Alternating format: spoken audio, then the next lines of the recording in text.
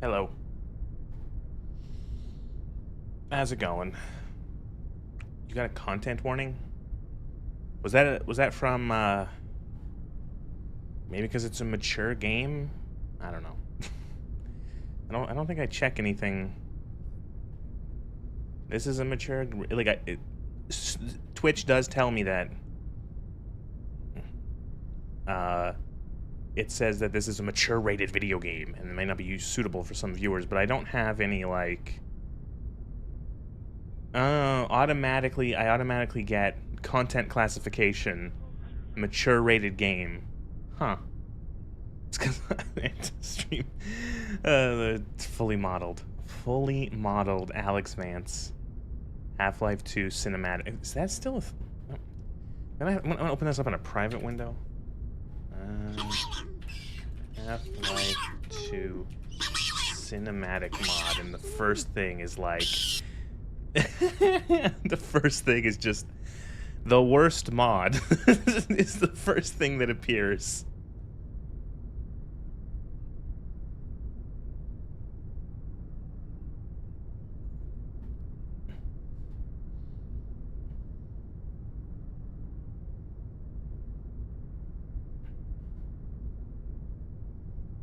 It's like, you know what? I don't know why you would... Don't know why that's a thing, still.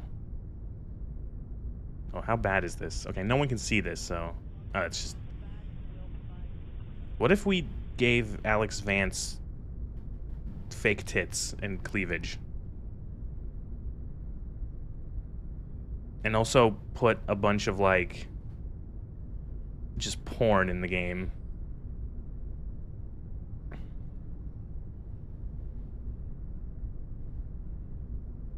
Holy shit. He flew back from Greece, oh. Man,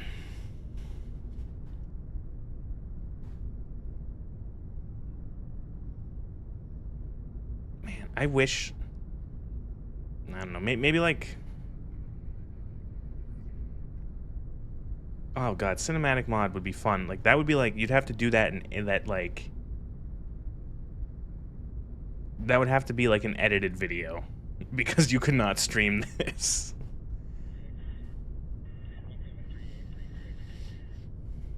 Yeah, and there's just like a bunch of like weird graffiti on the walls. And like a bunch of weird guns. Wow, that's really weird. That is really weird. Brother and sister decided to surprise mom for her 80th. That was fun. Oh. Cool. I'm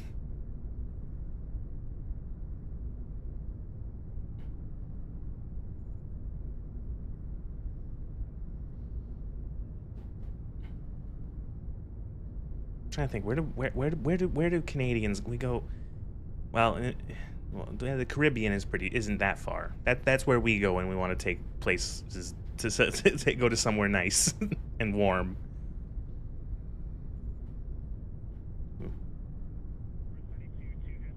The Caribbean, or if you're on the West Coast, Hawaii.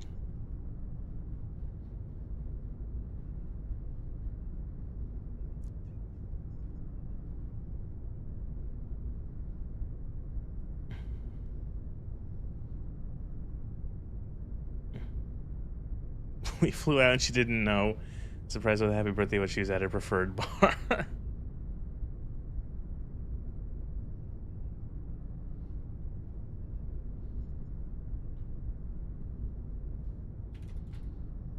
Why is... Sorry, you just saying the word... You saying turkey? I just had to look up, why is it called turkey? Oh. It's never that interesting.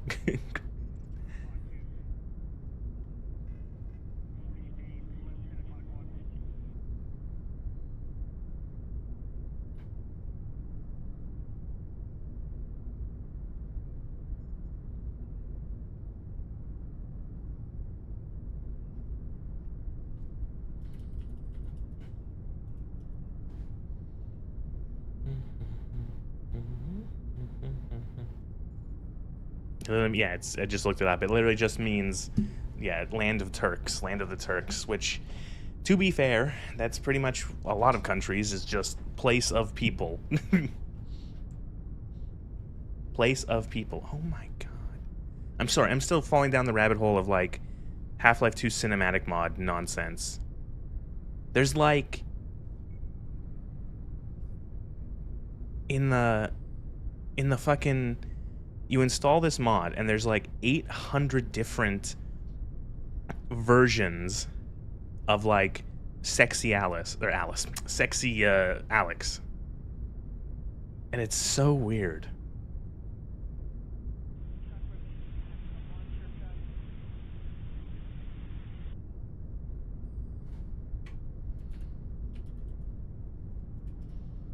It's weird. I didn't even realize that Antioch is in Turkey.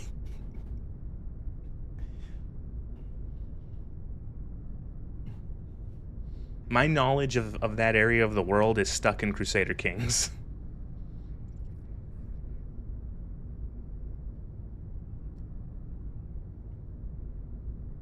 Yeah, I was gonna say, Syria's not doing too hot at the moment,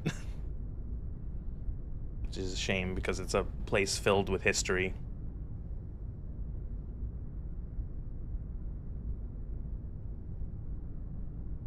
Oh god! Oh no! What happened? Oh no! What happened? Hello.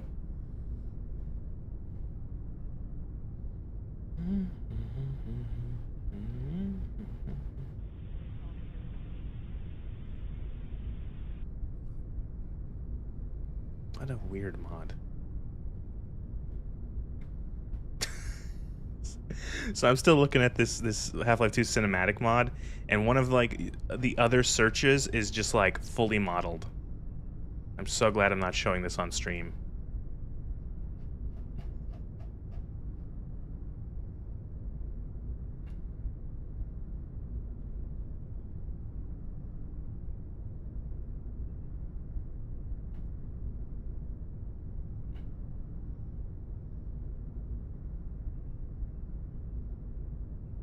Man, never let modders do anything.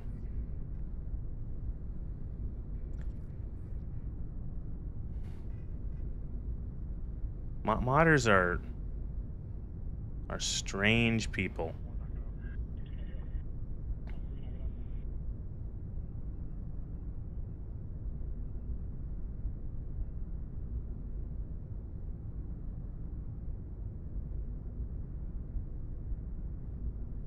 Does this still exist?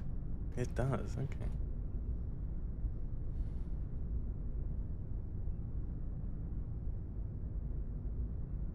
Oh no.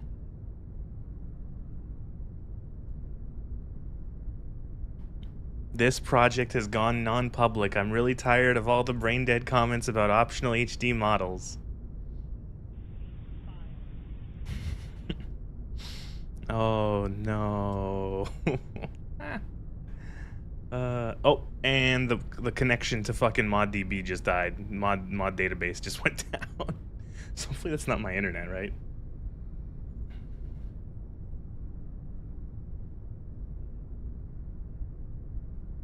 I think I would say that counts, Lugor.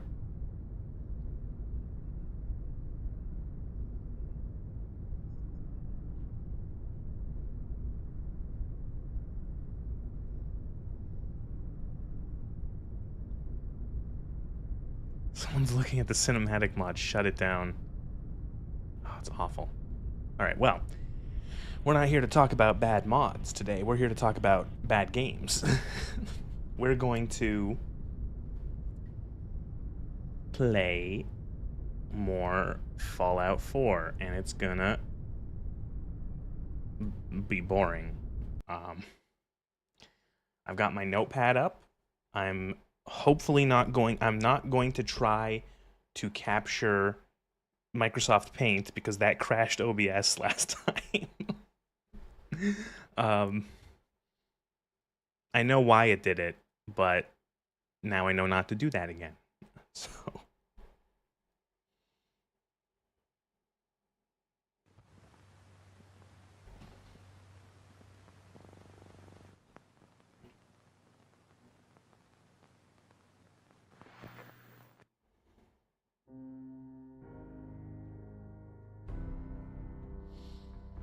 Oh, boy. Okay. Start the recording so I get some footage. All right. We have some... I was 6 at 97. 97. I would have been 3.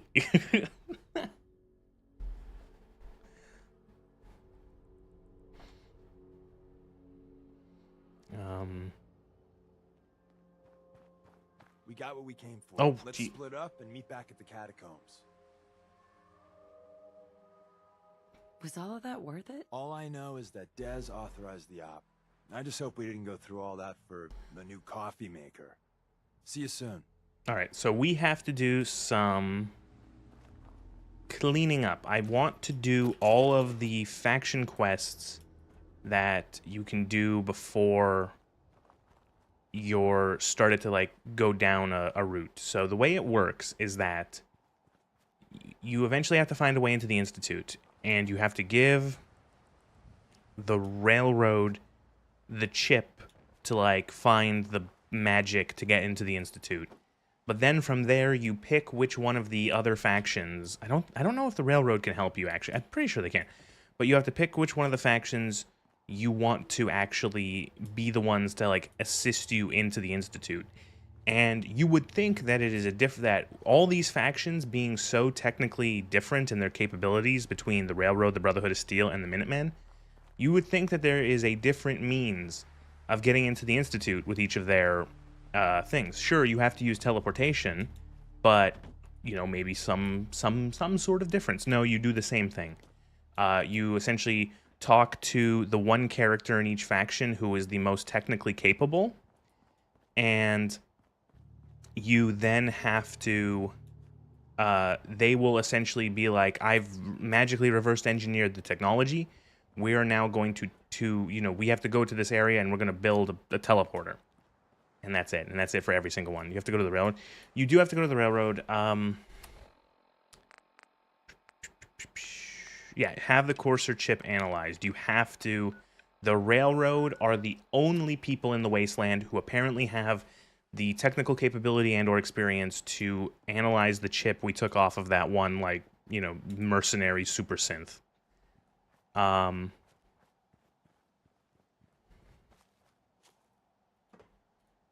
Yeah, that's pretty much... You pretty much nailed it.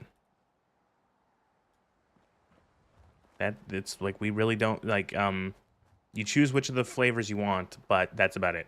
But I want to do some of there's a couple quests that I think eventually get locked off. So I think we did the only one for the railroad that is locked off, which is the one we did, which is Tradecraft. We have to turn it in, so we can do that. And then we can turn that in when we go do the Courser chip, so we don't have to do it now. We have to do a couple for the Brotherhood, which Shadow of Steel. We can Semper Invicta is optional, but Shadow of Steel. We go to the Pridwin, which we can't see it because it's fucking milk tonight. But we go to the Pridwin and we meet Maxon, and yeah. And then the third, and then I think surprisingly the Minutemen have a fair few things to do before. They have, like... The Minutemen don't have many quests, and they have, like, 2. Have we been to Arthur's ship yet? No, not yet. These flavors somehow feel less impactful than ME3? Oh, definitely. The ending here, like... So, if you've... I'm saying this just in general. Like, if you've never played a Fallout game, going as far back as the first Fallout game, there are... When the game ends, you get, like, a bunch of, like, ending slides that essentially show how each faction in the Wasteland, or each group, or each settlement, what happened to them based off of the player's choices through the game. And it wasn't until Fallout 3 that was changed. Fallout 3, if you've ever seen Fallout 3's ending, it's very, like, bland. There's, like, it's just like a slideshow, but, like, with very little changes based off of your choice.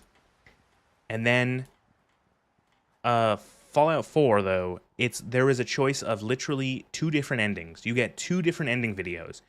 One of them is if you side with the Institute, and one of them if you side with any other faction except the Institute. That's it. So your ending video is the same if you support the Brotherhood, the Minutemen, or the Brotherhood of Steel, or the Railroad. There is no difference. The only thing that changed is there's if you're a male or a female, your character, and that's it. At least, yeah, you could say that, like, if the Mass Effect 3 were like different flavors of ending, yes, these endings are yeah, what kind of sprinkles do you want on your vanilla ice cream? You know, that's unfair to vanilla ice cream. Vanilla ice cream is good. What kind of sprinkles do you want on your plain low-fat yogurt? Okay, everyone hold on to your pants. We have to talk to Preston. I've heard of another settlement that's Oh, in Jesus trouble. Christ. Here's where they are. I hope you can help them. We've got to show people they can count on the Minutemen again. How many of these do we have to do until we get, like... I've heard that folks at Finch Farm need some help. The Minutemen should be the ones that answer that call. Oh, so many quests. So... Hey, I start my day with some Greek yogurt. Yeah, but, like, Greek yogurt on its own is, like plain yogurt is kind of bland. Like, I like doing, like a parfait where I make, like, I get some yogurt, and then I get some plain yogurt, some berries, and then either oats or nuts, depending on what I have, and then a drizzle of honey. And that's really good. But, like, eating plain yogurt on its own is kind of miserable.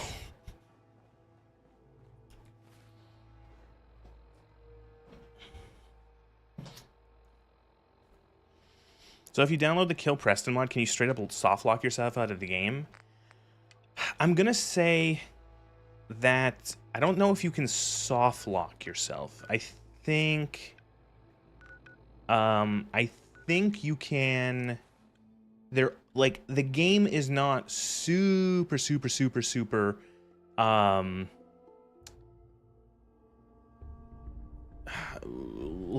okay, like, I'm pretty sure the main story will continue, I think, and I might be wrong.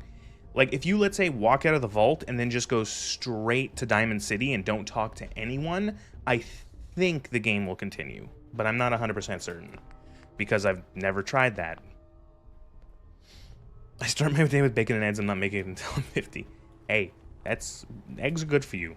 If you're easy on the bacon, the eggs are healthy. One of my sisters makes her own jam, so I just make jars of it. Tropical bent, mango jam, papaya, orange. Ooh, that's nice.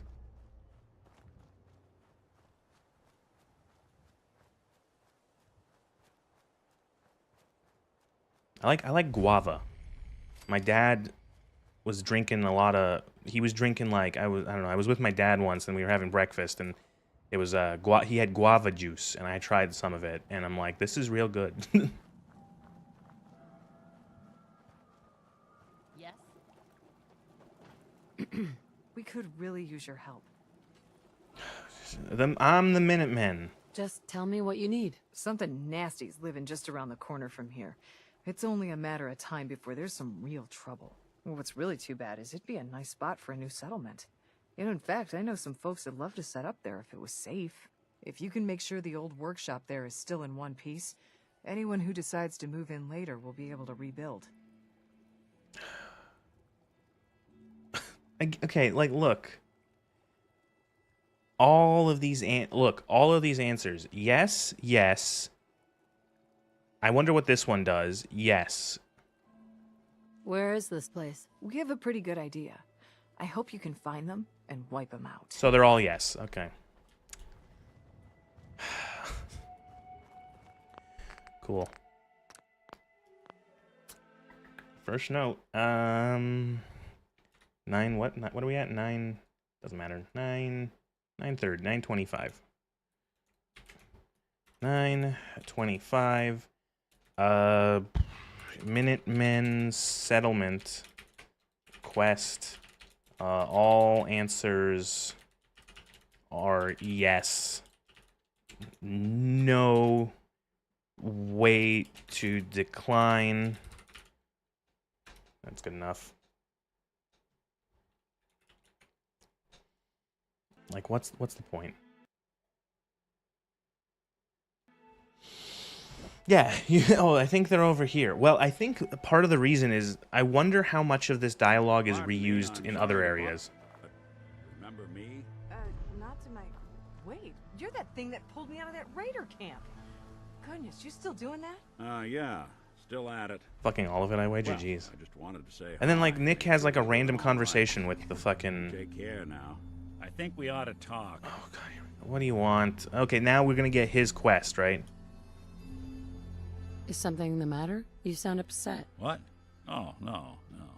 We've just been traveling a while now, and I figure there hasn't exactly been equitable distribution of information.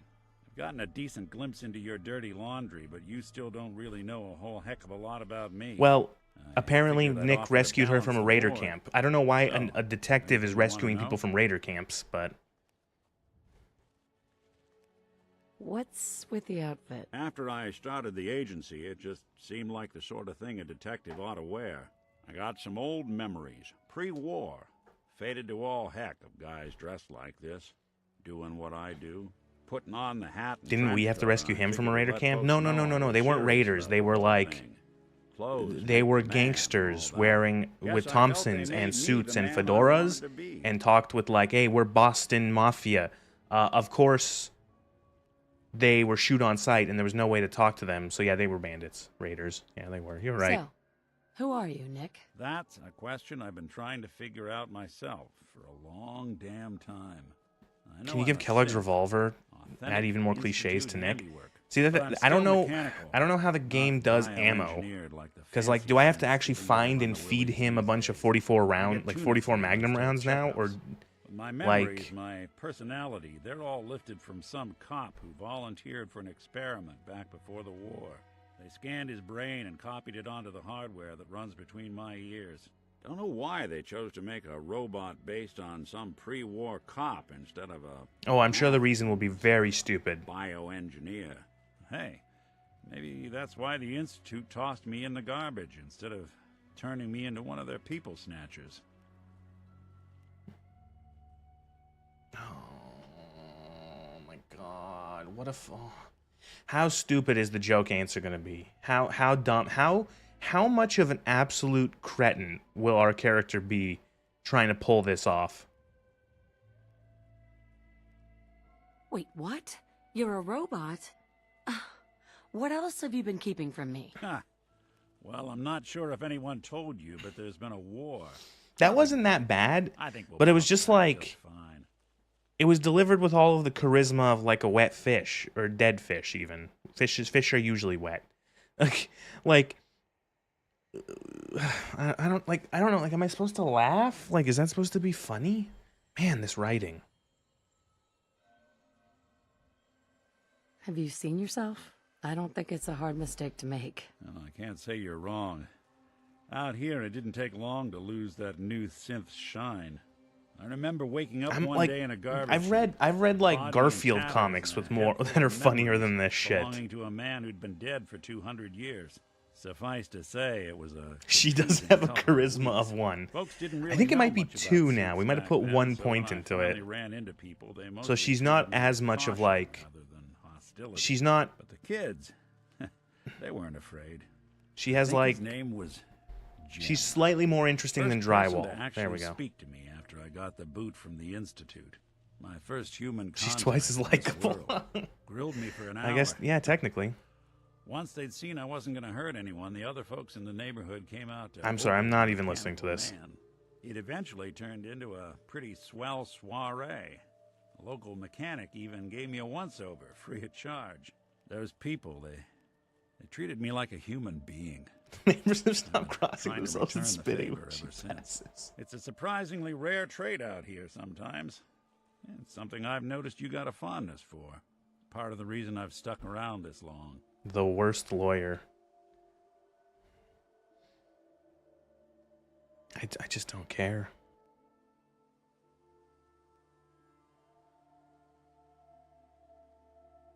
Where's that town? We should go visit. I tried to go back and say thanks once I'd gotten myself established. but the place was wiped off the map. Oh no, Raiders. Don't know what happened to the people. So, okay, pointless.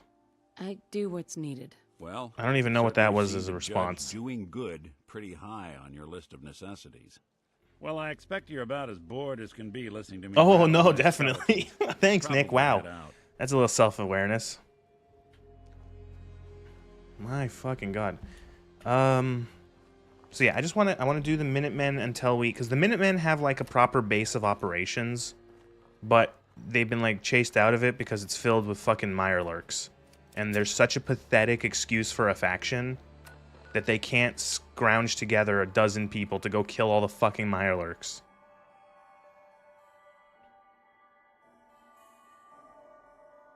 Nick being the only fucking human character in the game, where to go, Bethesda. Well, I do think that whoever was like behind Nick, like they really liked him. And like I feel like a lot of the other characters were just like, a lot of the other companions were just like, oh, we have to have more than one, right? We can't just have a companion. Add some other ones, whatever. Add some other ones.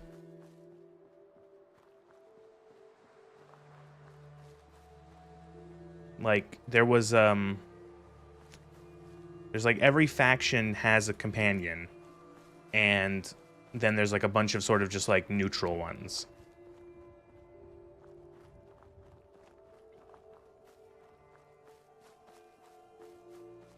I think it's a witch or something.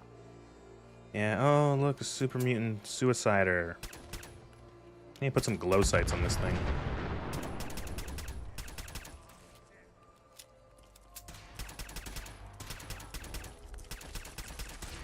Oh, I wanted to give Nick some. I'll give Nick.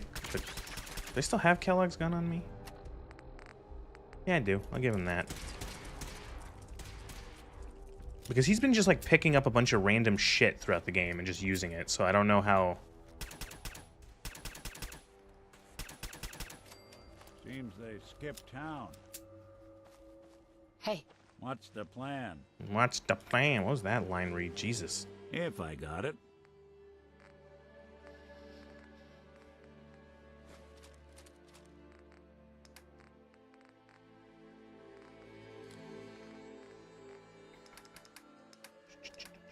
And I'll give him. I have. There you go. Here's 5 rounds. Anything I can lug for you?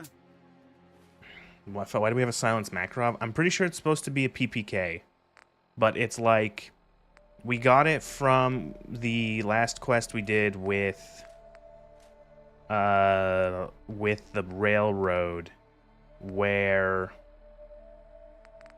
we go in and like, oh, the guy with the railroad is like, whoa, yo, by the way, yo, Mickey or whatever didn't make it, but they didn't look, his gun is still here.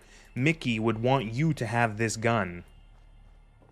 And then you get it, and it's a unique, it's called the whatever, the Deliverer, and it's a unique pistol. Look, see, it's supposed to be.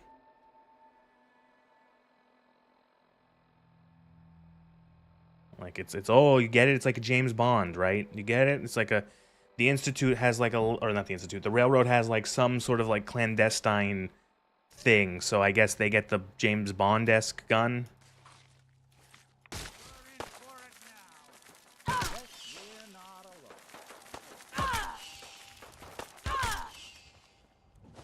Speak of the devil.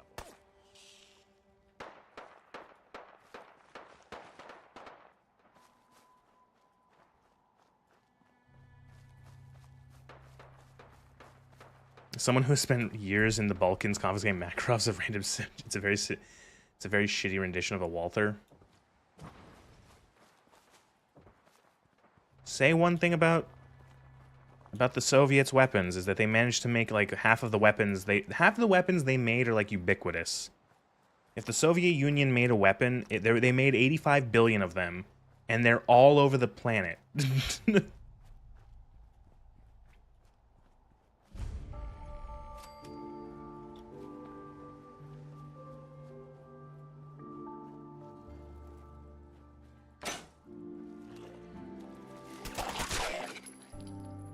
You need a Fed head too, Lugor? I had a UN beret. Oh. That's big. Big Fed.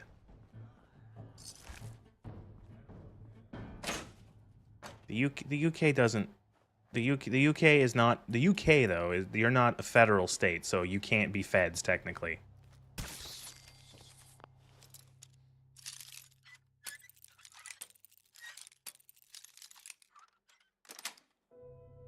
Sweet.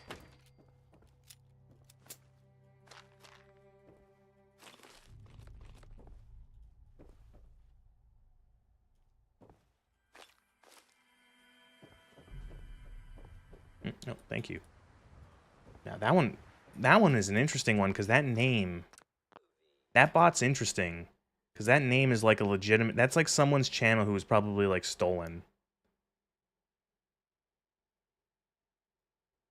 Yeah. Because the guy's name was just like Wiz Chill. So that's someone who's got their account who hacked or stolen, definitely. It's kind of sad. It's 4 years old, not 3 days, yeah. Checkpoints in Bosnia and Croatia were all UN checkpoints. Wasn't allowed to be national ones, so we had UN berets. Ah. That's neat. That's an interesting... That's an interesting thing. Is this would this happen to be during the kerfuffle in the 90s, late 80s, early 90s, that you were there?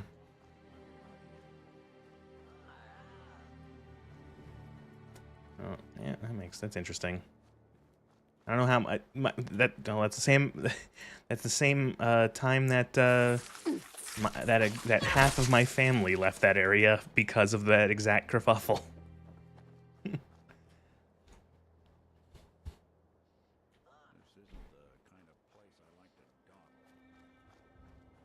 It's a little thing called the what's it called? The dissolution of Yugoslavia, and then all of the wars, the Yugoslav wars.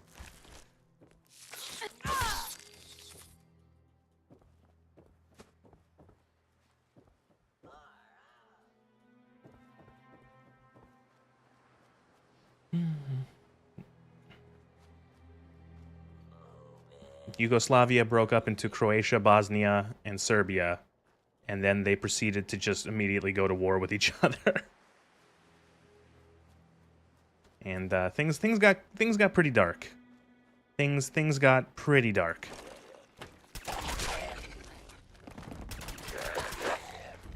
Oh, this is the first legendary enemy we've seen.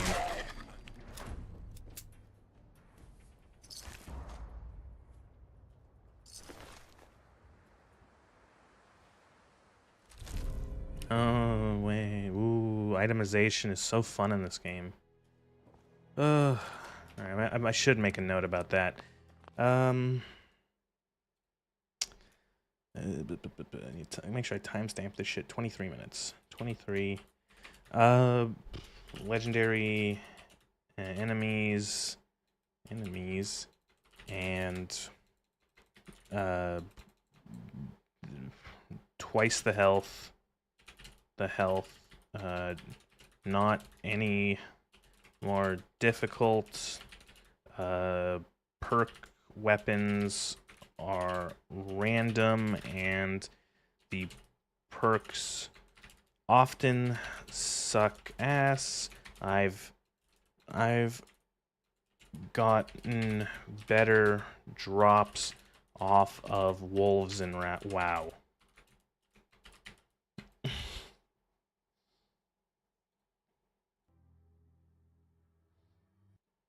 I thought that said Hitler's laser musket.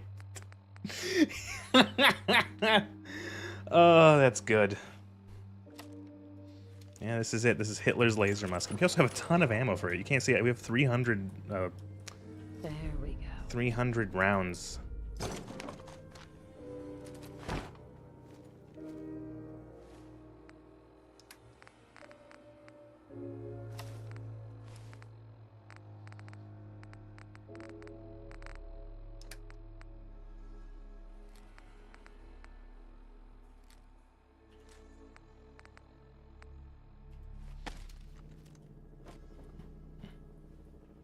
Anyway, the UN said stop that. The Serbians, Croatians said fuck no, and then the U.S. bombed the shit out of Serbia, and the Bosnians went aha chance, and then started. Yeah, it was a mess. And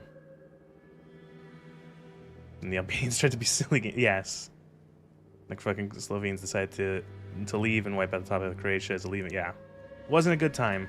My father and my granddad were out of the country. I want to say they were in Canada, and they were visiting friends or family here in Canada, and they got a call back home from my grandmother, and my grandmother said, soldiers came looking for your grandfather, my grandfather. You shouldn't come back. And they didn't. And then they got the rest of my grandmother and my aunt out of there. And yeah. wasn't good times. Got bored and Googled Hitler's laser musket and found yes, the Nazis did have a bunch of insane weapons that they tried, that they were going to win the war. They were going to win the war with their crazy weapons.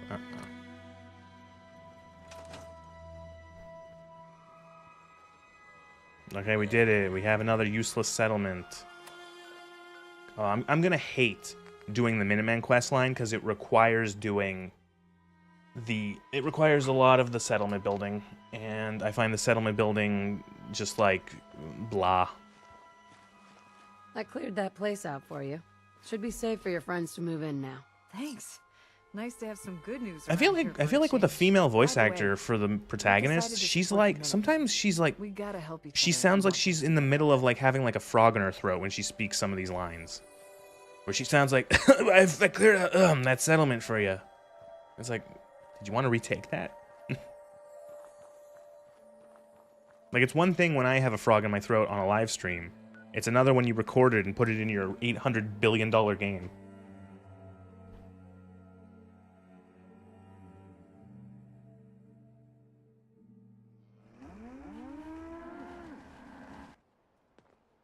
You came to visit. I always thought you would. And again, I like how what Garvey does here is he literally just like walks around. And he goes and he Need sits. something? The Minutemen are on a roll. I helped that settlement you sent me to, and cleared the way for a new settlement in the process. That's fantastic news. We're gonna take back the whole Commonwealth from the bad guys at this rate.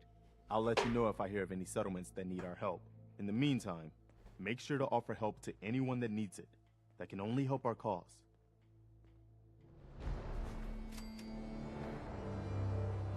Do you have like a Hey mission there. for me to do? Is there something you need? Do I have to do the other mission too? When do I get the mission to take back the castle? Fallout for quests.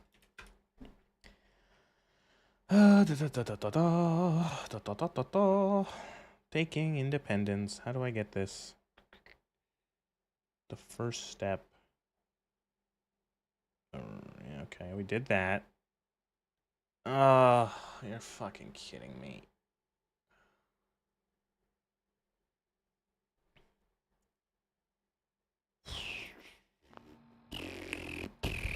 We have to claim 4 towns for the Minutemen.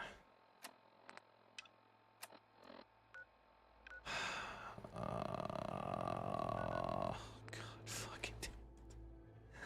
I hate this game so much. Oh man.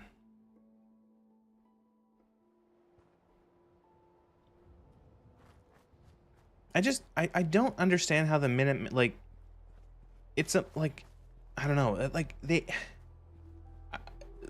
it's funny because, like, it's one of those things where, like, oh, a mod fixes it, where there's a mod that I've never used because I don't give a shit about settlement building in this game, but it's one of, like, the most highly rated mods for Fallout 4. It's called Sim Settlements, and as the name implies, and I'm pretty sure it simulates the settlements on their own, so you don't have to build the entire, like, you don't have to build the Commonwealth by, like, yourself. So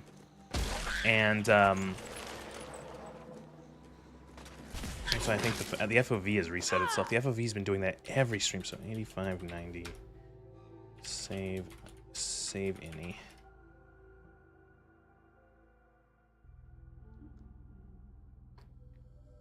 post-apocalyptic feudalism and floppy hats. But it's like, I don't know, it's like they expect you have to build every settlement. Like, every settlement has to be built by your hands. The NPCs will not, like, do anything. There's no, like, prefabs or anything that they'll, like, make. I just don't know why.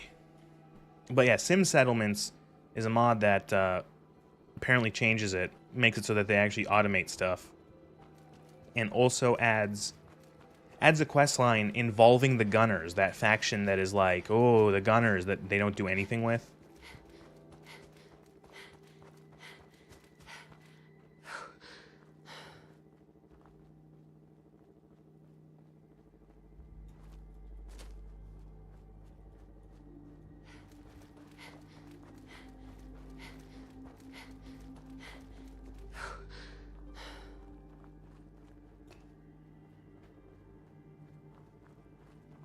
Why is the weather never nice in games I play?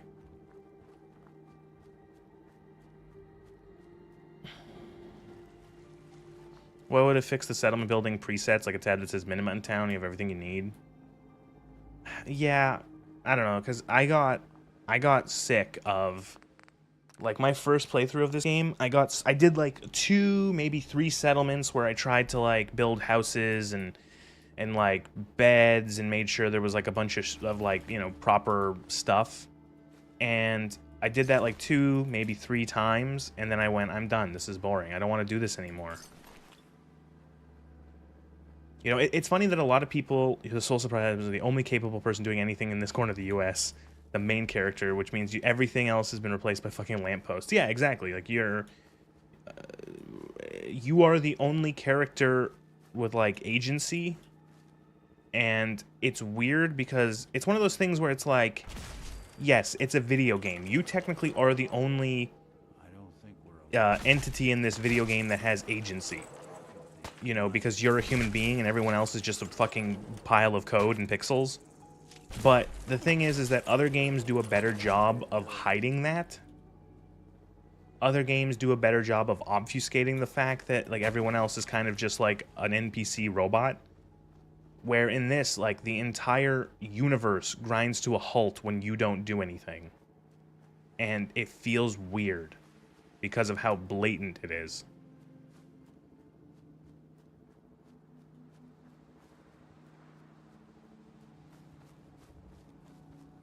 That sound! What is it? No idea why people complain about Fallout 76 not having NPCs. Fallout 4's NPCs were just clipboards and legs with like 2 sentences. I don't know. I've Fallout 76 is like interesting in like a bad way. It's weird because like I would count like Fallout 76 as a really bad game for a lot of different reasons, but like I think it's still better than this.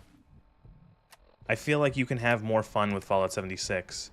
And that's not, again, don't get me wrong, it's a bad game. Fallout 76 is a bad video game. I will not call it a good game, you know, but I think you can have more fun with just the fact that it is a multiplayer co-op game. There's more, I guess if you want to use emergent gameplay, you can, you know, there's more opportunity for emergent gameplay in like a multiplayer game like that, where you can just fuck around. And also in a game that's as technically broken as Fallout 76 is still to this day, you can do a lot of like wacky shit, and that can be fun at kind of the game's expense. You can rename the weapons. Don't tell me you want me to rename it Hitler's laser musket. That's gonna raise eyebrows.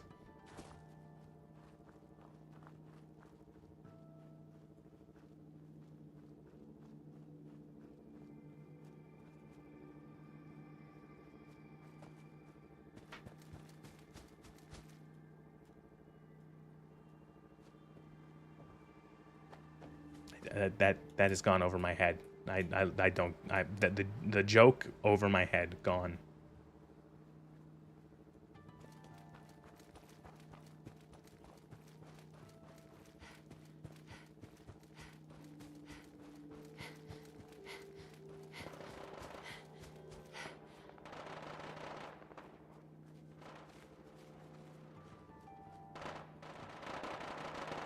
the fuck is going on?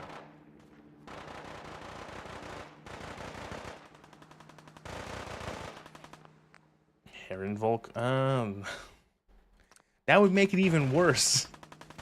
Some rando comes in there and it's like some weird Nazi thing. His name is my weapon. They're gonna be like, what the fuck is that?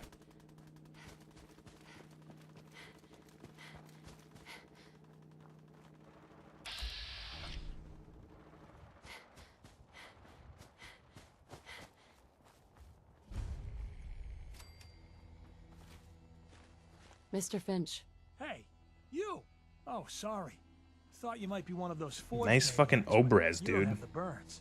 A group of them took over the old ironworks, and they'll shoot you just as soon as look at you. Oh god, sarcastic. Wait, how do we know this fucker's name? Don't ask. Don't ask. Doesn't matter. It doesn't matter. Actually, you know what? That's a good fucking point. 36 minutes in. That's a good point. 36. Why does the protag know the names of random NPCs they've never met? Never met.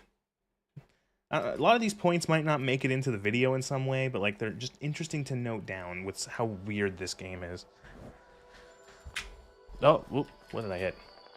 Okay, okay, and what I don't like, again, you know what's another thing that is so bizarre about the dialogue? We used to see those, I've seen those in real life, you know, sort through caches the UN troops brought in, knockoff AKs, couple weird kit bash guns. So, like, there doesn't seem to be, like, there's no, okay, I'm going to also write this down. I'm going to write this down as a note, so, 37. No consistent choice. No consistent way the dialogue is presented. Sometimes you get a like partial sentence, and other times it's just a single word. Sarcastic is used to signify triple quotations jokes. But other times it's a sentence. Why?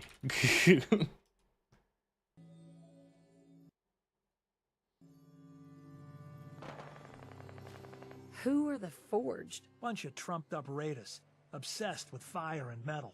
That bastard son of mine, Jake, snuck out in the middle of the night to join him. He grabbed my granddad's old sword. It's the closest thing I've got to an heirloom. If you really are with the Minutemen, so and you wanna again, help, another thing. well, It's such a weird thing in this. They're like, I'm sarcastic. Here we go. You want me to take a knife from a gunfight? Oh, this is a Oh, whole new shut the level of fuck up. What does that even mean? Even for me. You're doing me a big favor, and I'll make it up to you as best as I can. And again, no response. Literally no response. I bet if I save, load the game. I'm a little far away. Ah, fuck. I gotta get into a habit of saving right before a conversation. Why does his granddad have a sword? I don't know. It's an old... Did they get the expression messed up? No, I think it's supposed to be like a haha meme joke where it's like, oh, we're, I don't know. You want me to take a sword from a knight? Like, again, like, it doesn't make sense. It doesn't make sense. It's not good. It doesn't make sense. And again, more and more it makes your character look like a moron. Hey, you! Oh, sorry. Yeah, Thought you might forged. be one of those Forged. So again, To think, the Ironworks used to be such a nice place. Look, I'm being serious here. These guys, that bastard, he grabbed... Sure. If you really are with the Minutemen, Uh-huh. What about your son, Jake? You don't... I didn't raise my boys to be raiders. As far as I'm concerned, He's dead to me. I wouldn't mind an Arcanum-style thing where your character can actually be a moron, but this is just shitty writing. Well, that's another thing, is that you can't even do dumb runs anymore. Fallout 1 and 2 and New Vegas had low intelligence runs, where if your character had a 3 or a 3 or lower intellect, they were a moron. They, like, spoke in, like, you know, dumbass. They could barely string a sentence together. And those games, like, that's a lot of extra writing. But that they did it. This really isn't what the Minutemen are all about, but since I'm already here, I'll do it. You're doing me a big Yeah, so favor, the line is the same. and I'll make it up to you. Again, another example, all the dialogue lines, just the same thing. Same fucking thing, every time. It's almost like those games wanted you to play some kind of role, yeah. 41 minutes. I wonder if there's a term for that.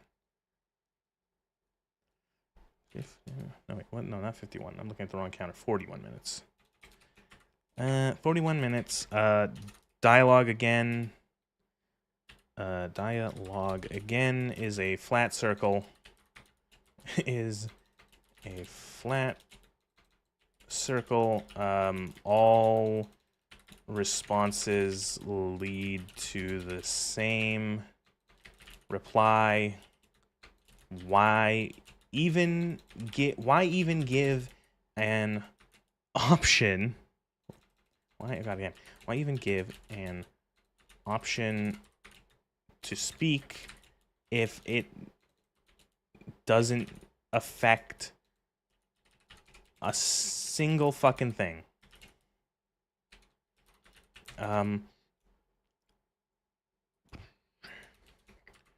Also, as a note, low intellect runs are no longer a thing. A character with 1 intel is just as coherent as one with 10. Fallout for low intel.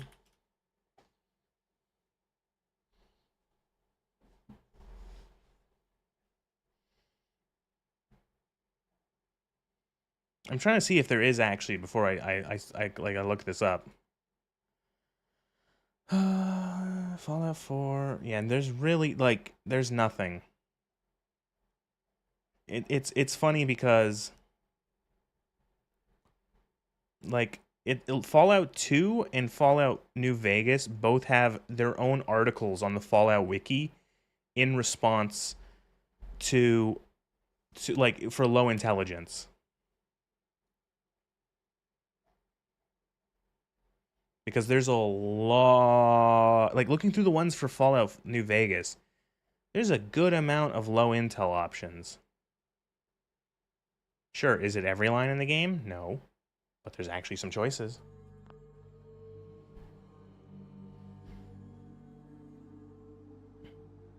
Quick, I popped out of your channel. I popped out your channel because I remembered you wanted to have a crack at Morrowind mod list. I wanted to have a crack at the Morrowind mod list. One of the recently streamed categories was Uma Musume. When did that happen? Last night. I gave up on, I did 2.5, 3 hours of Dragon Age, and I'm done with that game. I don't want to play it anymore, and so I switched over to Uma Musume as a joke. And then I had a really good time playing 2 hours of Uma Musume. It was great.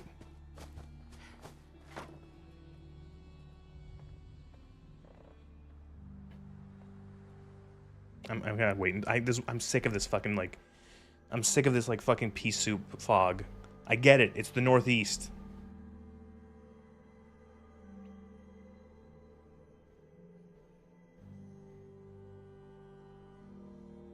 Well, not for Gold She's once. I did a Gold She run and it failed horribly, and then I did a Bakushin run and we won because she's brain dead to play as.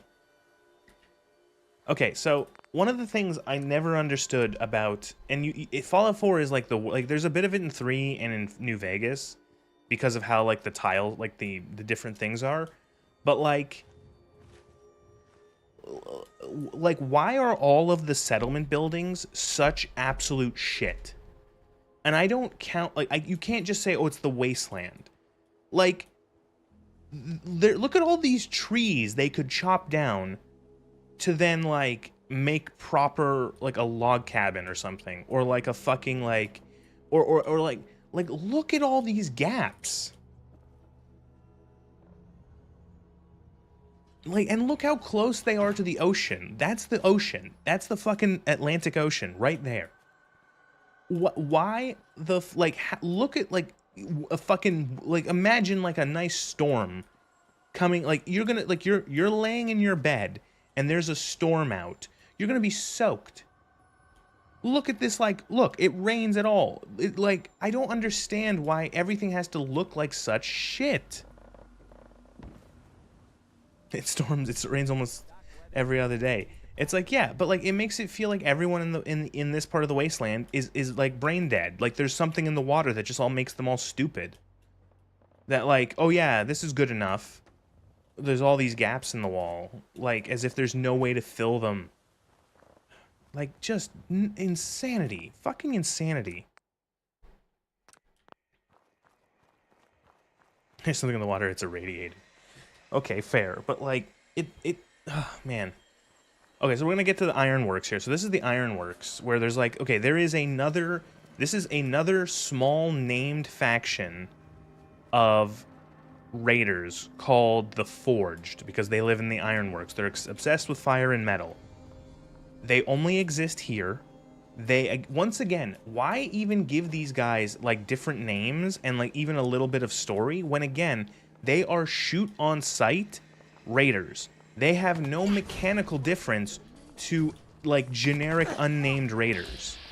Why, like, what is with, like, the fact that you can't just, like, engage with them in this...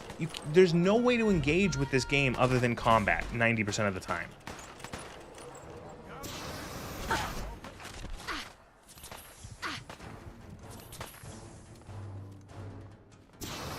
Oh, shit, the gun wasn't loaded.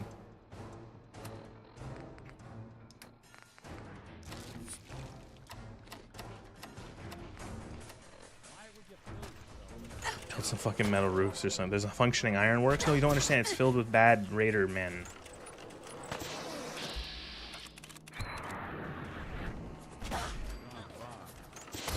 But like, but seriously, like why?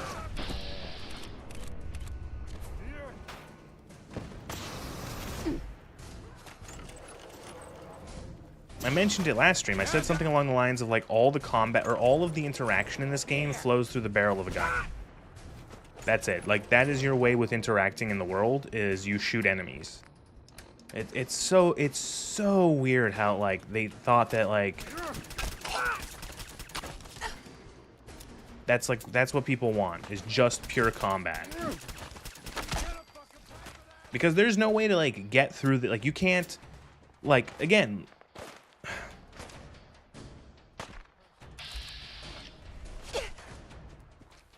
Has been filled with bad raidermen since sort of like Granddad. Why are these fuckers a problem now? Yeah, well, yeah, good question. Why are they suddenly a problem?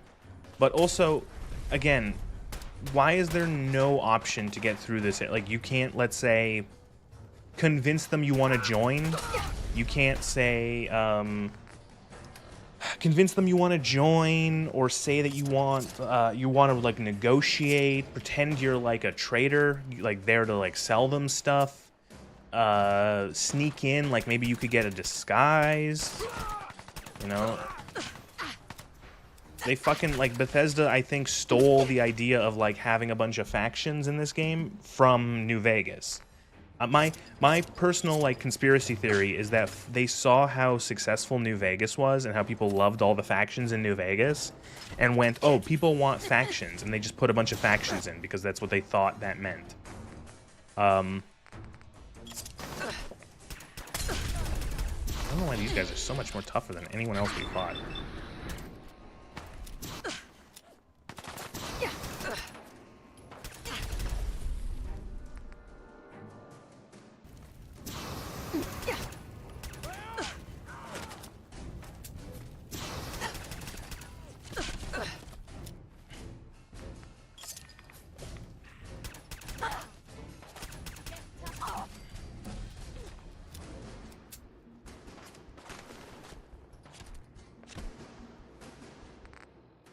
And again, the fucking fog is back. I'm so fucking sick of the fog. What is the weather command? Fallout 4 weather command. I'm so fucking sick of the weather.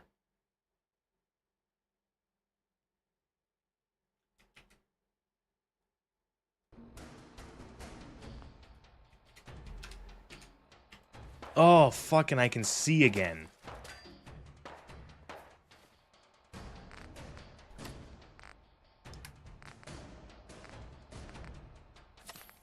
Like, it was foggy. I waited a whole in-game day. It was sunny for like 2 in-game hours, and then it was foggy again.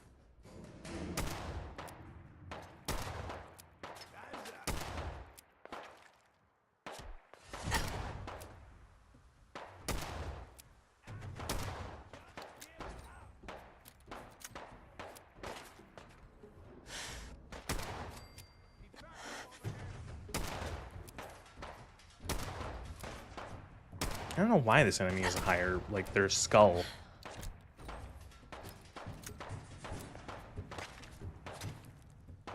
Guess that means they're like a higher level, maybe?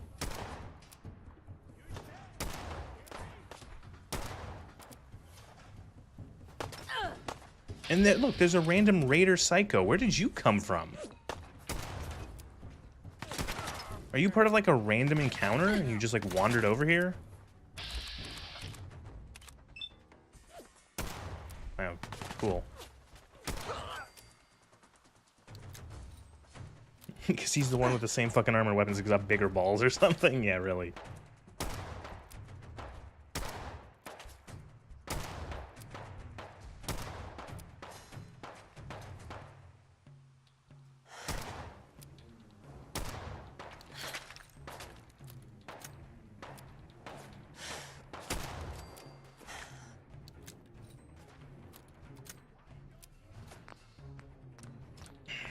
I wonder where old Nicholas Valentine is.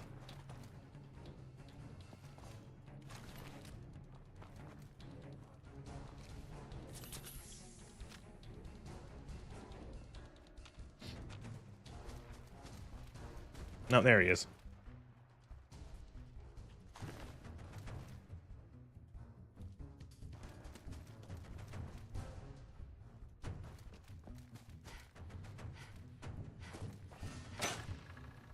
Oh no, a trap. Oh no. Oh, a trap. Oh, it almost got me. Oh, I'm so... Oh no.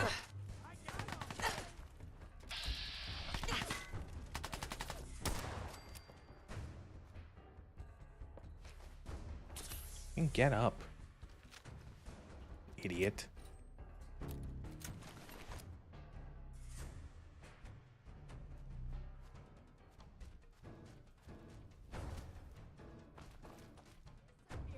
My nieces have laid better traps than they're 10.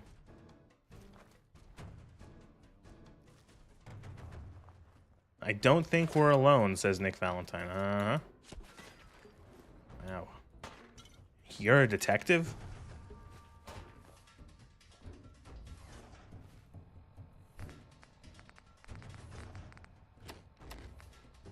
Regular sort of fucking Einstein over here.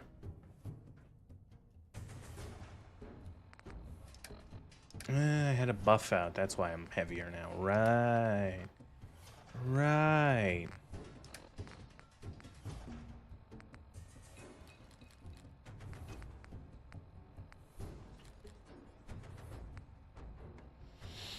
They got the dad with a whole bucket of water and the mop bit. Wow. Hold the bucket of water up with the mop bit. Bottle cap mine.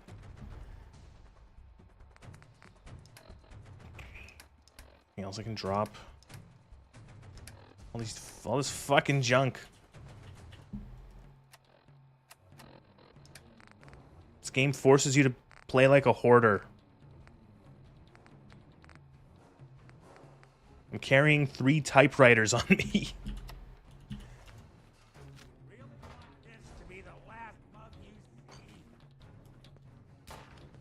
Okay, so yeah, look, Nick has to use... Look, he's using his shit revolver now because he ran out of 4.4 rounds.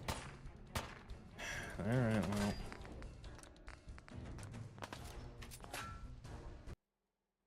The one where you put a bucket of water against the ceiling and hold it there with the... And then if someone asks... They go leave, and then if they let go, they get water everywhere. I don't think I've heard of that one.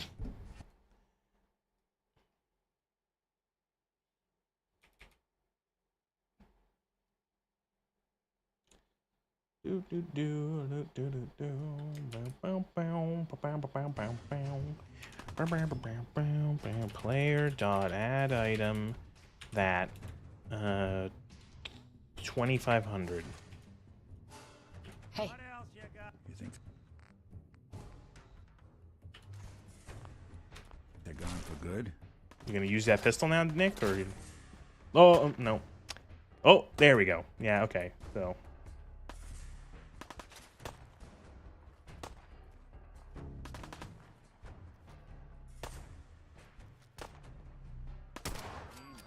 You know, it's funny because in like I think of best part is made their mom and I proud when the bucket was empty. So Dad sat there holding up an empty bucket for 10. Okay, that's good. That's on him then.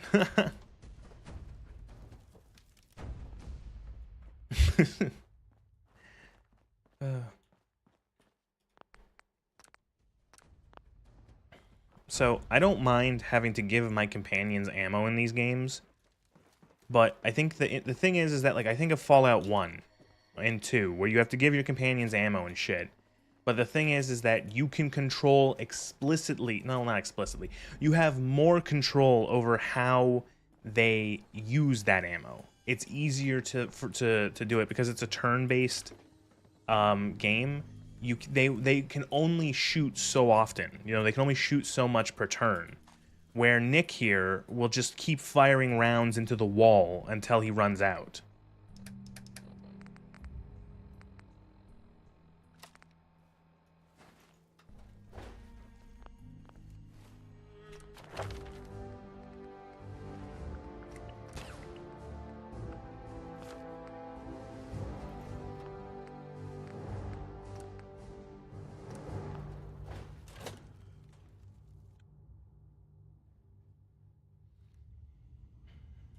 what? Who's there? Playing Oh, this is gonna suck, isn't it?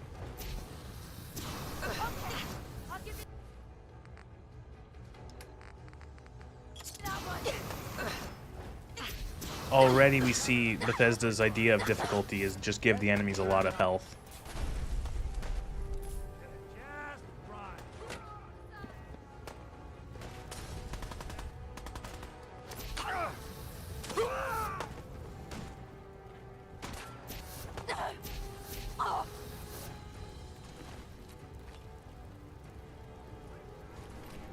New Vegas gave them infinite ammo with one bullet, but all the companions had skills. Yeah, exactly. The skills made sense too, where it's like, yeah, you would also get. It's essentially like efficiency, where, you know, you give a companion a weapon that they're effective with, and they won't waste as much ammo because they're good at it. A mining helmet. Does it have a lamp on it? I doubt I wonder if the lamp even works. Let's check. Oh, wow. Look at that. You actually have a fucking usable flashlight now instead of that shitty fucking Pip-Boy light.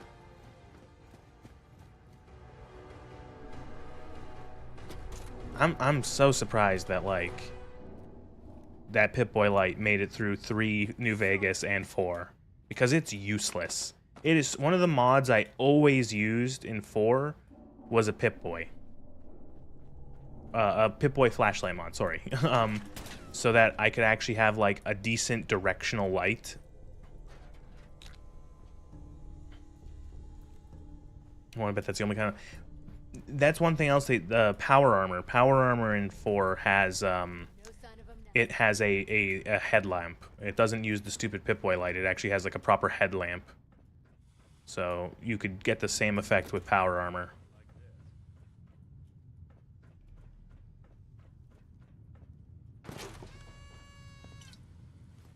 What the fuck was that?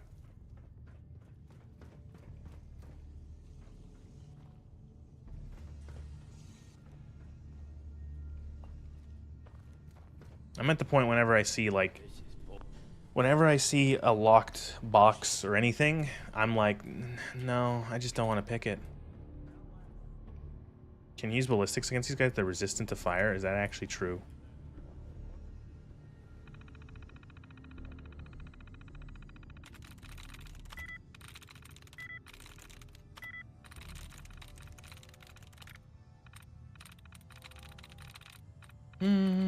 Oh man, this isn't a Fallout 4 issue. This is a all 3D Fallout games. Is that the mini games for lockpicking and for hacking are hacking and lockpicking is so there's just too many of them. That's the thing. Is that like the mini games themselves are not bad. It's just like there's way too many of them. There's so much fucking lockpicking and hacking that it's like, can we not? General, please stop. Hey, use this fucking thing. Why not? Again, I'm just using whatever the fuck I have. It's not like there's much of a build in Fallout 4.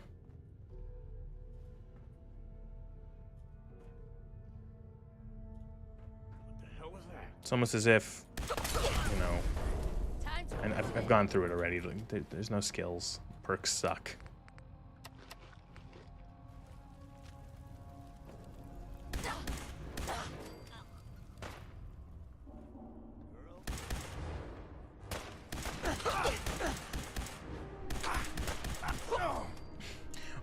The build in Fallout 4 is gun, yes.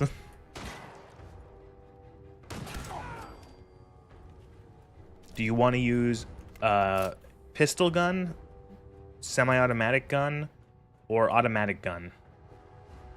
Other options are heavy gun.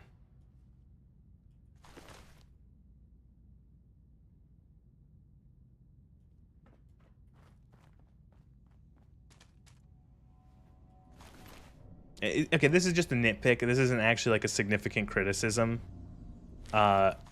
I find it funny that there is that the laser gun has recoil. Like, what? Come on. I know it's not a lot of games do that. Like, I think of Warhammer 40K. I think of Darktide, where all the las guns have fucking recoil for some reason. Because that may take as if a beam of light is going to have like any kick. Little gun, medium gun, gun of pew pew gun, and the flashlight version of each. Well, the game doesn't even... Fallout 4 doesn't even make a distinction between energy weapons and regular weapons and conventional weapons or plasma weapons for the most part. If you pick the perk that makes you do more damage with automatic weapons, you will do more damage with automatic weapons of every flavor. Be it a conventional weapon firing bullets, a laser weapon, or a plasma weapon. You know. Just kind of sucks that that's like a thing.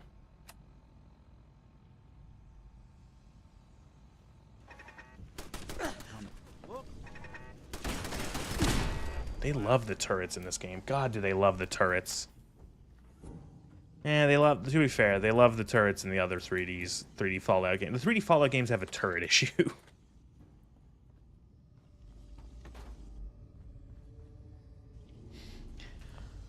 Okay, so that entire area here, they all are shoot-on-sight bandits. All of them are shoot-on-sight bandits. And then only when you go to the final room do you get, like, a little conversation. Help!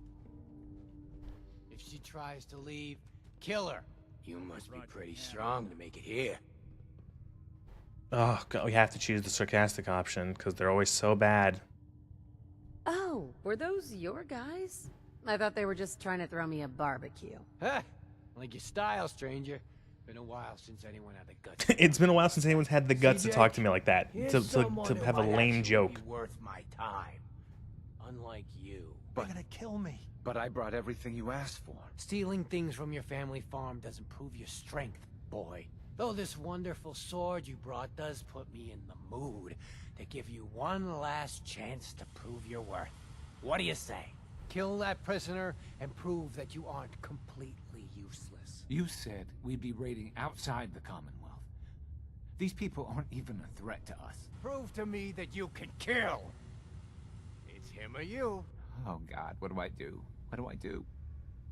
But that was the worst line read I've ever heard in my life. Oh my Please God, let what me do I go. do? What do I What's it do? gonna be, Oh my Jake? God, what do I do? What do I do? Oh God, what is the sarcastic fucking answer Prove going to be? me Can that we you're move worth this along? forging. I've got places to be. I just wanted to provide for my family. I don't know if I can do this. That's not an answer. Chance, Jake. If you don't kill the prisoner before I count to 3, well, All right, so I wonder. it's over. Let's do this. Really? Really?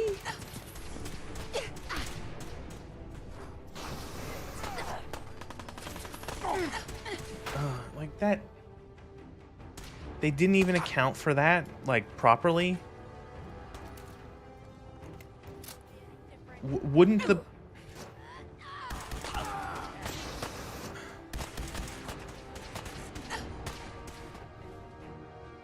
So, he wants him to kill the prisoner to prove his worth.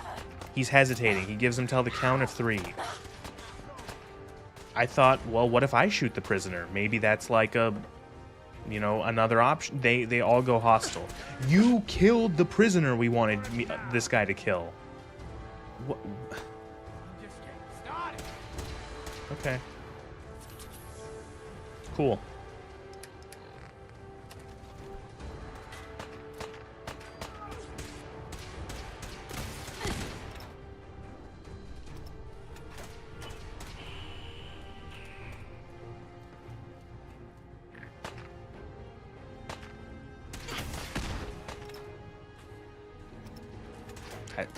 I'm just like, I'm stunned that, like, why wouldn't they, like, I just put, what is this for? Did I pick up a quest item for something else there? Whoa! Where did that missile go? That went right through him.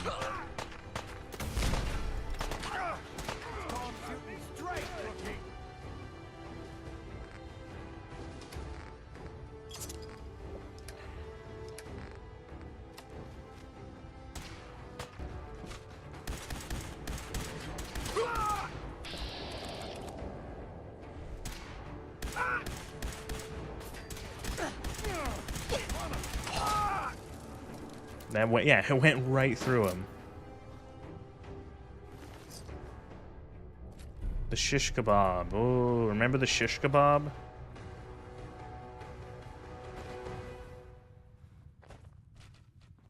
Excuse me. Wait, I'm sorry. I messed up. I panicked. Oh God, sarcastic. You're lucky I have a soft spot for dumb animals. Yeah, I messed up pretty bad. I'm sorry. Look, I should probably try to go home and make amends. I know I've got no right to ask, but I bet if you're there to explain, things with my dad would go easier. I bet if you bring my... The shish kebab in other games was like a lawnmower blade. Yeah, it was a lawnmower blade set on fire, and I'm pretty sure you had like a...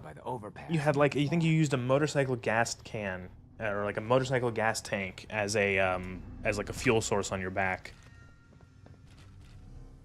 That was such a weird fucking... That was okay, well, now you have to do the classic thing. What are the other options? What happens if I load the game? I think this is... Is this...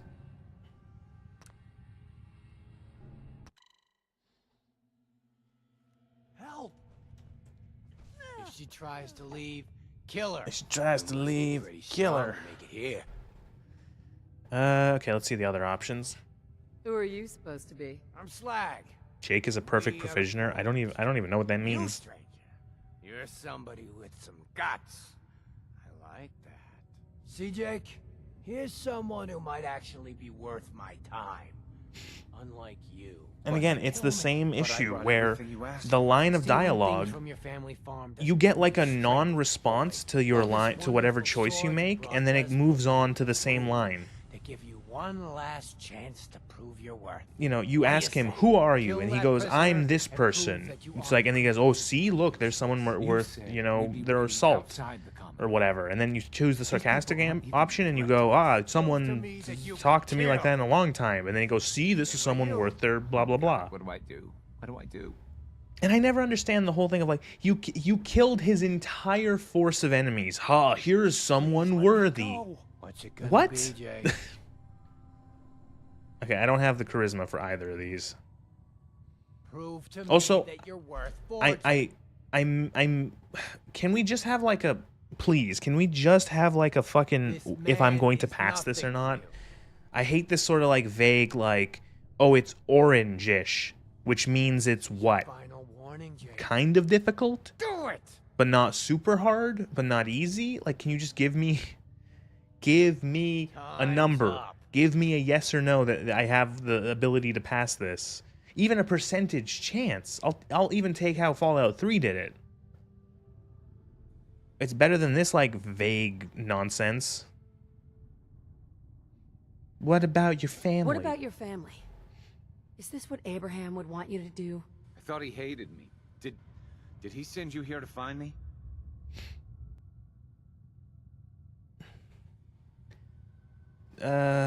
Just the sword?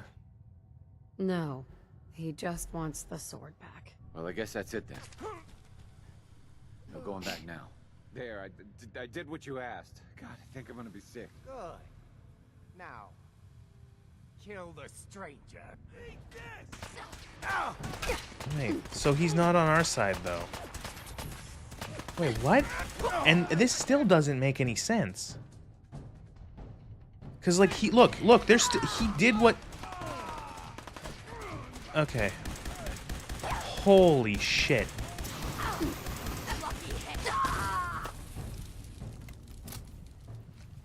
This might be, like, This might be one of the worst choices, or worst examples so far, of, like, the illusion of choice in this game. So... But, like, why did they shoot him? He did what... So he did... Oh my god, like, okay. Holy shit, this is... This game is an atrocious RPG. Help. What even is the point of this conversation? So I'm guessing there is no way to... Is there any way to do this peacefully? What is this quest called? Fire something? I'll look up Forged. Forged. And then I'll get a quest.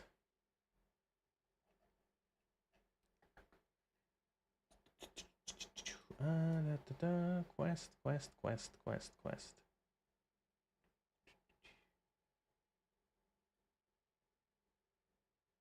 What is this quest called? I should just look it up. What is it called? Out of the Fire. Okay. Out of the Fire. Because the Fallout wikis have these really nice... these really nice flowcharts for how quests work.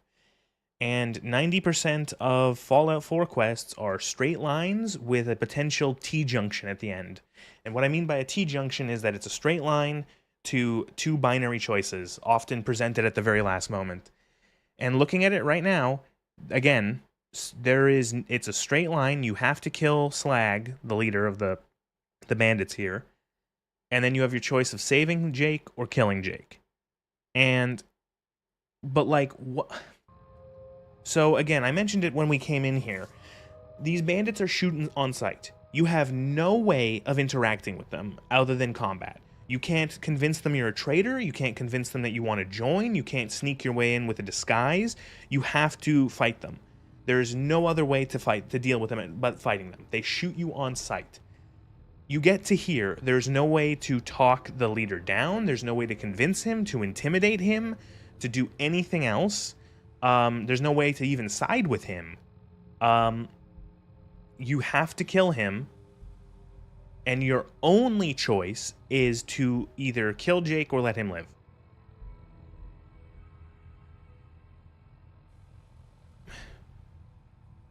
Like,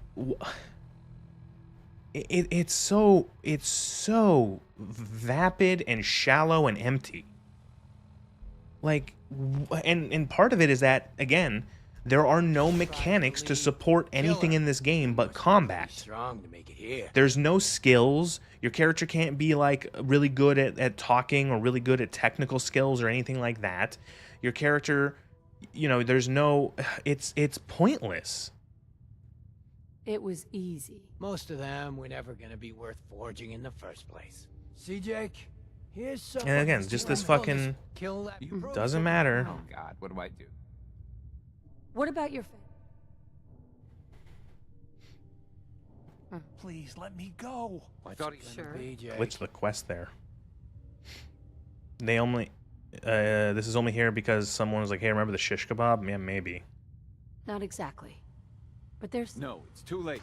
There, Good. Now, kill the stranger. Okay, so it was a glitch. He actually turned hostile this time. He just didn't turn, he didn't, oh, God. Fucking, I can't tell. Bethesda, please. Why don't you just die? Keep interrupting the reload, goddammit.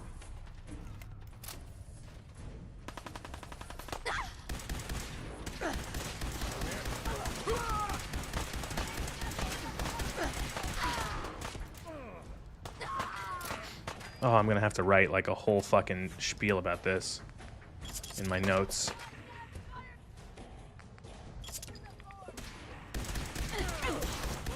Why did Nick Valentine pick up the flamer? Oh, for fuck's sake.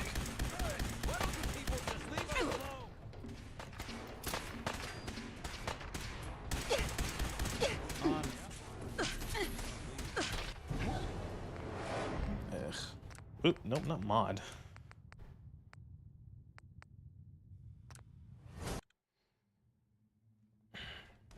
Is this after the one of these things? Okay, well, I'll count that, because whatever, who cares? Doesn't matter, it's all the same fucking horseshit. Alright, so... time to write this down. This is going to be a long one.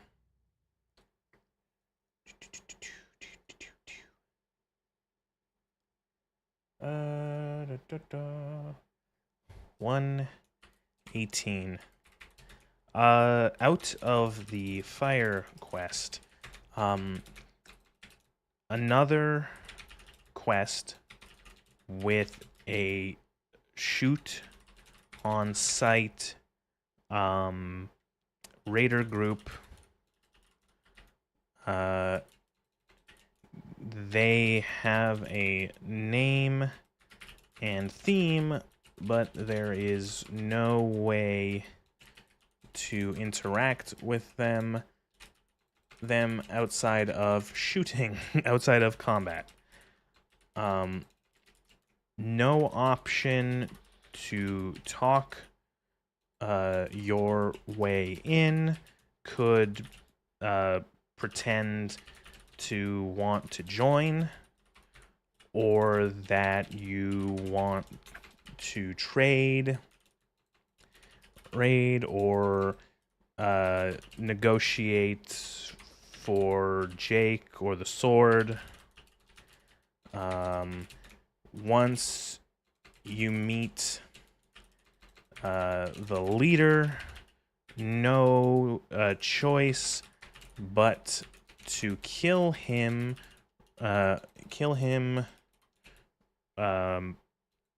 Can't intimidate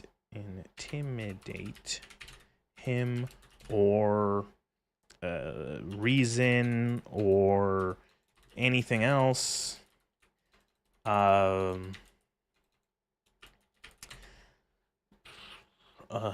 only choice is to kill or save Jake.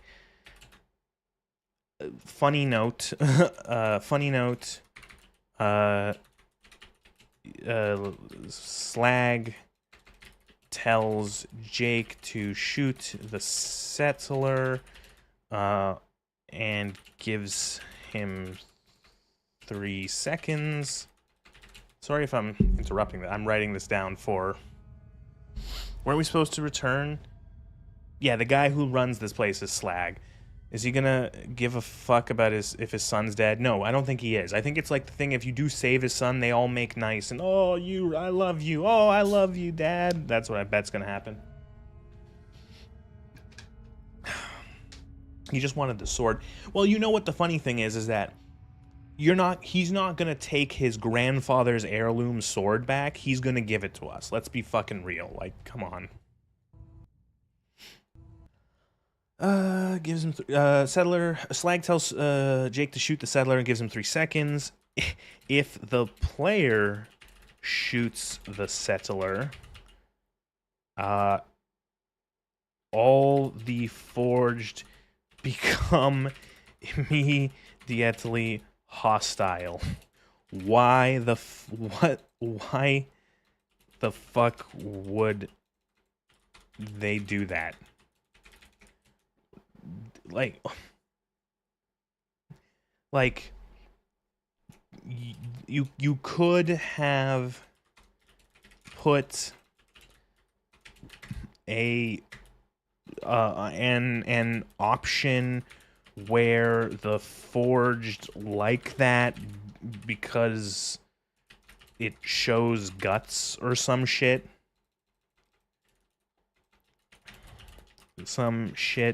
And then you get a way out without killing them, but you have the moral problem of killing an innocent. You know what I'm like? I don't know if. Again, these are notes, so they're very rough, and you should see how many things I've fucking misspelt.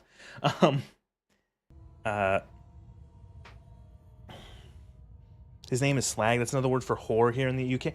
Well, I think it's supposed to be like slag, as in like, you know, the bad, like it's the shit that's like the bad metal, like all the stuff that comes off the top of like molten metal. That's like all the waste product.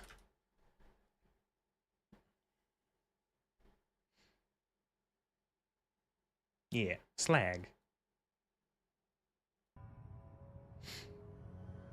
Right, because Bethesda will get some propers. We'll get some propers of shit. I just need to jump back. Some for to come. Hang on. Why do we want to rescue?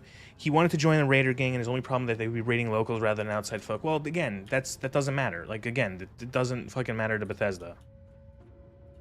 They don't think of that shit. Hell yeah.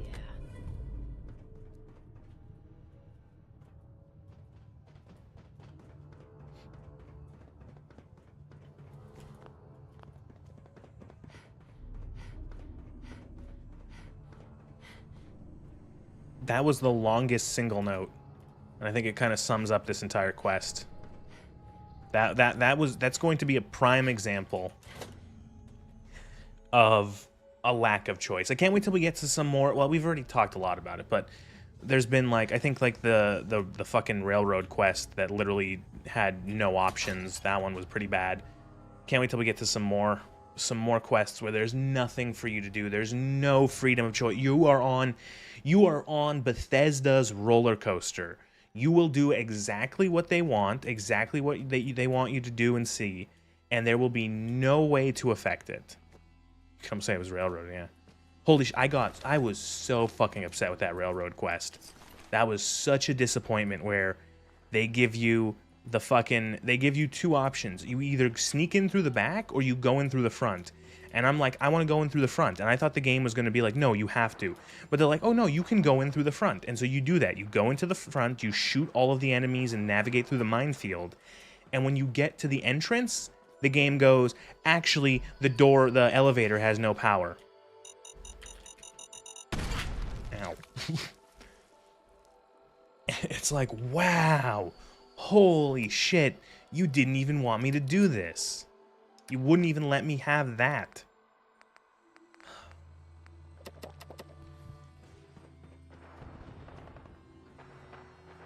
God. I feel like this quest is like a... this quest, it being like a mine... Oh, did you see that? That guy just fell off a bridge. That might be around where I fell asleep last time. Yeah, that's pretty much where I ended it, too. It got so fucking bad. Holy shit, did it get so bad. That was so... Oh.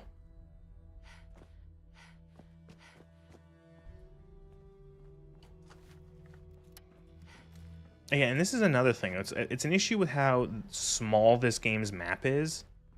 It's like, that's their farm, like right there.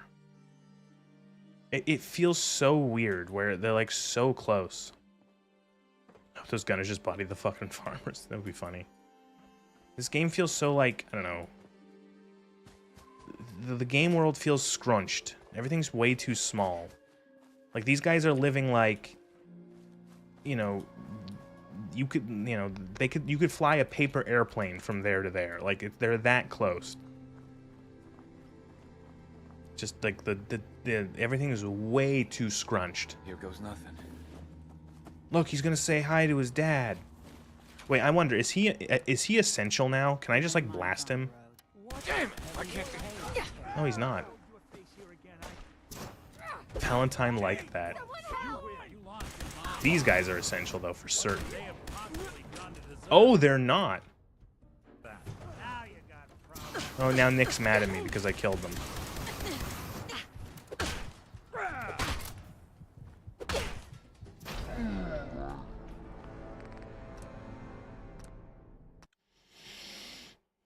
I need to take a wizard's tower, the message to the wizard's tower, and you can see the fucking tower out the window.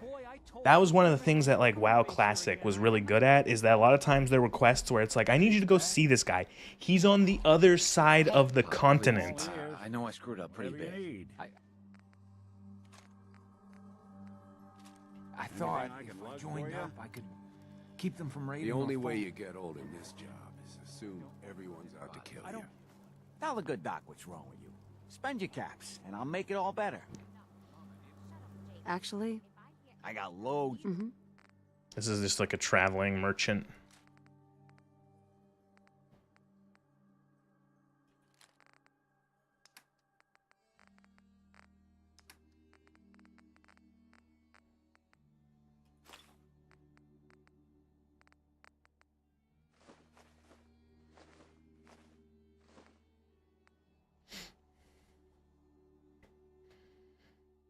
I picked up a quest in the starting area to deliver a package to some dwarf who's on the other side of Ironforge. Yes, that's an old classic. Yeah, actually, it's gonna take you.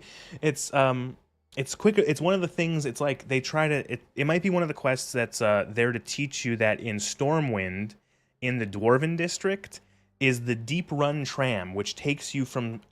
It's an underground train that goes from Stormwind to Ironforge. So it's essentially, it's been there since like vanilla, and it's there as like it's like your quick way. There's a train between Stormwind and Ironforge.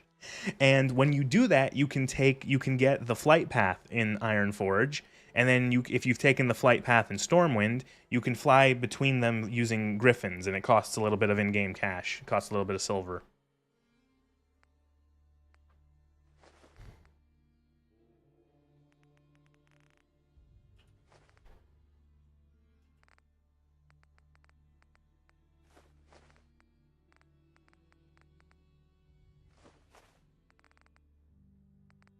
Maybe I don't need to buy all 10 stim packs. That's a lot of money. I'll buy like 3. I didn't know like level 30. How did I not know it was a train? Yeah, there's a train between those two cities, built by the gnomes. Also, it's crazy that you're level 30. That's insane because like I'm playing WoW Classic, and WoW Classic was slow leveling. In the amount of time you probably got from like level 1 to 30, I probably would have gotten maybe 1 or maybe like 5 levels at the most.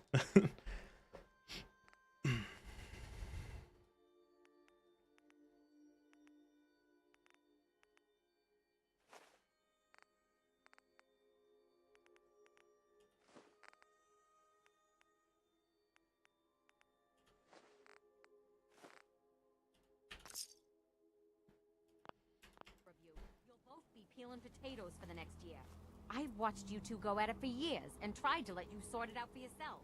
Abraham, your son is a grown man. And if you expect him to act like one, then you'd better stop treating him like a child. Jake, your father and I have been out. I've been doing time travel things for that. Chromie. Just want to make sure you're prepared. There, it's over.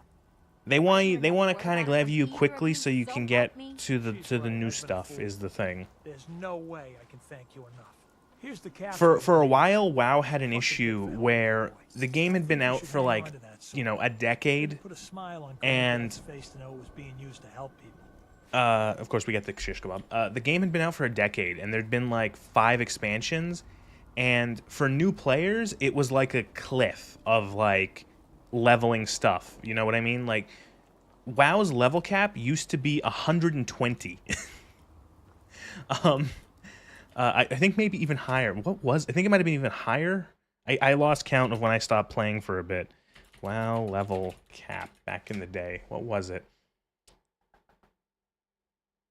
So yeah, they scrunched it down. Yeah, they I remember that. Yeah, so yeah, 120 in Battle for Azeroth was 120 levels. It was bonkers. And also, like, there was a point where the stats were getting so high that players would have hundreds of thousands of health, sometimes tanks having millions, like low millions of health, and the damage numbers would be nonsense. And as a result, raid bosses also were having, like, nonsense health numbers. It was insane. And it was getting too much. And so in Shadowlands, they squished it. They squished it back down to the original number, which was 60. Because original WoW was 60, and then and then the first expansion added 10 levels to 70. The second one added 10 levels to 80.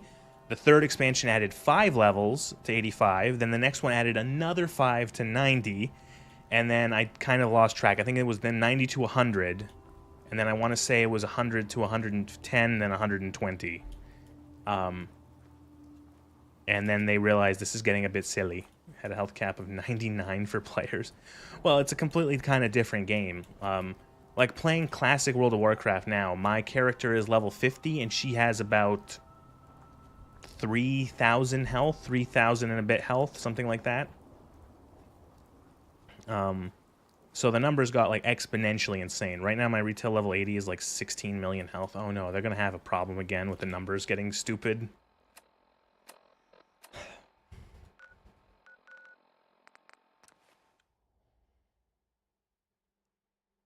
I'm actually kind of glad we did that quest because that was nonsense. That quest was like, that was fucking grade A dumb.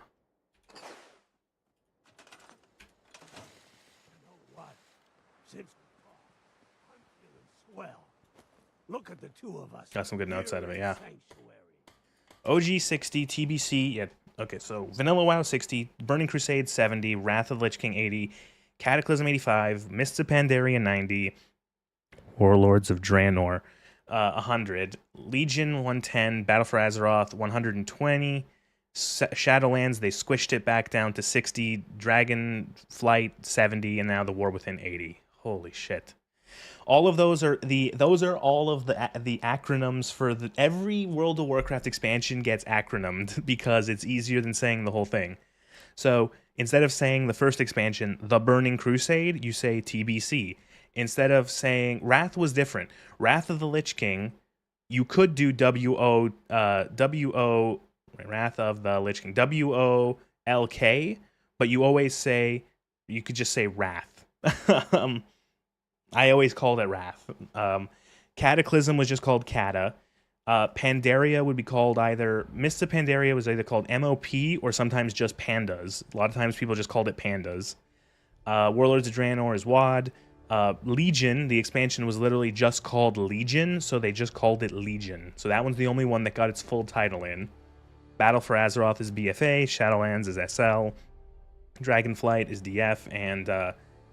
what's it called? And the War Within is TWW.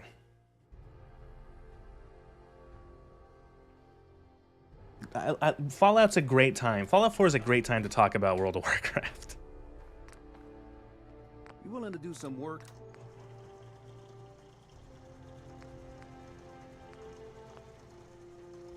I'm looking forward to calling Midnight Mid. Oh no, they set themselves up. Oh, how could they?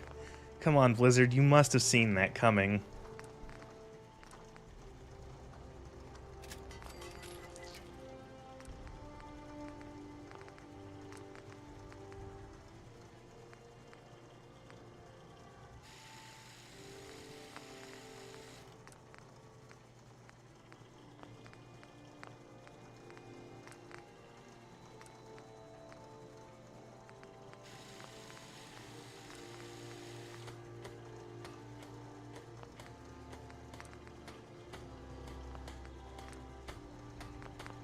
Can we rename the laser musket? We can.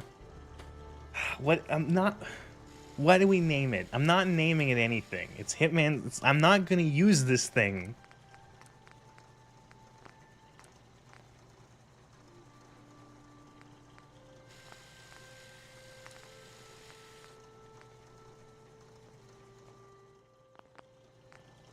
What do you want to name it? Give me a name. I'll consider it. Agent for Science Blaster Master. Well, at least it wasn't Hitler's laser musket. I totally get why when you see me pick this up off that enemy, you thought it said Hitler's laser musket.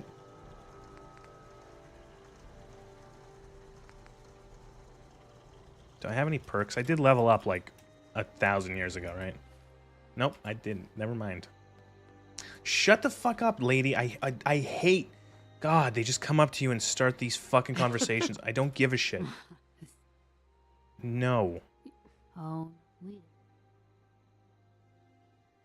Isn't there any... let me to me. Now the boys. I just don't care. Right. Damn. I don't care. Shut the fuck up. Can we name Righteous Authority to something funnier? Something degrading to the Brotherhood?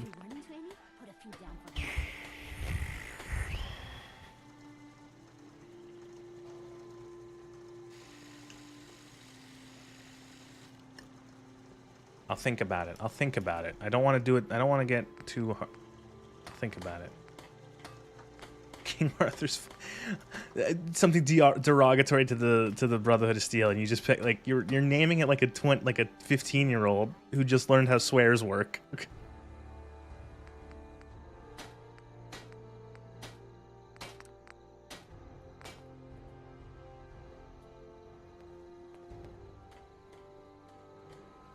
Oh fuck! I gotta talk to Garvey. What's he doing? What's the last Minuteman doing? What is he doing? Why don't you like the Brotherhood, Lugor? Hello, ma'am. Good news. Finch Farm has joined us. Okay, good. That's what I like to hear. Something else has come up. Oh, I want to kill you. We've gotten big enough that we're having trouble communicating with all our settlements. It's a good problem to have. And I don't like this game. Okay, you don't. If it's this game's portrayal of the Brotherhood, I completely agree with you. Used to be the Minutemen HQ, they're fucking insane. Way before my time. Well fortified, centrally located, and most important, it has a powerful radio transmitter we can use to broadcast to the whole Commonwealth. I'm not sure we're ready for this big of an operation. It is a risk, but the radio station will let us respond immediately when people need help, anywhere in the Commonwealth. I'd say we need it if we want to bring the whole Commonwealth under our protection. So, should I have an assault force like assembled near the it's castle? so pathetic. Yeah, let's do this. We'll do some The Minutemen recon are and so meet you outside the pathetic. castle. See you there. Also, Nick, yes, skulking around in the background.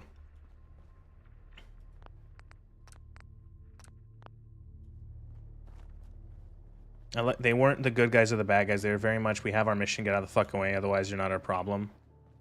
Well, they were kind of the good guys in Fallout 1, like a little bit, in that, you know, once they started becoming aware of the Master's army, they were very much for, we should stop this army of mutants.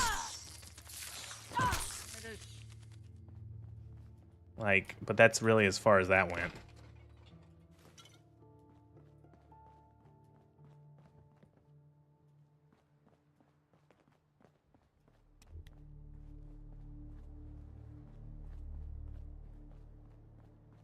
Name the laser rifle Clarent after the sword that killed King Arthur. See, now that's the opposite of it. That's like what you suggested before was like a 15-year-old. Now you're suggesting something that's like feels like it's almost too I don't know if cerebral is the right word, but like too well thought out.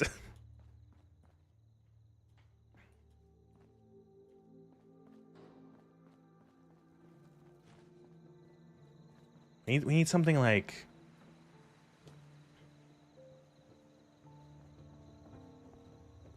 Brotherhood sucks bottom text. That's what I'm looking for. Where are we gonna go? So we gotta go to the castle. So there's an old fort. And there's an old fort, and that's the Brotherhood. Minutemen. I almost said Brotherhood, then I said Commonwealth. It's the Minutemen's old base. And they lost it because it's overtaken by a bunch of Mirelurks because they're fucking useless.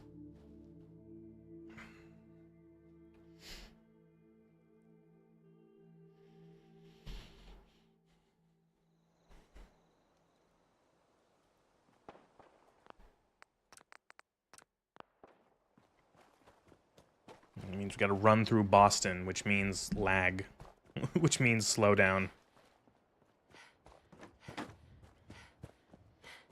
Seem to use hand-cranked laser muskets. Of course they're fucking useless.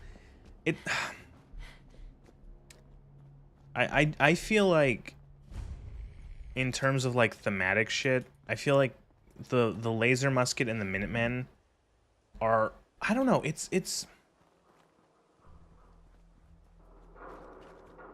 would be like the equivalent of the Brotherhood of Steel if they actually literally just used swords. You know what I mean? Like, I feel like Bethesda takes these factions and like I could understand being like, okay, we're the Minutemen. We're basing ourselves off of the Minutemen of like ye old times. But like, why would you just have like, why would you have why would you use like antiquated technology? And I get it, it's like, oh, it's a laser weapon still, and I'm like, yeah. And it's like, yeah, not even, yeah, exactly. Like the Brotherhood of Steel is kind of interesting because they are sort of organizing themselves as like an old knightly order. Again, very much something from the past, from the far past. And one of the way that they differentiate themselves is by using advanced technology. It's like they're calling themselves knights and paladins, and they have an order, and there are scribes and all this shit.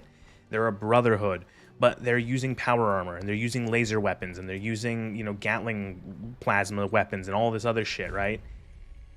And the whole, and a knightly order dedicated to protecting the world from the danger of old technologies. You know, essentially claiming the old technologies for themselves to make sure that people don't do dangerous shit with them. And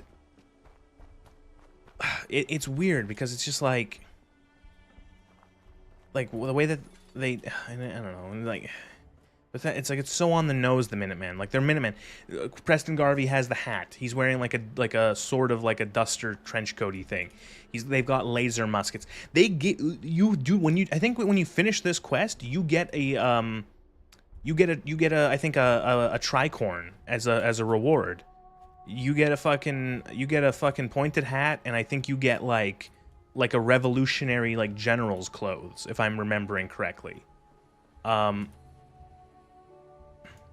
Can't even pick that up. It's weird. So it just feels so weird. It's hard to put into words why exactly. It just feels like it's surface level. It's like it's such a surface level way of making a faction like this, where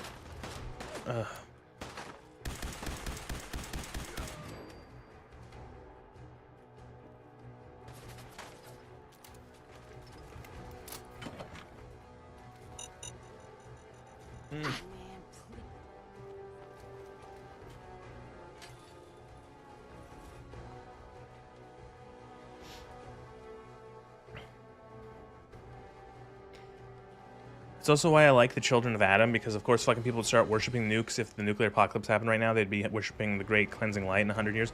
Like, well, see, it's weird because, like, that makes more sense. That's like, okay, yeah, there's people worshipping the radiation. You should see how they're portrayed in this game. You might not have been there.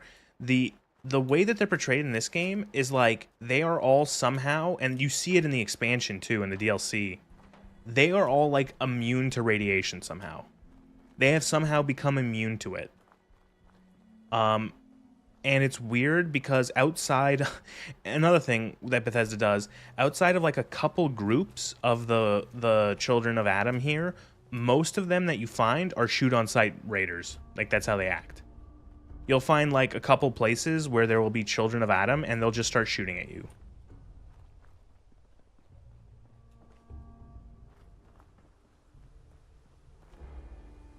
It's just,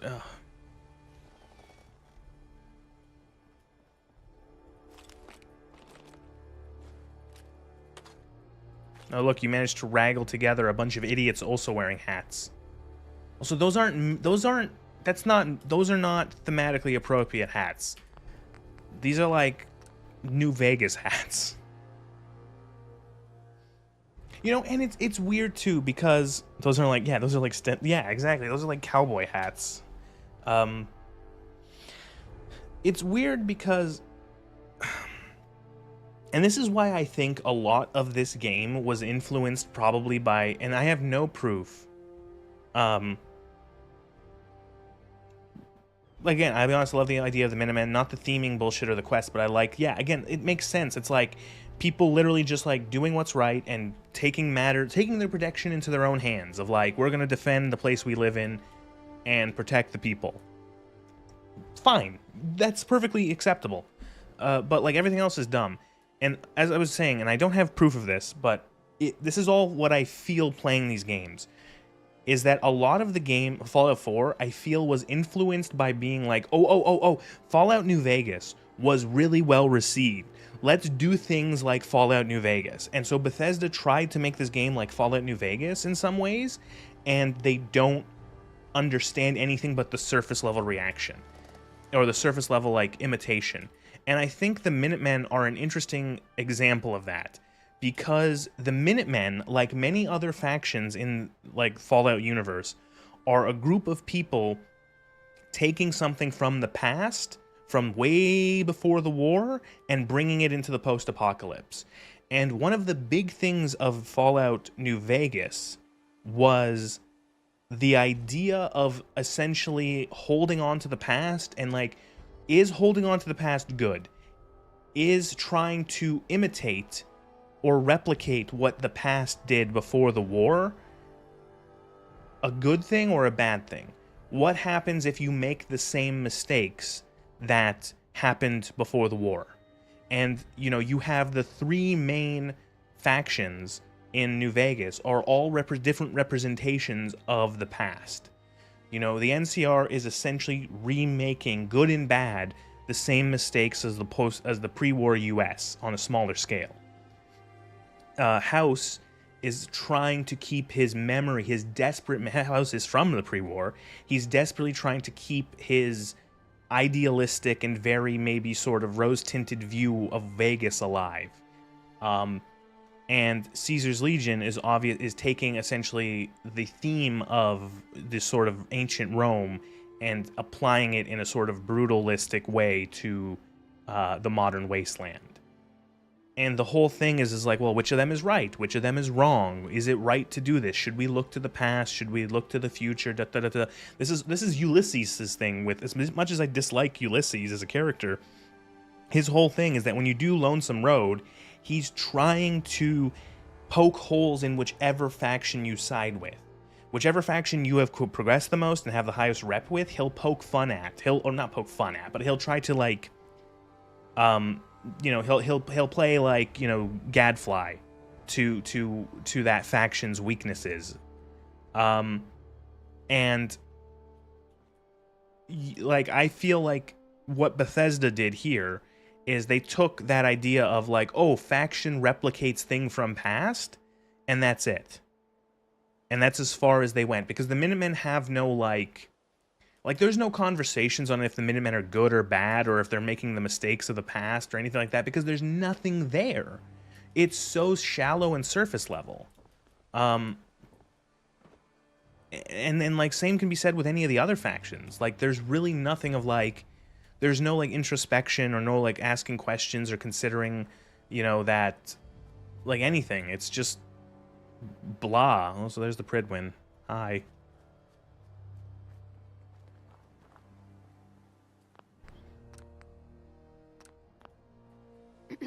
Everyone's here, General. There it is. Pretty impressive, huh? Its real name is Fort Independence, but the Minutemen always just called it the castle. Now you can see why I wanted to take it back. What a dump. Not really. It looks pretty trashed. Once we clear it out, you'll see. Get that radio tower up and running, repair the walls, people will see the Minutemen aren't afraid of a real fight. Our primary objective is to clear the courtyard. That's where we should see the most opposition. The wall on this side is the most exposed. But if we circle around south, we could also reach the main gate. What are we waiting for? Let's just get in there and shoot. Doesn't it those have a monsters. massive? No. If we split up, we can flank them from both sides. It'll be like shooting fish in a barrel. Why not let them? Where come were to you us? fucking three We set up a no-name firing line on this fucks? side, and you can draw them out. Well, General, what do you think? Let's hit him from both sides. Cook those crabs from all directions. We'll split up, and you can join whichever side you think needs the extra support. All right, people. You heard the General. Let's move out. Try not There to could be an draw their interesting narrative attention around, until is we're the in Minutemen position. actually worth it? Minutemen's mission actually worth it? Well, yeah, exactly. Like that would, yeah, is it worth it? They got killed they got somebody killed for no reason. They got destroyed. Blah blah blah. Yeah, maybe and maybe you could shape them to becoming more of like less of like a militia and more of an actual like government, where they say no, we're going to enforce. Like no, you have to act like this. You have to do this. You know, or they become, or maybe that, yeah, you have like a rallying to their old ways where you go, no, this was right. You know, and that despite the failures, ultimately. But, like, there's nothing like that. There's no way for you to, like, shape the future of how the Minutemen work. You know, they're barely a faction to begin with. They only have, like, one character.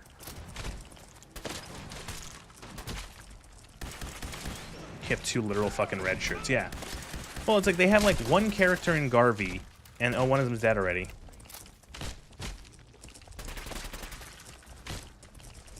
All right, he gets the one that's not wearing the red shirt is actually essential. So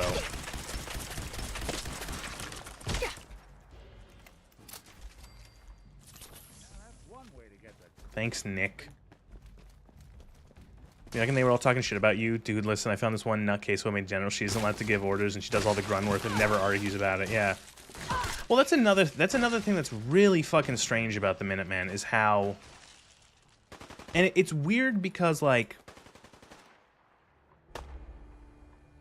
Earth and 3 randos, Michael McMinuteman. Like, it's weird because, like, Fallout, again, it's the whole Bethesda fucking thing where they just, like, you're promoted to general of this thing, but you don't do any generaling, you know what I mean? Like, you're not doing any, like, orders. You're not really commanding much. And like, you're, like, that's the thing is, like, you know, fucking George Washington wasn't, like, you know, engaging the British in fucking, like, man-to-man combat. Sure, George Washington was on the field, you know, he led, that's how generals would lead back in the day. There's actually, like, it's a thing where, like, George Washington was, like, surprisingly, like, immune to bullets. He would there were often times where it was just like he had like 3 horses shot out from under him. There were times where he would, like, after battles see that his coat had been shot through. You know, like, but like George Washington himself was a general. He was leading troops. He wasn't fighting, you know what I mean? So I don't know where you got a fucking flamer from, Parth, but guess I'm the general, yeah. Like I have to shoot all the fucking Mirelurk's eggs because they shoot out little shits.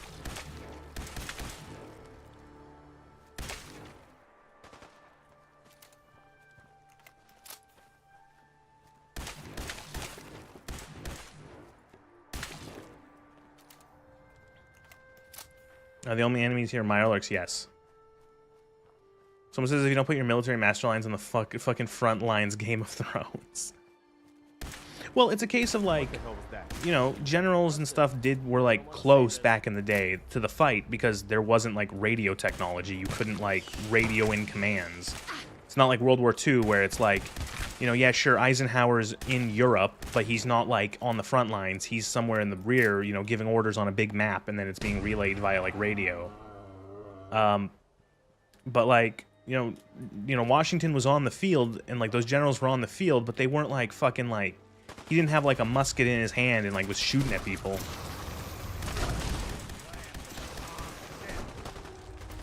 The only enemies here are Mirelurks, yes. This fort was like abandoned for whatever fucking reason, and a bunch of Mirelurks came here. And again, how fucking useful is this fort? It has 2 destroyed walls.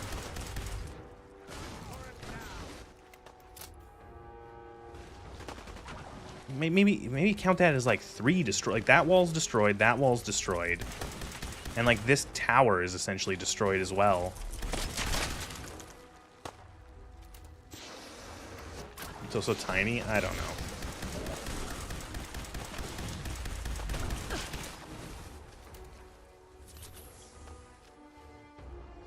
Not to self. Invest in the fucking first aid perk.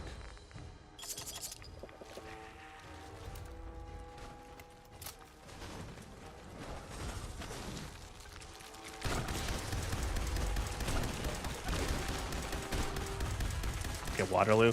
Napoleon Wellington were straight up there watching from nearby. Yeah.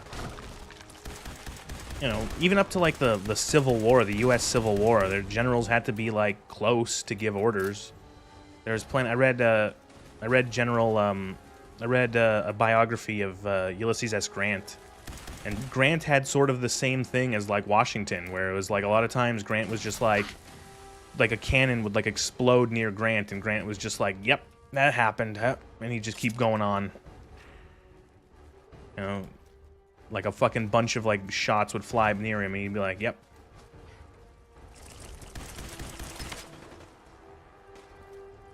Wellington and Napoleon fucking saluted each other during the battle. They were that close. But Wellington wasn't running around, yeah, headshotting Frenchmen. That's cool. That's really cool. And again, once again, like, this is a boss fight in this game. This is like a tough enemy. This enemy, like, how much, I wonder, can I see if I use in bats? They're like level 50, so they've just got like 8,000 health, and that's how you do difficulty. You make it so that the enemy has a lot of health. Oh, I'm out of ammo finally.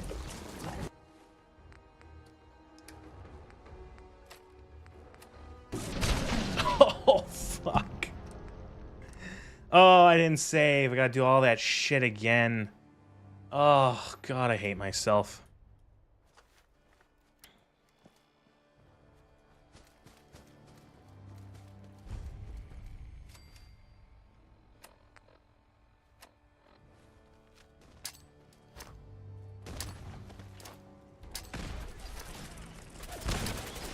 Also, this game really likes enemies popping out from underground.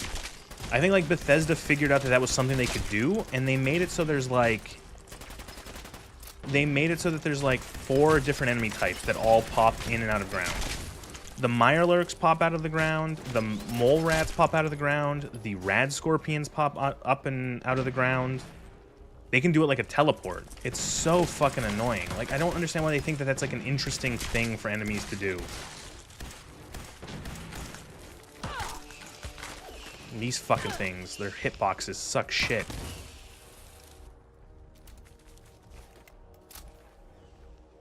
Biggest hero was Earl of Uxbridge. Had his leg fucking blown off by a cannon. Turned to Wellington. Said, my lord, sir, I believe I've lost my leg.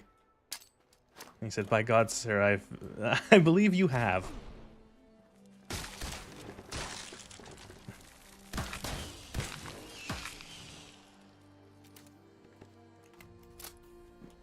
I'm sorry. I know that it's like, that's really interesting. That's really cool, and it's one of those things where like everything was so like nonplussed by like shit like that in the past, or how they spoke and communicated.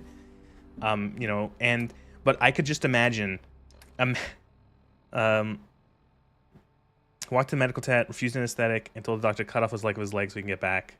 And say, surgeon, I believe your saw needs sharpening. Jesus. I'm sorry, but like, I could imagine doing like an evil shit parody of that, where his leg gets hit, he loses his leg, and he just, he turns to the Duke of Wellington and goes, well, that just happened. It's like a shit Marvel humor moment.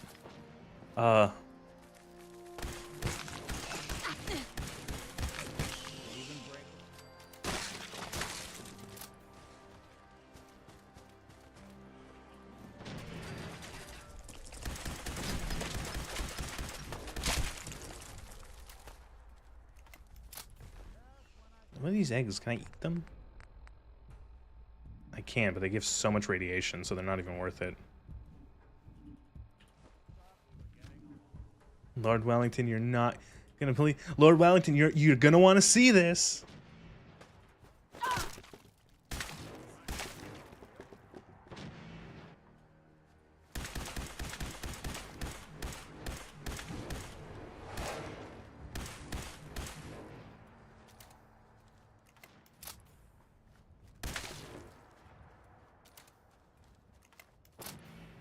I don't know why we have to shoot all the eggs individually. Oh, it'll let you save everywhere. It's just that was me forgetting. No, no, it's the Murlurk Queen. Where's that rocket launcher?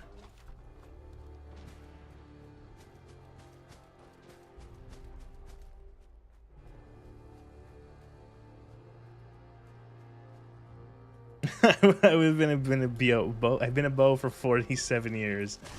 That's good.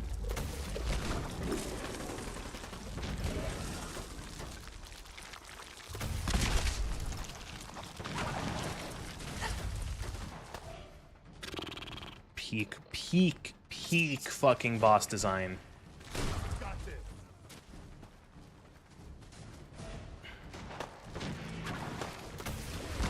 You know, I'm gonna have a little bit of... I'm gonna talk a little bit in the video about how the enemy design mostly being very boring, and also that the way that difficulty increases is just through stacking, like, health 90% of the time. And again, it comes down to there just not being enough mechanics to support the combat. You know, the combat is so simplistic. You have such little in the way of how your character is built. You know, weapons and shit don't really matter that much. That the only, like, effective way to make an enemy more challenging, quote, is to just pile on the health.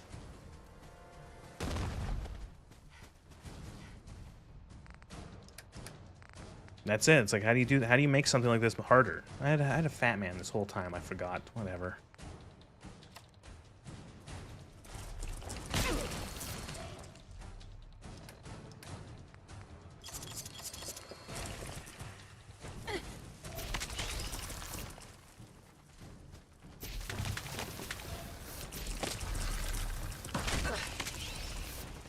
I like how the Mirelurk is like, he's taking less damage from the fire because it was hitting his shell, even though that doesn't make any sense. If I recall correctly, its enemy does more damage, and you do less based off of percentages. I'm pretty sure that's how the difficulty is done, yeah. It's like when you raise the difficulty up, it is just that. But I'm talking like outside of the difficulty, like... Yeah, the difficulty in this game is the boring difficulty where damage done and damage taken just go up and down based off of difficulty. But I'm talking about, like, in terms of in-game progression, where it's like if you want to make a boss enemy or like the enemy that is like tough, how do they do it? Are they any different? Do they have any strategy? Do they have any abilities? Do they have anything like that? No, it's just that they're health monsters. They're just health sponges. They just have huge pools of health, and they just oftentimes also have high resistances. That's it. And it's not the first time they've done that in the Fallout game. Fallout 3 I thankfully didn't play too much of, and when I played Wasteland, what is it called? Tale of Two Wastelands. Thankfully I didn't play too much of Fallout 3 in the late game. Fallout 3 is a nightmare to play with, the DLCs installed that raise the level cap. And the reason why is that once you get past level 20, you start, I think either it's past 20 or past 25, super mutant overlords will start spawning in the game, and super mutant overlords have 1,200 health each, and they will spawn sometimes 2 to 3 in a group of super mutants. And the game becomes the worst slog imaginable.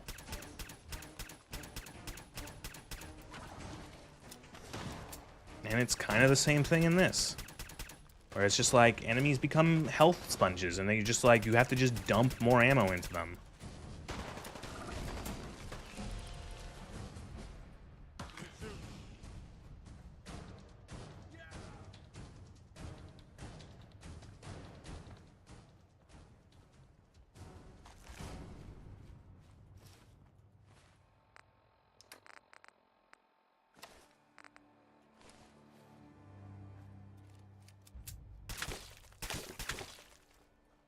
All right. Good work, people. But we aren't done. We're gonna have a look at the radio, see what shape it's in. The rest of you, clear out any remaining Mireless eggs. You have to destroy all the fucking eggs.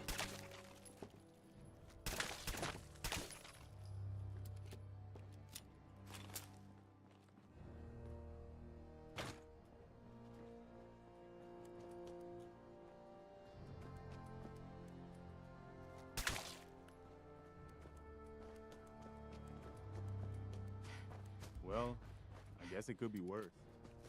Bingo. Okay. Wait a minute. Is this like a bug?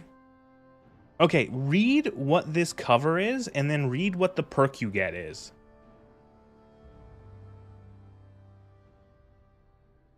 That doesn't make any sense. Plasma, the weapon of tomorrow. Perk. Ballistic weapons permanently do 5% critical damage. What? Is that a mistake? Like, what? This game is unmodded. I have not added any mods. This is a fresh install of the game. Guns and bullets.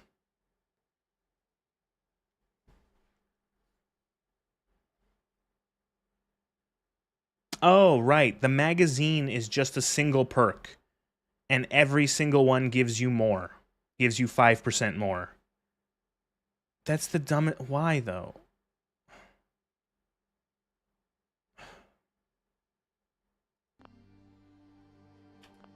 Okay. Once I power this up, we'll be ready to broadcast. Why is that mag $33? Because... one of the you want to hear, okay, you want to hear something? Apparently, okay, so everything in the game, the prices you see sometimes are like really high because apparently because the resource war and everything, the inflation has gotten crazy. Apparently a lot of the numbers are like accurate for the time, for what it would just be a normal inflation. So in 2077, you will be paying $33 for a magazine if a magazine exists still.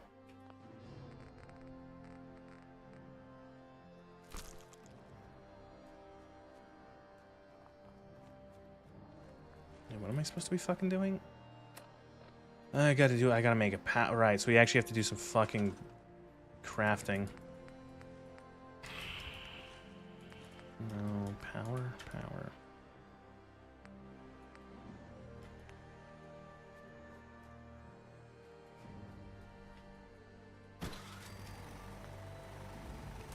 It requires 10? Ugh. So...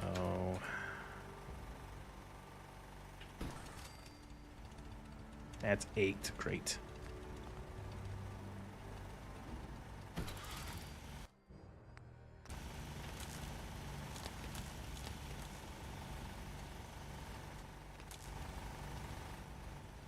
that not work?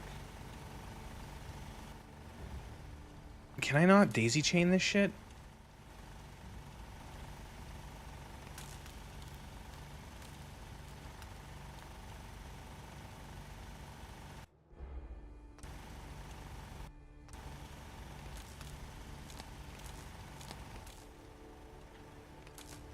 Why won't it let me?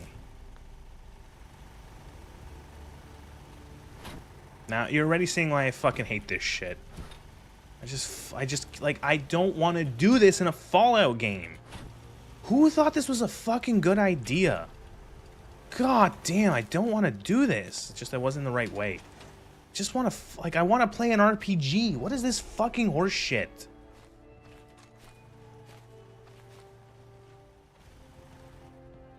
Seems to be in working order. Wow, we really did it. I've been watching Wow, we really did it. This is really something. Now we've got to pay off on what we've You know, it doesn't help that the menu for building settlements is like a fucking war crime and how fucking fiddly it is to manage. But with Radio Freedom up and running, we can broadcast alerts to you anywhere, anytime. Which reminds me, I've got another spot for you to check out. I hate you so much. I'll mark it on your map. Go find out what they need. We could use more settlements supporting our cause. Man, it's amazing how it's like the Minutemen. I almost called them the Freebirds. The Minutemen are literally just like an excuse for you for like a faction built around Radiant quests.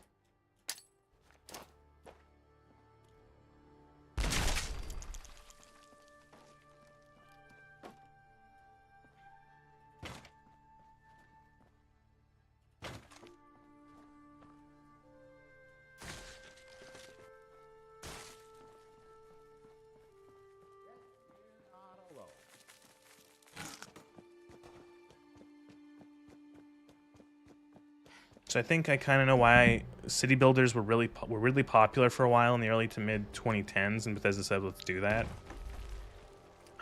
Yeah, like I guess. Just like I can't tell why. Like, who wanted this shit in the Fallout game?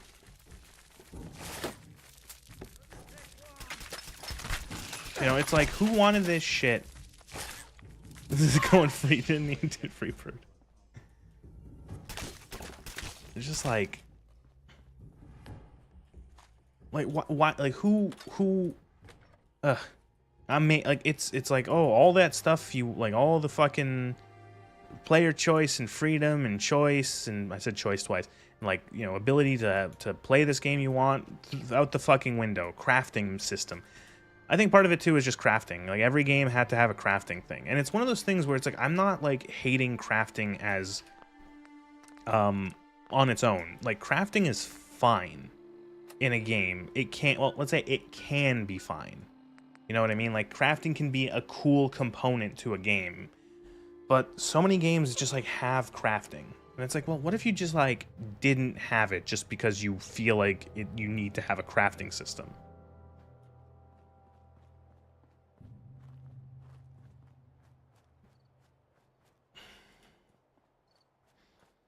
I feel like a lot of times crafting systems end up just they feel like you're just collecting a bunch of junk, and they also feel like grinding. And you know what? It's one of those things where it's like I don't want to grind in a single player game. If I want to grind, I'll boot up WoW Classic and I'll run around with my mage and I'll fucking AoE grind.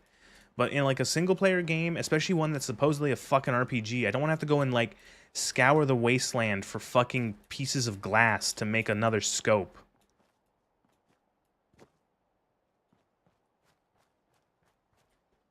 Hate crafting. You know, do you have you completely ignore crafting in Elden Ring, even though it was basic as hell? See, and that's the thing, is like the crafting in Elden Ring is super minor. Like it's a thing that's there, and you can make use of it, and like there are uses for it. Like I didn't mind the crafting system because you could easily just like, okay, I'm gonna make some more, you know, whatever like consumable item I like.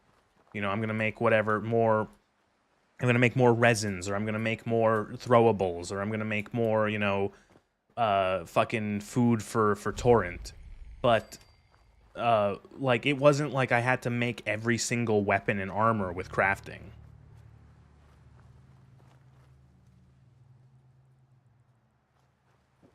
Excuse me. Another fucking Radiant quest. Oh, please take your time. Did the Minutemen send you? I'm not the Tooth Fairy. Just Tell me what you need so I can get out of here. There's a group of raiders that won't leave us alone. Stealing our food. Oh, we gotta and go to supplies. Dunwich Boars. Oh, fuck me. You know where they're Don't Or raiders. They really are. don't make me go into Dunwich Boars. I don't want to do that. I have to go into Dunwich Boars. Really? Is this Radiant? Oh, they're sending me the fucking...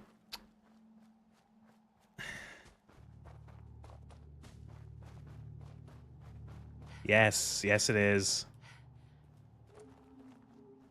This is the second time that the Dunwich Corporation, or whatever they are, has shown up.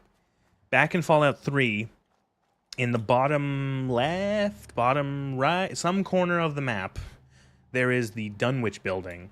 And you go through it, and there's like a bunch of ghouls. It's filled with ghouls, and there's like a bunch of like, you get like a bunch of hallucination flashbacks of like weird stuff happening.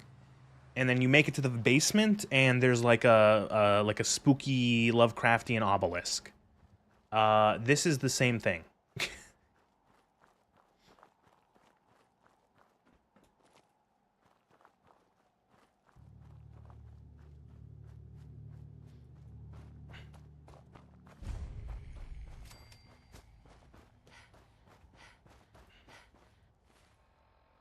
Oh, there's actually a mod for this game that I've played it a couple times. It's pretty good. It's a little long and a little combat heavy.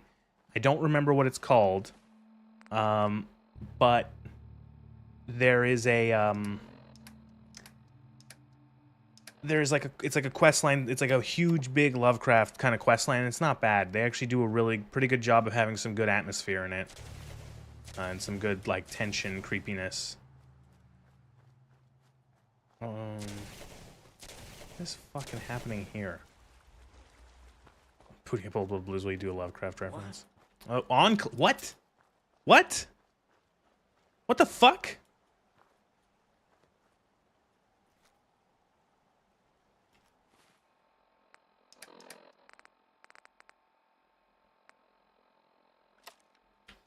When did these assholes get here? Got company. So why is the fire not hitting him? Thought they weren't in this game. Was this something they added after the fact?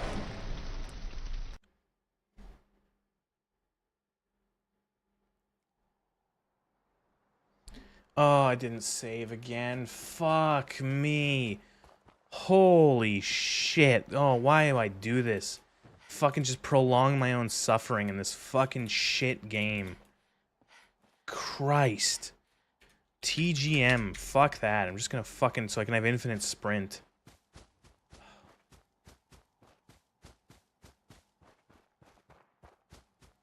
I don't know what this is. I genuinely don't know what this is. This might be... They released a thing last year around the time that the Fallout TV show came out called like the Game of the Year edition or some shit, or I don't remember, and I think this might be part of it.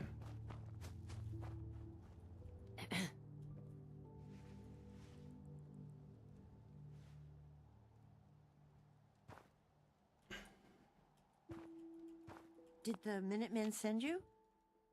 Yes, I'm here to help. We know. Don't worry. I'll take care of it. I hope. I wonder, there's another season of that show coming out, right? I didn't watch the first season, but I saw enough of like clips and reactions and like stuff of like, oh, okay, this is bad.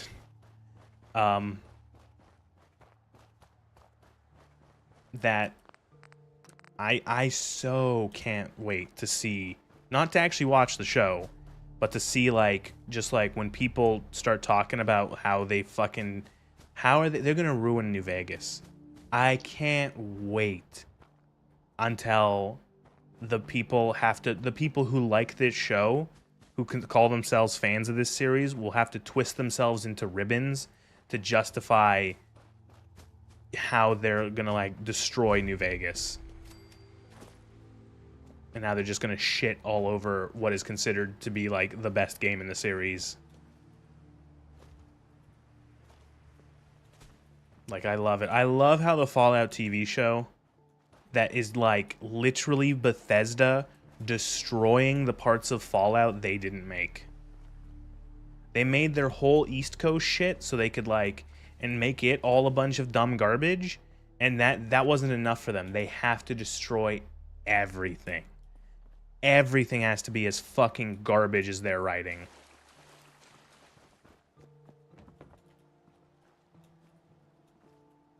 It's gonna be funny. It's gonna be funny. NCR destroyed. The NCR just annihilated. You know the NCR? Just destroyed. You know the NCR? That thing that was established because of the player character in Fallout 1? And, you know, this big, huge, burgeoning wasteland nation with possibly like 1 million or more civilian or citizens. Destroyed. Gone.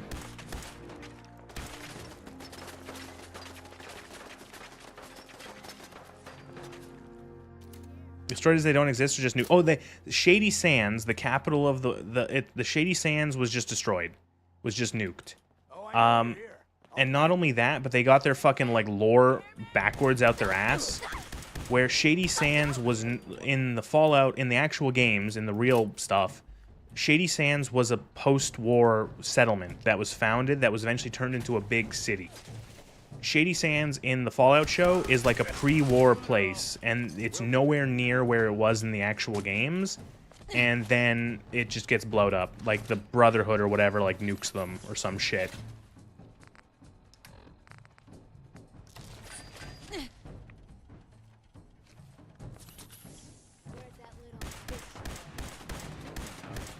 And they have like a war with like the Brotherhood of Steel or some garbage, and the Brotherhood just kills them.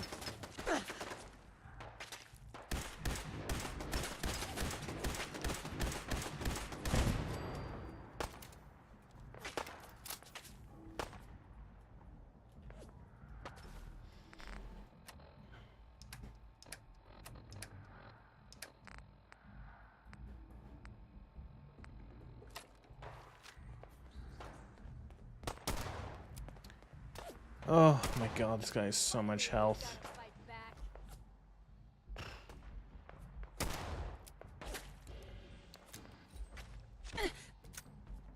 I'm getting to like the Dragon Age point where I'm like, I'm so fucking bored of the combat in this game.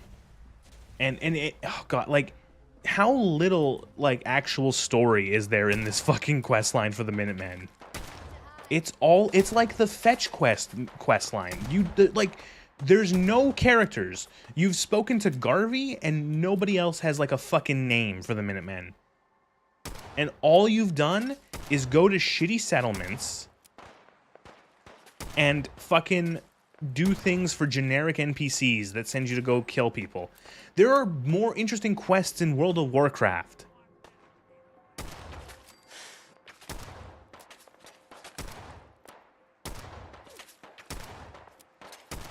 This is like fucking a step or two away from like a kill quest in WoW.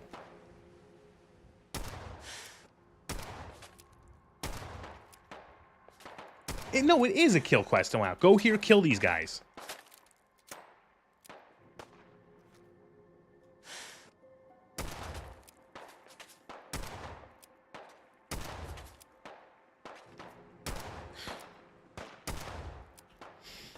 I'm actually gonna make a note.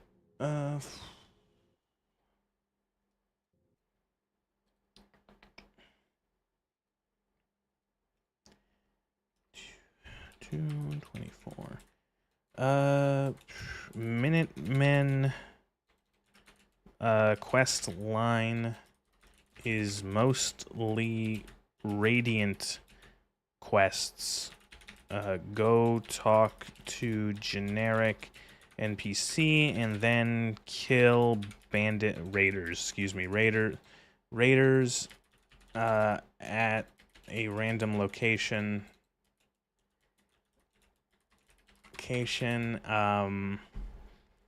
Garvey is like, I typed gravy. Gravy is the only like named character. There is barely any dialogue or like conversation. Preston Gravy.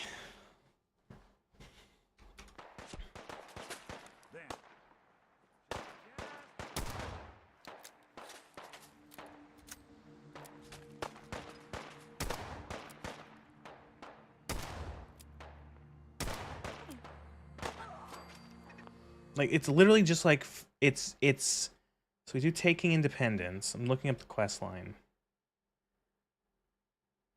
Old guns.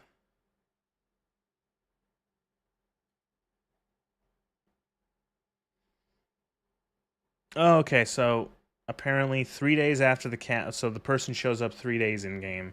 So I don't even have to do this, so I'm not going to.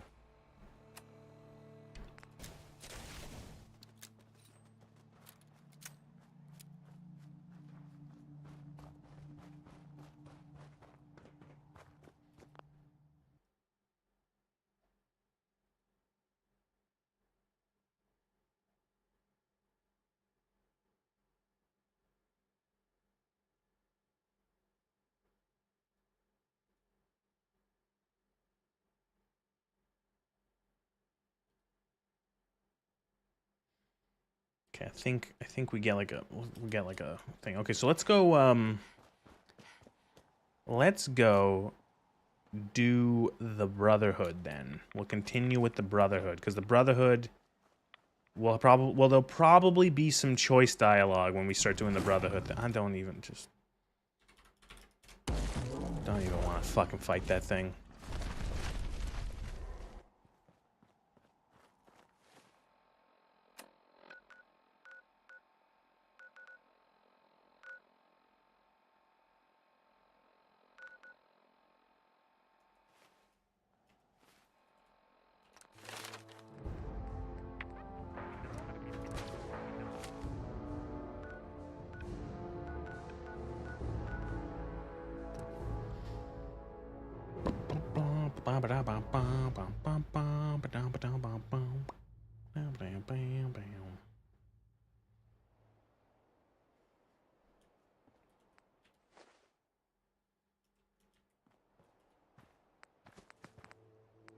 You willing to do some work?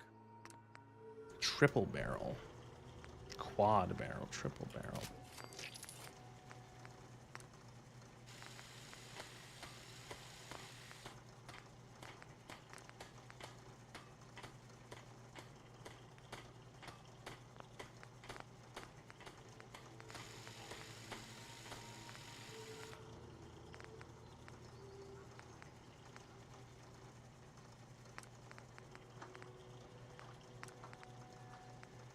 I want a little longer range on this fucking thing.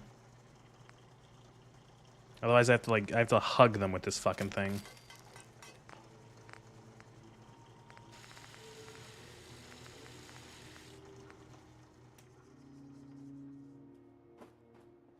Some days are harder than others. But even the hard days get easier before.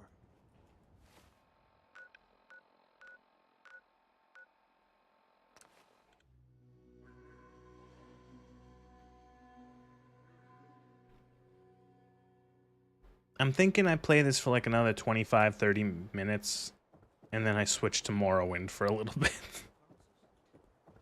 Hey, Arturo. We can talk about guns, or maybe you want to consider. Let's see what you got. Feel free to.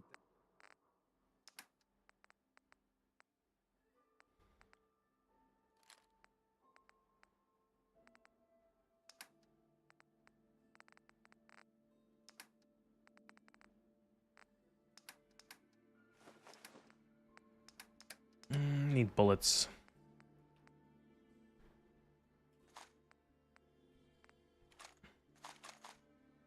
Well, I might honestly just cheat myself some missiles.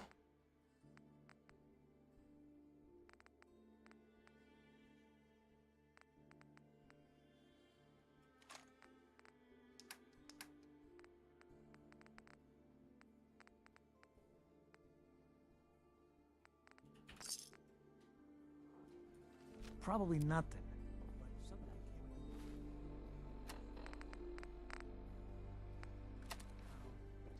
So how does this thing work? Okay. It's like a weird box of missiles.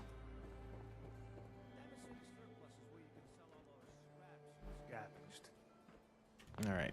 Let's... More mushroom or house shopping. Oh, you should see I have some... I decorated the house a little bit more. It's really nice.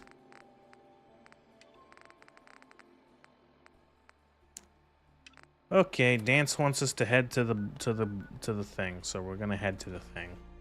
I think we might have to say goodbye to Nick, which, to be fair, he really hasn't been doing much, as far as I can tell. He's kind of just been, like, there. Hey. I'm listening. Something to get off your chest? I think it's about time. Your call. You change your mind.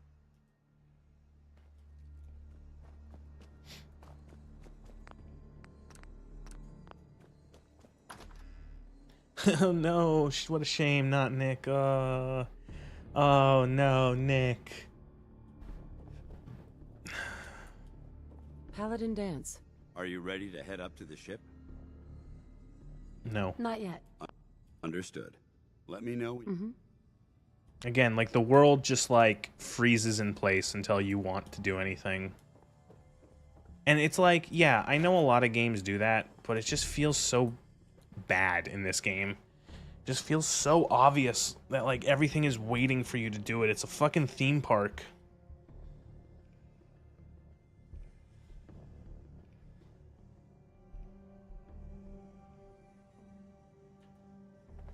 Just wanted to wait till it was morning. Alright, we're finally going to the Perdwin. The Perdurn. Are you ready to head up to the ship? The Perdurn. Of course I am. I've never seen anything so impressive. Takes your breath away, doesn't it? We call our ship the Perdwin. She's loaded with enough. I don't understand why that doesn't make any sense. Why would a character from the pre-war say that they've never seen anything like that? They must have seen crazy shit like that. Gonna be a quick war with that thing. If they were a Wastelander, I would understand it, but they're not. It's that an overwhelming show of force has a chance of halting. Do they like forget that this character is from the pre-war? That being said, you're about to get to know the Perdwin up close and personal. I've received orders that we're both. Please remember, your character is a moron. Follow me up to the roof of the police station. We're going for a little run. the cryo freezing, their brain didn't defrost very well.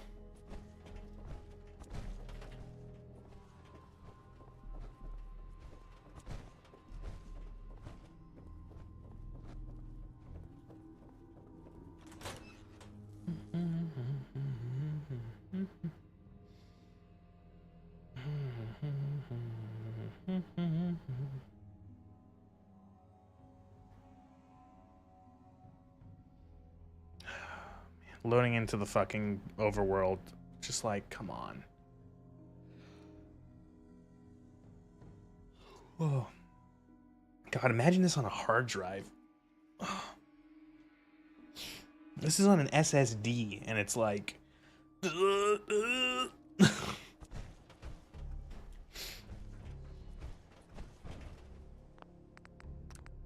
This is not even just an SSD. It's like it's an M2 SSD, so it's not even SATA. It's faster than SATA, and it's like loading this overworld is not long per se, but it's like, what the fuck?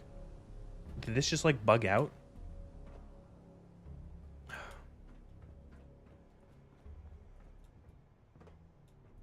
Yeah, look, it bugged out. It's bugged. Oh my fucking god. I hit E to get onto the vertibird and nothing happened. The game just bugged.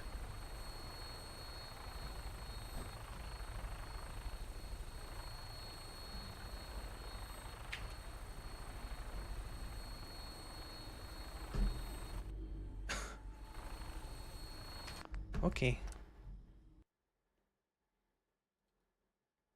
Obviously the game is again quality product, you know, one that you try to play the game for more than 2.5 hours, and at that point the game is so just like done with its existence that you have to restart it.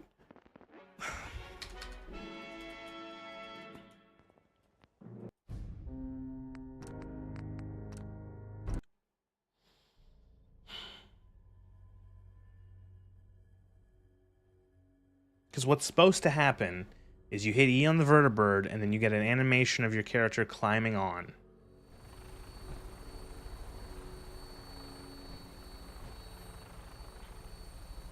Like that. Right, I'm waiting for him to, like, leave. Okay. Okay. Fuck me.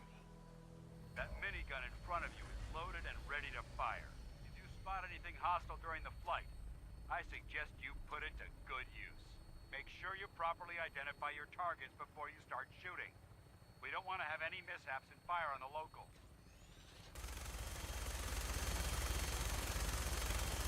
There's the Institute. Blow it up. Blow it up. Oop, I accidentally hit tilde. Looks different from up here, doesn't it?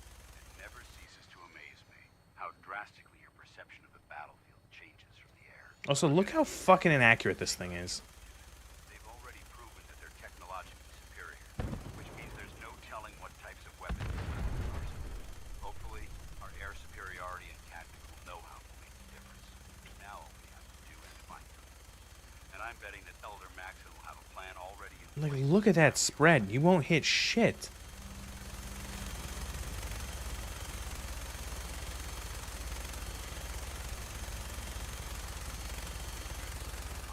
everyone down there believed in our cause.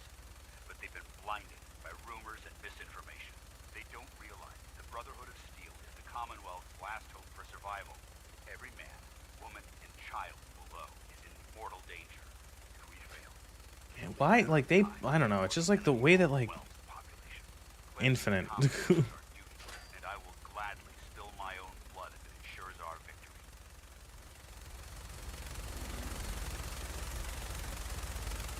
We're on final approach to the airport. Oh, look, there's the USS Constitution, remember? Remember, there's the USS Constitution stuck in a building with rockets and robots on it. Just stick close to me and answer all of his questions.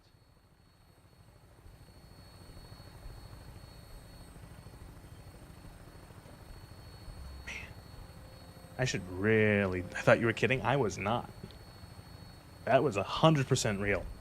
We should do that quest. That'll be for a good thing for next time. I'm probably going to end up having to play this again on Friday to just get more footage faster. So expect another... It might be another dual Fallout Morrowind mix. Because that's all I have to play right now is Fallout and Morrowind until Silksong next week.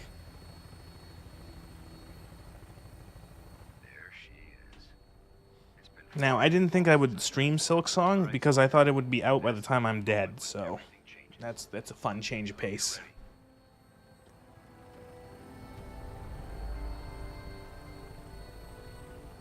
Can I get rid of this fucking fog? No, that's the wrong ammo. That's the... Shit, what was the fucking Force Weather Command? I don't remember, whatever.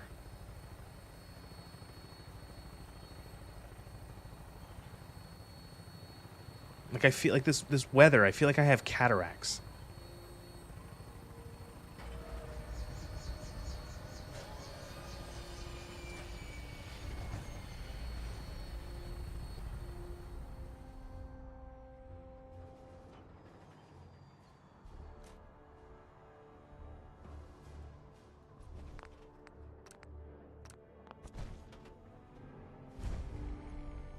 The Perdworn.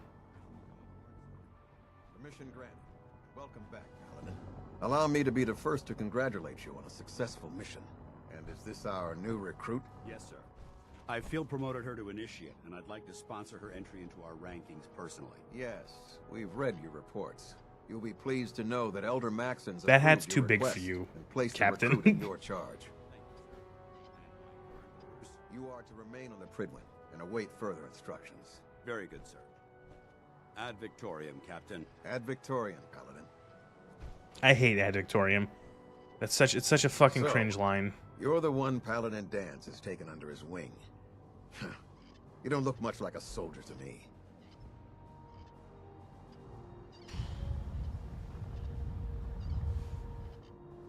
Then what's a soldier supposed to look like? A soldier is supposed to be an efficient killing machine. Not a relic from the past playing catch-up with the rest of the world. If Dance hadn't stepped in... Wait.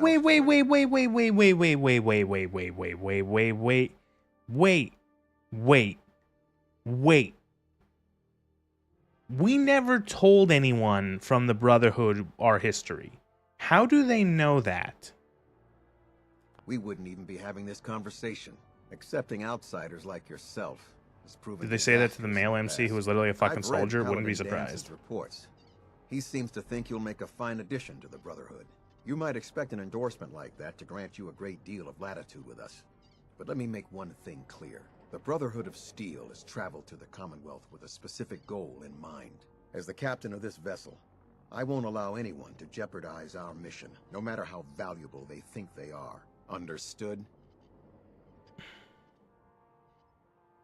It's not like I have a choice. If you want to remain with us, then you're right. You don't. That's all for now, soldier. I think Dance just learns by default as you can tell him. Oh, that's really good. After which, Oh, it's really cool that they don't ever fucking, like, you know, what's the point of having, like, a fucking, a trigger marked or something? What are my orders? Your orders are to proceed to Elder Maxon's address, after which he wishes to speak with you. Anything else? Is anything in this not a King Arthur reference? Is Kells a King Arthur? I don't have any questions. Then I suggest you head over to the command deck immediately. Dismissed, Initiate.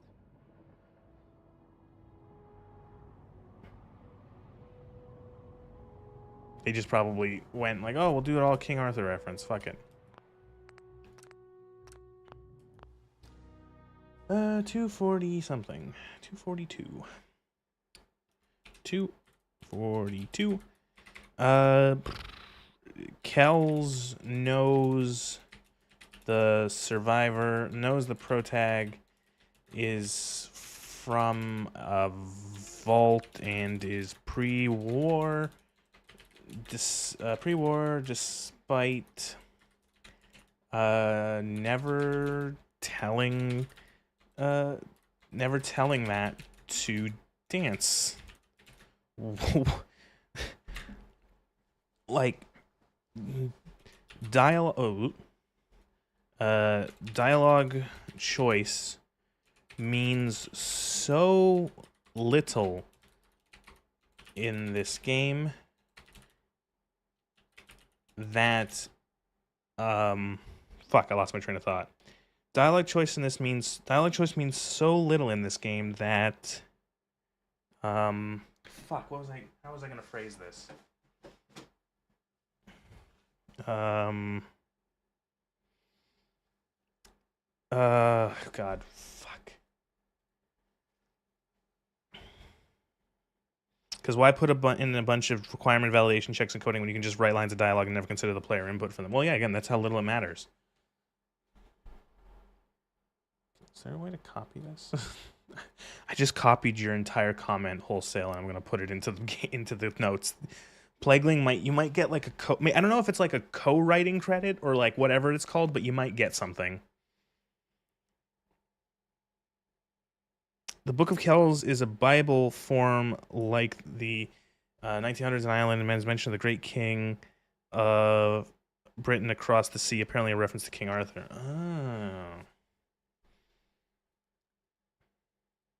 The dialogue choice means so little in this game that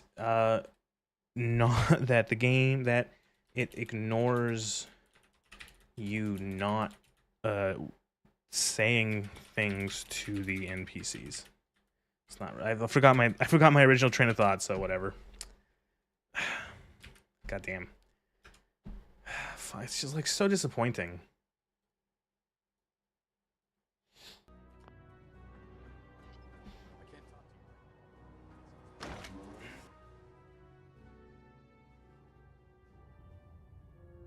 Okay, so here's Arthur Maxon. The king, here's King Barthur himself. Brothers and sisters, the road behind has been long and fraught with difficulty. Each and every one of you has surpassed my expectations by rapidly facilitating our arrival in the Commonwealth. You have accomplished this amazing feat without a hint of purpose or direction. And most impressively, without question. Now that the ship is in position, it is time to reveal our purpose. And beneath the Commonwealth, there is a cancer, known as the Institute. A malignant growth that needs to be cut before it infects the You could have used a different word than purpose twice, maybe. Dangerous technologies that could prove to be the world's undoing for the second time in recent history. The Institute scientists have created a weapon that transcends the destructive nature of the atom bomb. They call their creation the Synth. A robotic abomination of technology that is free-thinking and masquerades as a human being. This notion that a machine could be granted free will is not only offensive, but horribly dangerous. And like the atom, if it isn't harnessed properly, it has the potential of rendering us extinct as a species. I am not prepared to allow the Institute to continue this line of experimentation. Therefore, the Institute and their synths are considered enemies of the Brotherhood of Steel, and should be dealt with swiftly and mercilessly. This campaign will be costly. It is kind of like a many Bane coat. lives will be lost. But in the end, we will be saving humankind from its worst enemy. It's ad victoriam. Okay, I don't know why some of the lines are getting fucky. I'm guessing the game is... Oh god, has the game... I put it in the... Maybe I might have updated my GPU. That... If it's running too fast again. Supposed to look like John, what's it, the guy? Bernthal? I don't know. But, it's weird. It makes me, that a little bit of that intro of that speech makes me wonder if the person who wrote this had recently been playing or reading or looking into Warhammer 40k lore. Because a lot of, like, that intro of that speech sounds like a Warhammer 40k screed against the abominable intelligence against AI, you know? That's what it sounds like. And I'm like, why are they like 40k? Like, why did the Brotherhood of Steel become like a why did they become like a low-rent Space Marine chapter?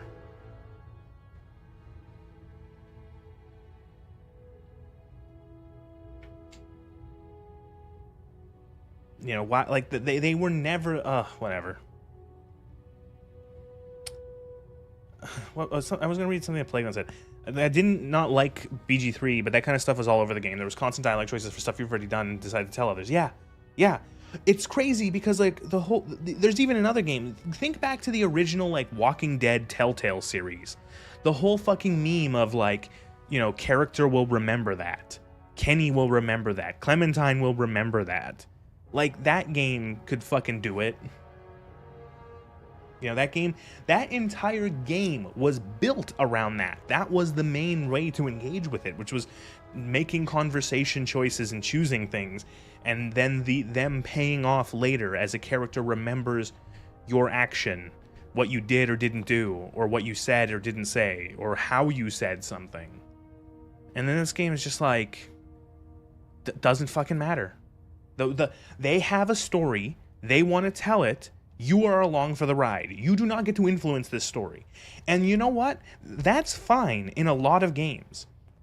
A lot of games do not have the player directly impact the course of the story in terms of, like, there being multiple options. But a Fallout game, every game in the series lets you do that. Lets you have your choice on how you want to kill things, on how you want to proceed, who you kill, who you don't, what you save, what you don't, who you talk to, how you talk to them, what information you learn, what information you divulge, different ways to achieve your goals and all that, but not here.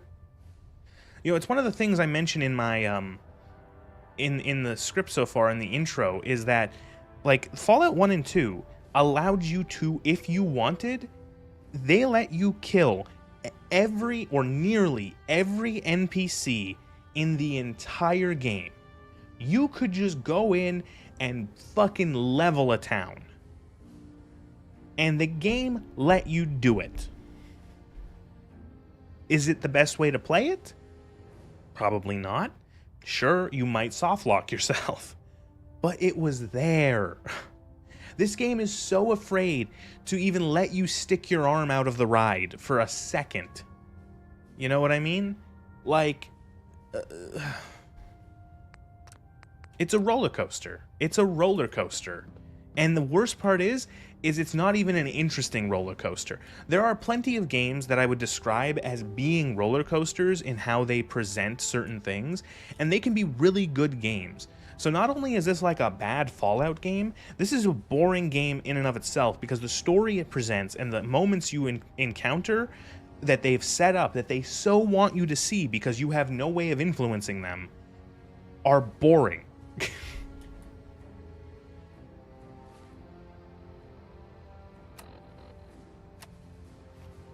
So why is it so fucking dark at like quarter to fucking 10 or quarter to 11 in game? I care about them, you know. The people of the Commonwealth. Morrowind is my favorite version of that. You get a little pop-up saying, hey mate, you know, just so that the dead bloke was important, you can continue. Exactly. That's a famous, famous, famous line of like, yeah, with this character's death, the thread of prophecy has been severed. And it is so infuriating playing this game and wanting to just be like, I don't want to deal with this character. And like, you know, seeing like, what if I just shoot them? What if I just kill them? Does the game account for that? No, the game does not account for that. You shoot them in the head with your super future shotgun and they fall to the ground. And they're like, oof, ouch, my bones. And they get back up eventually. And it's like, oh.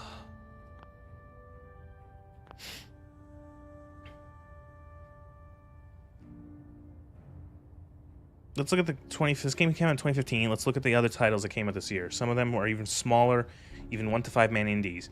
Witcher 3, MGS5, Arkham Knight, Bloodborne, Undertale, Soma, Wolfenstein: The Old Blood, Kerbal Space Program, Ori and the Blind Forest, Rocket League, Shovel Knight. Like, yeah, Shovel Knight's great. I'm trying to think of the ones I've actually played here. Witcher 3 is fun, and that's like I would say that's like a relatively comparable title in terms of being a big open world RPG, single player RPG from a large, I would say, AAA developer. I'd say that those two are relatively comparable. Sure, the tone, one is sci-fi, one is fantasy, but I'd say that they're both open world single player RPGs, and I'd say that it's relatively comparable. Shovel Knight's great.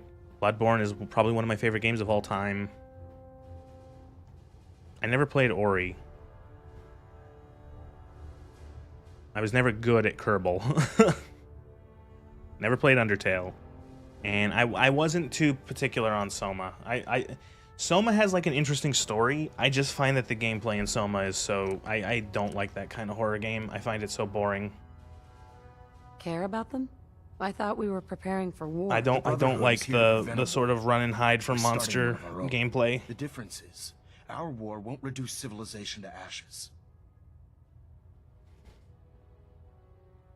What do you want from me? I want you to start taking responsibility for this planet. To start making a difference. And from what I've read in Paladin Dance's reports, you've already begun that journey. Seeing as he's one of my most respected field officers. Yeah, sure. I would argue, yeah, you're right. That 3 was them kind of becoming them AAA, and they were very much trying to punch above their weight, definitely. Befitting your title.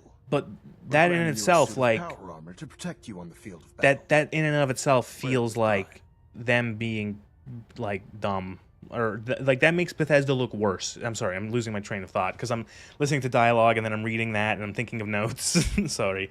So if my sentences become jumbled, it's just because I'm thinking of a lot. I'm just like the dialogue's happening and I'm reading and. But I think the fact that The Witcher 3 was like their first big title, and I will say that, yeah, Witcher 3 is significantly more impressive in terms of like its scope and scale than Witcher 2, and that it was their first showing of a game that size, I think is embarrassing compared, which makes Fallout 4 look even worse and Bethesda look even worse, because not only is this their big showing of like Fallout, big title, you know, they had made what, like 5 of these big open world games by now? 4? Let's like count Morrowind, Oblivion, Fallout 3, Skyrim. So let's say 4.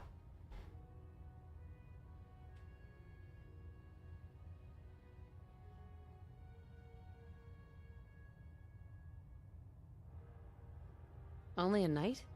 Why not a paladin, like Dance? The Brotherhood maintains a strict hierarchy, organized by rank. Paladin is several ranks above knight, and it took Dance many years. I genuinely like. Continued loyalty to the Brotherhood. I'm certain you can attain the same. Why is there like such Once you finish becoming familiar with the Pridwin in my staff, a strict hierarchy, report like to the three flight ranks? deck for your new What is with orders. Bethesda Welcome like? aboard, Pridwin soldier. Make us proud. What is with like Bethesda's like obsession? And it's something that's been around, and I know it's easy to make jokes, but like, why can't we ever have like a reasonable progression through the ranks of any sort of organization? Communications array calibration test successful. Which is, fuck me, Witcher 3 budget, 30 to 60 depending on marketing. Fallout 4, 150 to 200 million. Oh my god, that's embarrassing. It cost, let's say, I'll even lowball it. If it cost $100 million to make this game, that's fucking sad. How much was Fallout 1 made on? And they managed to write some more fucking lines of dialogue.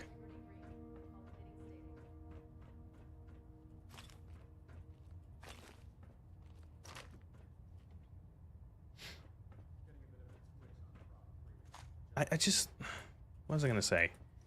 Like, why like, okay, so I'm gonna compare it to Fallout New Vegas here again, which I think is fair. I think comparing this game to other games in the series is very important, is very sensical. Because Todd plays barbarians and has the attention span of a flea. Apparently, when he plays D&D, he prefers the DM to just skip the important bits without all the intro. And it's like, but like, isn't that like the whole point of an RPG? Is like a tabletop? Is like, we're going to introduce your characters into whatever setting in the universe, and it's like, this is what your ultimate objective is. You know, whether it be to kill the Bandit King or to like, you know, to defeat the Great Lich of Boogaloo or whatever. But like, there is some sort of setting. Whatever. And it's weird because like, I'm thinking back to Fallout 4 or Fallout New Vegas, squeeze me, where Fallout 4 where or New Vegas, goddammit. Where, like, you think about all of the stuff that the courier can do for the NCR, and what do you get at the end of the NCR? Is your character is still just a civilian contractor working for the NCR. You do not become the president of the NCR. You do not become like the 5-star general of the NCR. You are like a very well-respected and well-liked contractor, and they give you the highest civilian award that they can give you because you're still a civilian. You know, you did not enlist. You did not have a rank. You know, and then even with House, like, you know, House doesn't like, you're just his lieutenant. Like, you're his second. You know, like, that's it. He doesn't like make you king of New Vegas or whatever. It's just like, ugh. See, one of those people that plays D&D for the actual combat. It's one of those things where it's like, if I've never played a tabletop game, and I wouldn't mind, like, if I was gonna play a D&D, I wouldn't mind having it be, like, a little bit of both, where it's like just like talking, but then I would also want to have combat. Like, I want to roll dice and stuff, and you know, and like do combat, but like, I want both of it. Oh, speaking of Fallout New Vegas, how popular was Caesar's Legion among the player base? Are you asking me, or do you know?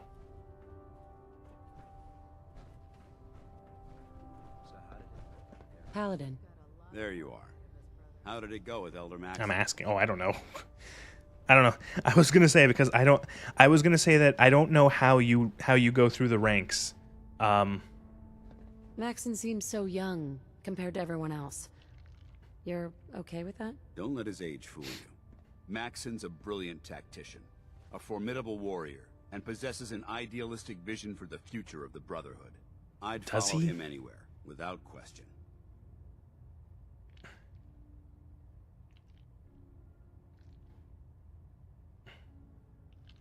Because it looks like that's the faction that survived. That's fucking nuts. If the Fallout TV show nukes the NCR into oblivion, the Brotherhood of Steel are a bunch of clown fucks, and of all factions, Caesar's Legion survives. It's like, I'm happy with them being like, oh my, it's, you know what it is? They want good guy, bad guy. They want someone who's an easy faction to hate. Like, you know what? If Caesar's Legion is in the Fallout show, they will be a caricature of themselves. It's like Caesar's Legion was like evil and they were bad, but they felt like a serious threat. You know what I mean? Like they felt like a group of like they were fucking scary because they were everywhere. They had infiltrators everywhere. They were sneaking across the Colorado. They were fucking razing towns and crucifying people for fucking miles. They were frightening. They were taking people as slaves and all this shit. They were scary. Sure, they looked like a bunch of fucking Rome cosplayers, but they were scary.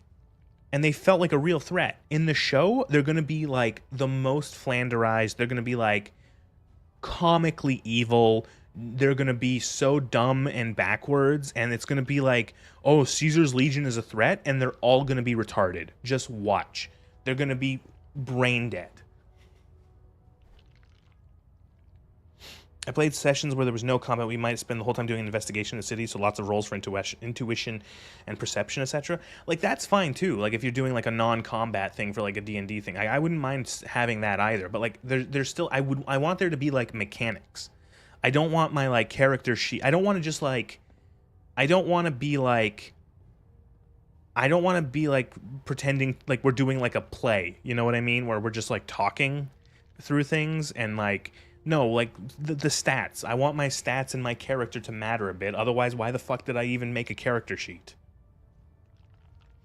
They also felt reasonable, though. They had a philosophy, and at the end of the day, it did make sense, and they were proven to make... Yeah, again, you can't move a character around... You can move a character around... No, but, like, yeah, again... Or if you wanted to just argue, like, they're, like, very much the embodiment of, like, might makes right. Where it's like, yeah, okay.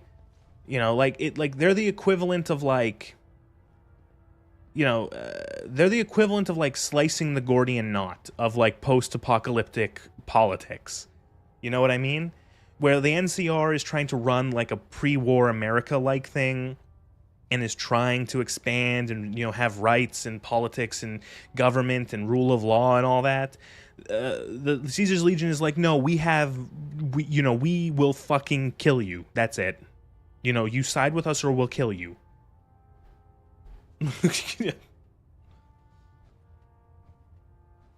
Why are you so confident in his abilities? A decade ago, the Brotherhood had almost gone completely astray. The Elder before Maxon sent us down a path that was leading nowhere. He was more concerned about charity than the preservation of technology.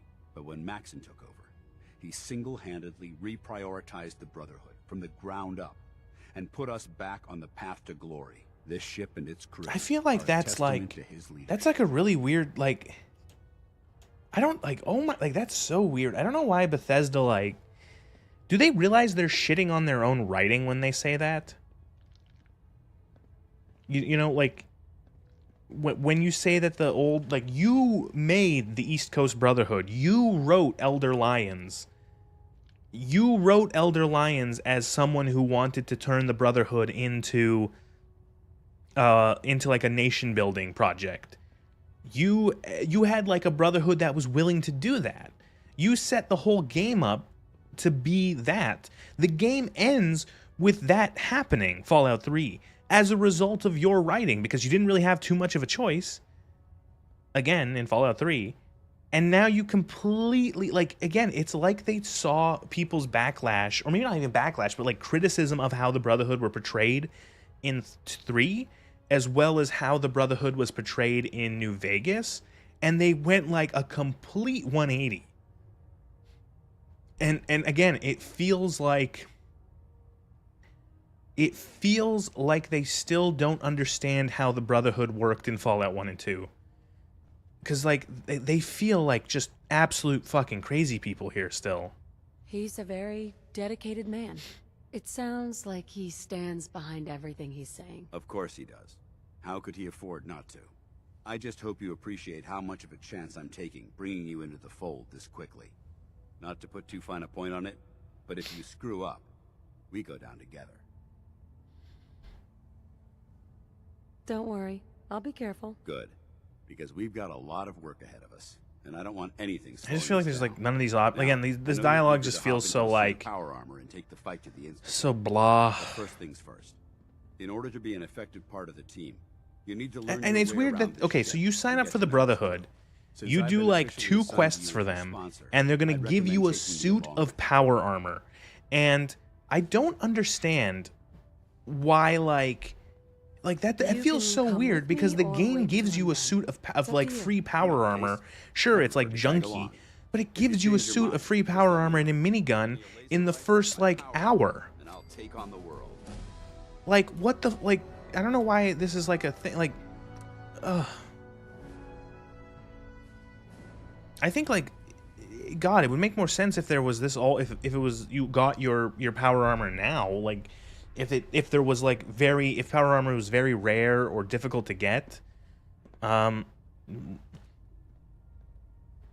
See, that's the thing that kind of rare. We don't have many functions. Here's your new, yeah. The newbie gets like, the person who's been here for like 25 minutes, like, you know. And like, what if I said like, no, I'm not a power arm. I fight like better on foot. I'm stealth. I do sneaky, or something. Like, I don't know. I don't know how to use, and like that was another thing too, where again, it's like, why does my character know how to use power armor? Like, the way that power armor worked in Fallout 1 and 2 was that it was rare.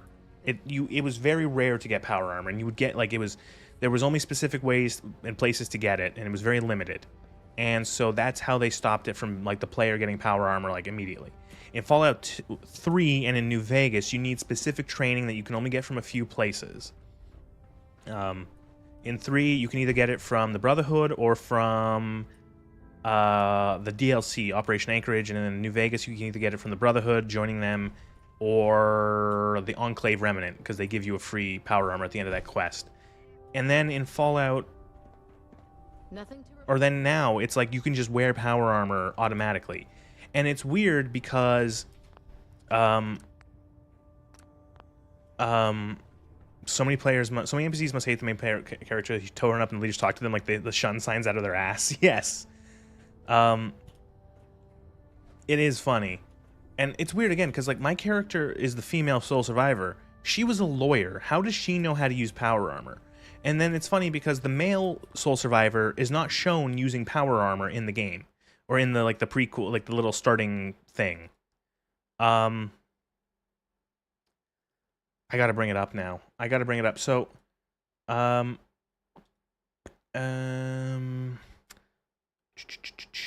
Fallout 4 Nate war crime. So Emil Pagliarulo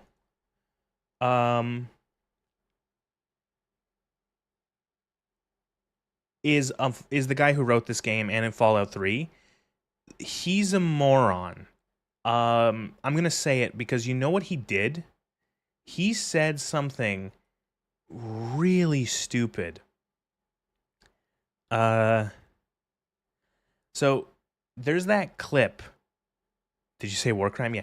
Okay, so if you don't remember the Fallout 1 intro, the Fallout 1 intro has a scene where 2 US power armored soldiers in annexed Canada, one of them summarily executes a prisoner by shooting him in the back of the head, which is a war crime.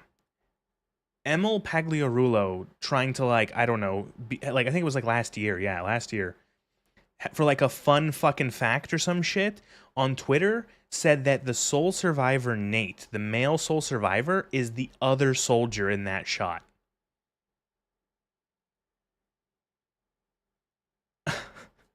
Because there's 2 power armor soldiers. He's not the one who shoots the guy. He's the one who stands there and watches as his fellow soldier executes a prisoner of war by shooting him in the back of his head while he's on his knees.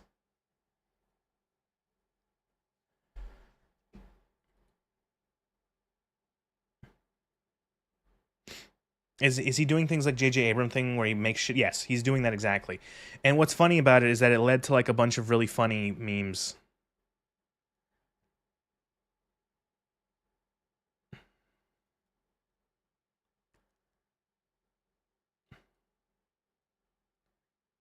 in 2075, United States veteran Nate was asked what it felt like to take a human life.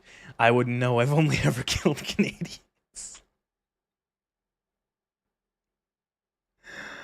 Oh. Like, what an absolute fucking moron. And that's the man who wrote this game. Like, and how do you not think about that? Like, you do realize that makes him look really, really bad. And the thing is that that's fine if you want to do that. But, like, I don't know, like, trying to put it as, like, a fun fact makes them feel, I don't know.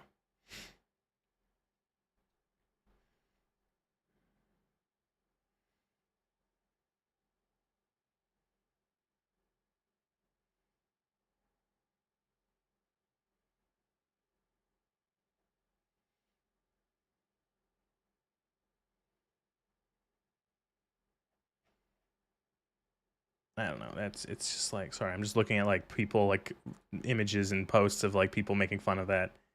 What a moron. What an absolute fucking moron. How can you tell they're Canadians? If they run, they're Canadian. If they stand still, well, they're disciplined Canadian. Door gutter on a vertebrate, yeah. Oh, jeez.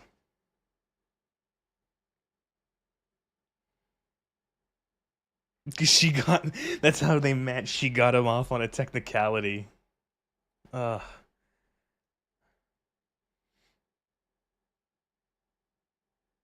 Sorry, I have no other way to show this meme. It's completely irrelevant, but I just want to show it because I think it's funny. It's not even a meme, really. It's just like, I saw this the other day. And if anyone owns a cat, they probably know this. Cats don't even unstick their claws out of things anymore. They will just sit there with their claws stuck in a blanket and look at you like this until you unstick it for them. Nobody wants to work anymore. Shake my head. I thought that was funny because I have that experience a lot.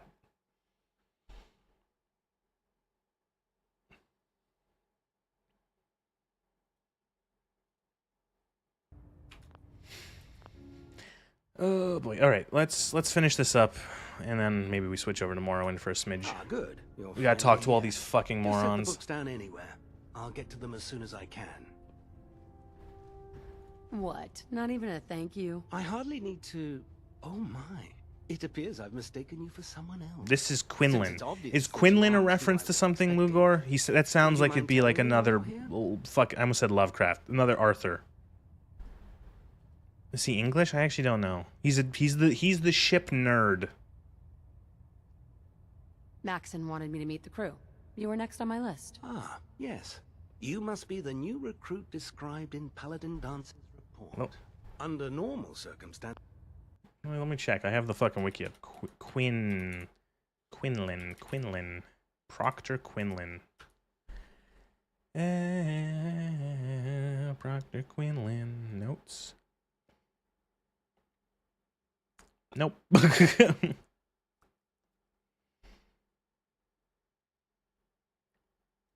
Nothing interesting.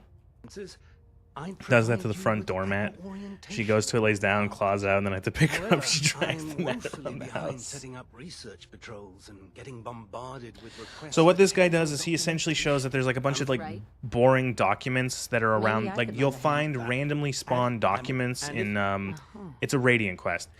Like you'll open a random thing and it will be fucking like a technical document, and then you get it, and all you do is you turn them in for I think caps and XP. That's it. Glad you finally stopped by, soldier. Are you ready for your medical exam? This is nothing but like a shitty medical exam. Sure, go right ahead. All right. I'm going to ask you a series of medical-related questions, and I'd like you to answer me to the best of your ability. First question. As a child, were you ever exposed to radiation? This man's head is for an weird. Extended period of time? There wasn't that much radiation around before the bombs fell. Before the bombs? Quinlan is your husband. What? Let me check my notes. You were a vault dweller? You're probably healthier than anyone else aboard. Anyway, sorry I missed that in your records. Just going down the list of questions. I'm sure you understand. Okay, second question. Have you ever had or come in contact with a person confirmed to be carrying a communicable disease? What? I don't. Never been What? seriously sick in my life. Good, good. I don't know. Third Like, why question. that answer? Please That question is so broad. honestly. Have you Have you ever sexual found? relations with any Have you species ever been considered anywhere near anyone who's had a cold or like the flu? It's like maybe, I guess. No, never have. Very well. Last question. Would you have any problems pulling the trigger on an enemy of the Brotherhood? whether Seems they're like a human, switch or formerly a switch, a human, stretch, or machine? Plagueling. But I appreciate the research.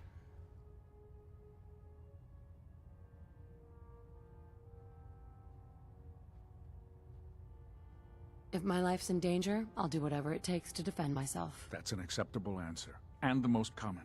Excellent. I think I've got all the information I need.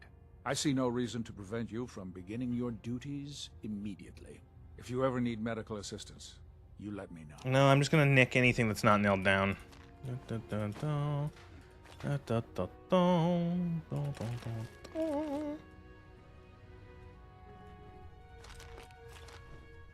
I feel like it's a weird thing that they allow you to just like take anything from here. Good to see you again. I don't think they. I think they should make this shit still like theft technically.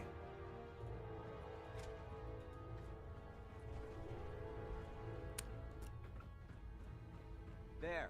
Oh, this lady. She's voiced by the. Is it the lady? Who was the lady from the other day? Plagueling from. It was Kari something. The we had the whole thing of like I recognized her voice. It's this lady. So, you're the new recruit I heard about. Not what I was expecting. What were you expecting? The last batch of recruits we took on were Wasteland. This lady is she has like 800 different voice roles in games and They anime. were desperate and looking for an easy out. You look like Where I recognized her from Anyway, was you she's came the down to Jedi, the female Jedi Knight from My SWTOR name's from the Ingrid, Old Republic. And this lovely little grease pit is where you'll usually Kari find me. Walgreen, If your power Walgren, armor's yeah. too tight in the crotch, the Pridwin's about to crash into the ground, or a robot's gone haywire, you come see me. Sounds like you have a pretty full plate. Plate. Hell, I have a whole table's worth of duties around here. There isn't a day that goes by on this tub without 5 or 6 things breaking down. And since I'm stuck in this rig, I'm not quite as spry as I used to be. The work tends to pile up. So she's missing her legs. You feel like telling me how you ended up that way? That's a little personal, don't you think? All right. Forget that She was the weird deer herder, yeah. Anyway, I'm sure you're here to get your hands on some power armor. There's a pretty decent... Yeah, Oh, whatever. okay. Shut up, give me the armor. If you'll excuse... I don't, okay, so like, how does the suit, like, she's missing her legs from her knees down. I feel like this suit wouldn't work without legs, though, still. You know what I mean? Because it's like, the suit isn't, I don't know, like, that... that doesn't make any sense to me. You know what I mean? Maintenance fixes keeps getting longer and longer. Like, how would she be able to how does she move that? FLCL? I don't even know what that is.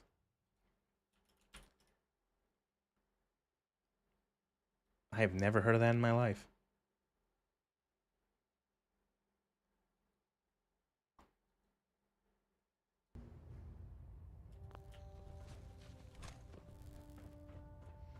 Is this mine? Which one's mine? This one's mine, because it's green. Patient sickness. Step forward, Knight. Even though they've locked me Anime, in very this trippy blasted show. cage, Okay. I promised that I Alright, so this is your merchant. Why are you in there? I'm glad you asked. And this is the stowage depot. And Alright, yeah. Buy them? Since when does the... since someone dropped a whole bunch of bombs and blew up every single factory that manufactured weapons and ammunition. Keeping the Brotherhood supplied takes caps and everyone contributes to the cause. Oh, why do they say stupid things like that? Bring me. Yeah, I'm mostly interested in weapons, but I'll take I don't know what I don't know. Of course, if you're just looking to make Has Bethesda, has anyone at Bethesda actually ever played the original Fallout games 1 and 2 before they made these games? Have they ever even played them? Because one of the things you see is in Fallout 1 and 2, especially 2, is people rebuilding crap. They don't just live in shitty shanty shacks forever and only salvage shit. Like, why the Brotherhood has an enormous flying base and they can't make an ammo press? You do realize you can make that shit by, like, hand, right? Do these people know how you can, like, reload bullets? You can take the empty cases and fill them with new stuff. Like, if you have to, you can make it. You don't even need brass. You can make cartridges out of steel. Like the fact that they're like, oh, every factory has been destroyed. So what? No one makes a new one? You guys can't make a fucking. You have like a bunch of people who are like your low-level scribes and peons. Have them reloading, like have soldiers collect their empties after a battle and fucking bring them back to reload. Also, you guys use fucking energy weapons mostly. Can't you just like recharge the batteries? I could use some extra caps. You need them. Mm-hmm. And since I'm stuck up here, right after you're. In the meantime, if you ever need... That's the reason I found... Proctor Tegan. Is make it a... What can I get for you make today? it's basically a prosthetic? Okay, so it's just whatever. They hand-waved it away. All of my weapons are mission ready. I even bother making it a problem. Just don't mention this shit, Bethesda. Well, like, I can believe that, like... But, like, that's the thing, is that... Go back to the first Fallout game. You know who was a group in the very first Fallout game? There's this group. They're called the Gun Runners. And do you know what the Gun Runners do? They make guns. Like, that's the thing, is, like, it doesn't take too much to, like, you can make new guns, and especially, that's the whole thing, is that, like, it gets expanded in, like, New Vegas. The Gun Runners have fucking, the Gun Runners have old world blueprints, and they have machines. They can, like, you can make it or rebuild, like, a lathe. You can fucking, you know, all you need, and, like, it, and, like, what? Did all of, like, the what's it called? Did all, like, steel blanks just, like, disappear after the war? No one, you can't find, like, blank steel anywhere at all. You can't make any more, ever. It doesn't take, like, if people in, like, the medieval ages could make steel, we can do it in the post-apocalypse. It doesn't take much to mine iron and to, like, put it into a furnace. You know? And to turn that eventually into steel. And then you just have to fucking... You get a blank and you turn it into a barrel and you've almost got a gun. I know I'm over-exaggerating, but...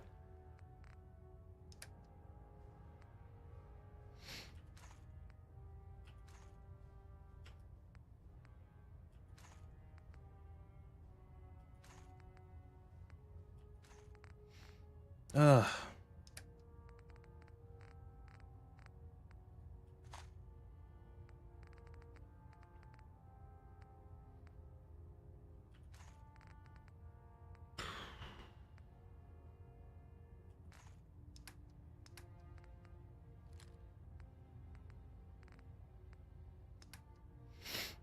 Yeah. Do you want this dog food?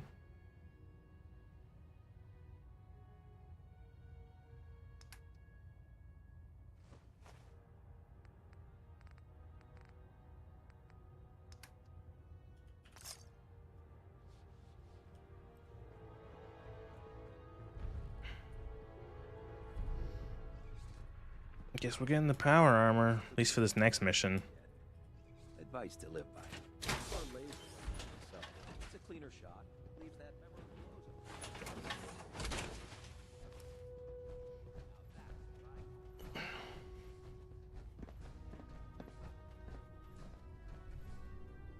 Yippee. Yippee. What time is it? I don't like this game. If you didn't guess, I don't like this game. It's becoming more and like more. Just this game is becoming annoying. Hang on, quick props to Bethesda. Why?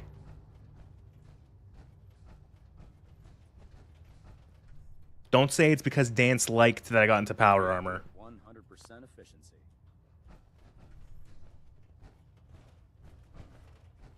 Oh, okay. I will say, it's like, if I wanted to grant one thing about how this game, I'd say it's like, honestly, it's a double-edged sword what they did with power armor. First of all, I think it's a better implementation that power armor is like this big hulking suit of shit that you have to hop into.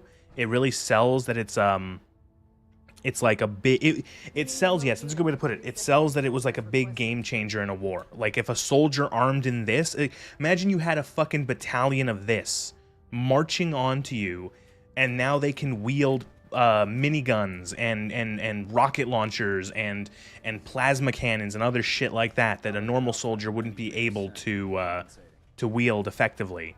And yeah, I could see how that changes a war.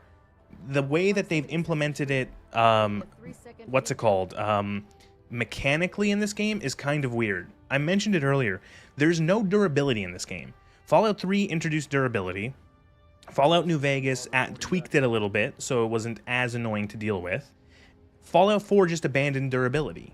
None of your weapons or armor have durability, except power armor. Power armor has weapons and durability. Look, it has, you can't see, oh, there it is, health. So you will lose your power armor eventually. Like, it will start taking damage. It feels bizarre as like a balancing act.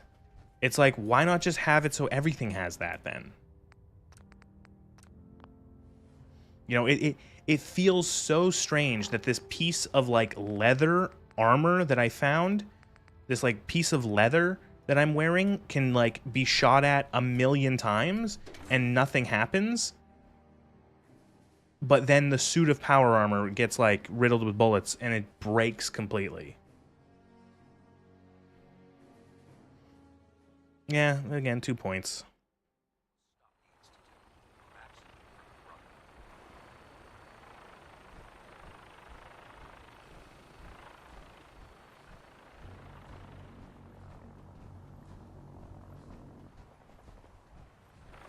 Is there a chair in here I can sit down on? I want to advance time till it's next morning. Of course, you cannot sit in a power armor.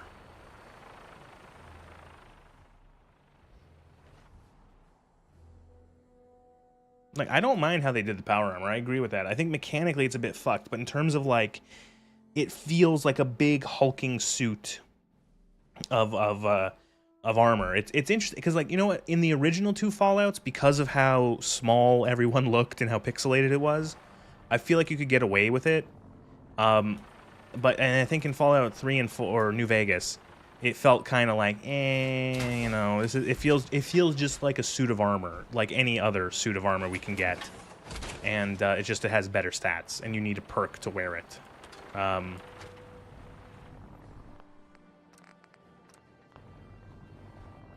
that you've familiarized yourself with the Pridwin's crew, are you ready for your next assignment, sister? Don't call me sister. What's the assignment? What sort of assignment are we talking about? The kind of assignment where all of the training you've done finally begins. What to pay training? off. You haven't Let's get trained right to me. it then. Shall we? Take a look over there. That's Fort Strong. And it's infested with super mutants. Having those aberrations of nature close enough to smell is making me sick to my stomach. To make matters worse, they're sitting on top of a massive stockpile of Fat Man shells we could use in our campaign. I want you to head over there, wipe out everything that moves, and secure that stockpile. Understood? Faint brown smear, Fort Strong. Consider it done. Look, I realize you're eager to take the fight to the Institute, but it'll have Listen, to wait. I'm here to do The this Brotherhood quest, cannot and allow then I'm these moving on. abominations to have a nuclear arsenal at And then their we're gonna, fingertips. I don't know, I'm It'll still be a gonna do it in the pleasure order. to exterminate that mutant filth. Now, we have a vertibird. I'm gonna be really, really picky fully here. armed and ready to depart. Hit Use me. it to carry our message to Fort Strong and wipe those dirty mutants from the face of the earth. Dismissed. They would not be fat man shells. Yeah, you don't even have to finish that sentence. Yeah, they would not really. They would not. I would not call them a shell because that's not how a shell works.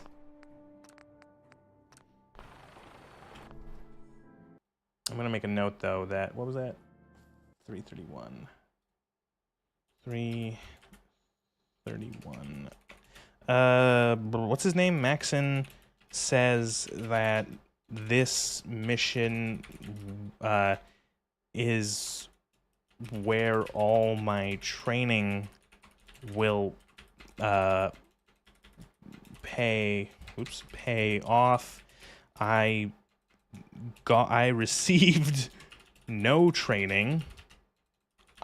I joined the boss like 40 minutes ago and just got a tour of the blimp and free armor.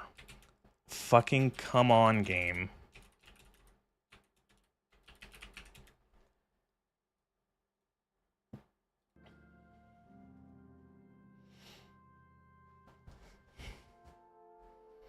Note, he does have a bitching coat. Burn the hair to kill the mutant. Yeah, purge the unclean, dance subtle. Yeah, he's very like it's very this again feels very like Warhammer coded. Like I said it already. They feel like this Brotherhood of Steel, the Fallout 4 Brotherhood of Steel, feel like a low rent Space Marine chapter.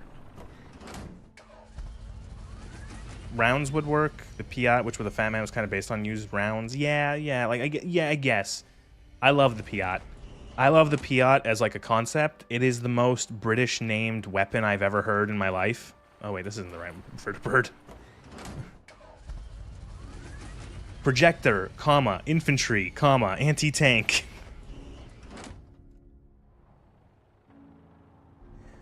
What a good name. Wait, which gunship are we supposed to board? Are we supposed to? I thought it was this one. Is it one down in the airport?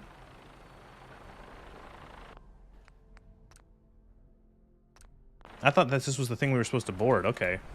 Whee!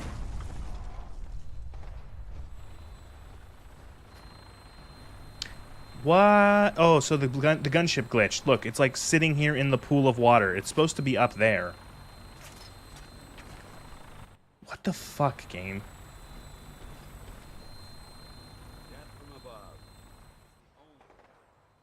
Welcome aboard, Knight. Instruments are green, and we're cleared for release. Game will explode? Yeah, probably. It'll be funny, though. I predict there'll be some fuckery with Dance like he's secretly a mutant or shit. I thought we explained that. Maybe you missed this, but he's a synth. That's the thing. Dance is a synth.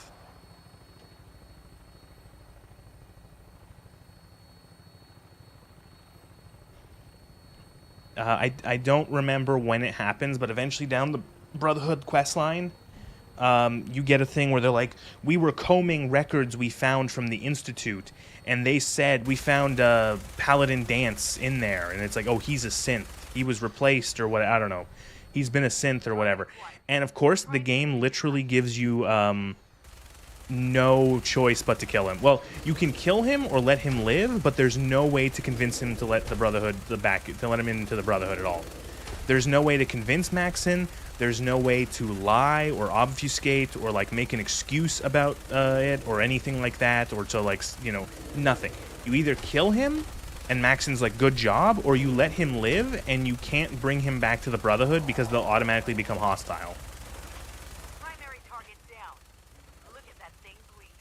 I'm gonna find a place to set her down, then hightail it back to the Printwin for repairs.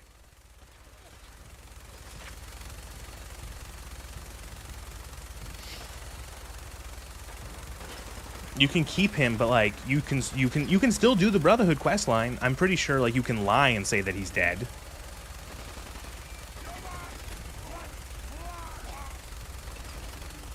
Oh yeah, we are killing him though, because it's funny.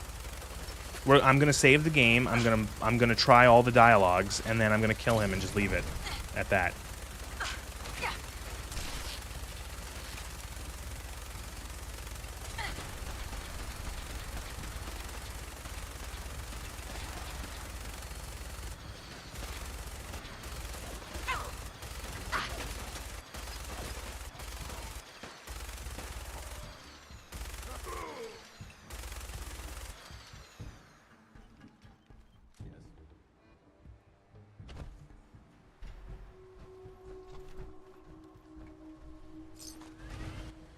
Actual fucking miniguns aren't this accurate. Yeah, I know.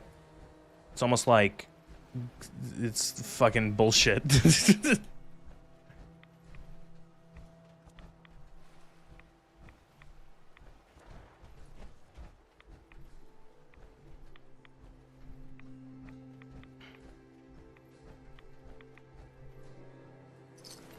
think the ledge fell into the water. Okay, it's a good thing you were looking, because I wasn't. The Fallout 4 assault rifle, the ugliest thing they've ever made.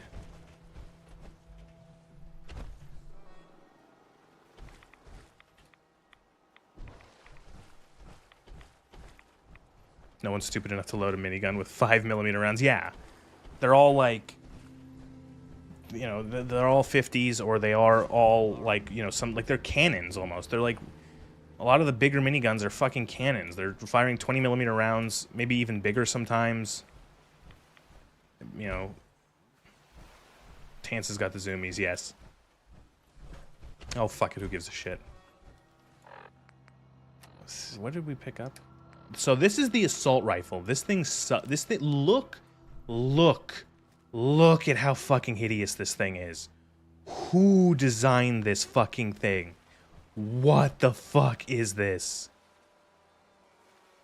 So, this is the assault rifle in the game, and there's been a lot of, is that a Maxim gun? It's like a Maxim gun or like a Lewis gun, but with like a stick mag. It's got that huge, like, it's a water-cooled jacket. Like, look, it even has you can see it there. That's a plug to open it up, to fill that radiator with water, because it's water cooled. According to some of the art, and like some of the official artwork stuff, there was going to be 2 different other assault rifles in the game. There was going to be the Chinese assault rifle, which was like the AK-like thing that you see in Fallout 3, as well as the classic assault rifle from Fallout that you see in Fallout 3 and the previous titles, which it looks like a G3. Or a G3 or like a FAL, kind of like a little bit of both. So those 2 were going to be in the game, and that this fucking monstrosity was going to be essentially like an AR, an assault rifle made for power armor soldiers, is what they wanted to do. But those other guns got scrapped, and then this gun just became the assault rifle.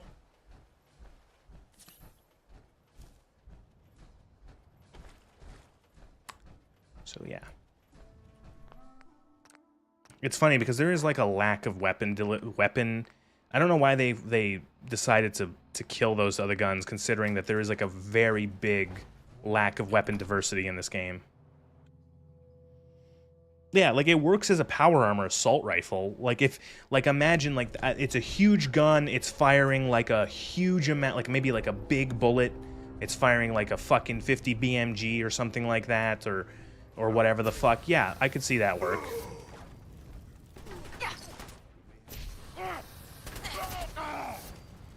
Okay, this game has literally just become, it's a 40K game. I'm a space marine shooting, we're killing orcs with a flamer. How do you scrap an AK? It's not like there's, I don't know, like they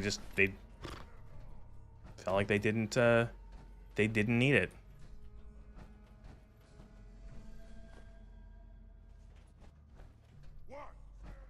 I'm clearing a Space Hulk. Yeah, it's Space Hulk right now, pretty much.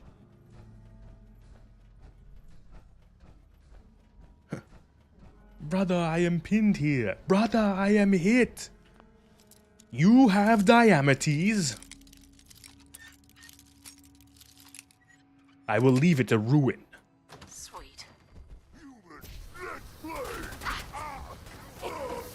It is the Bane Blade! God, I love that fucking game.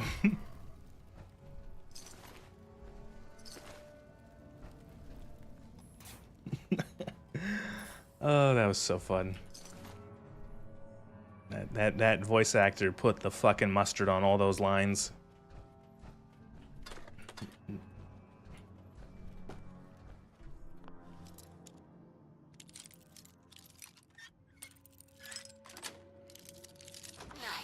I really liked those games. I thought those were cool. Those games were really cool. As someone who really enjoyed,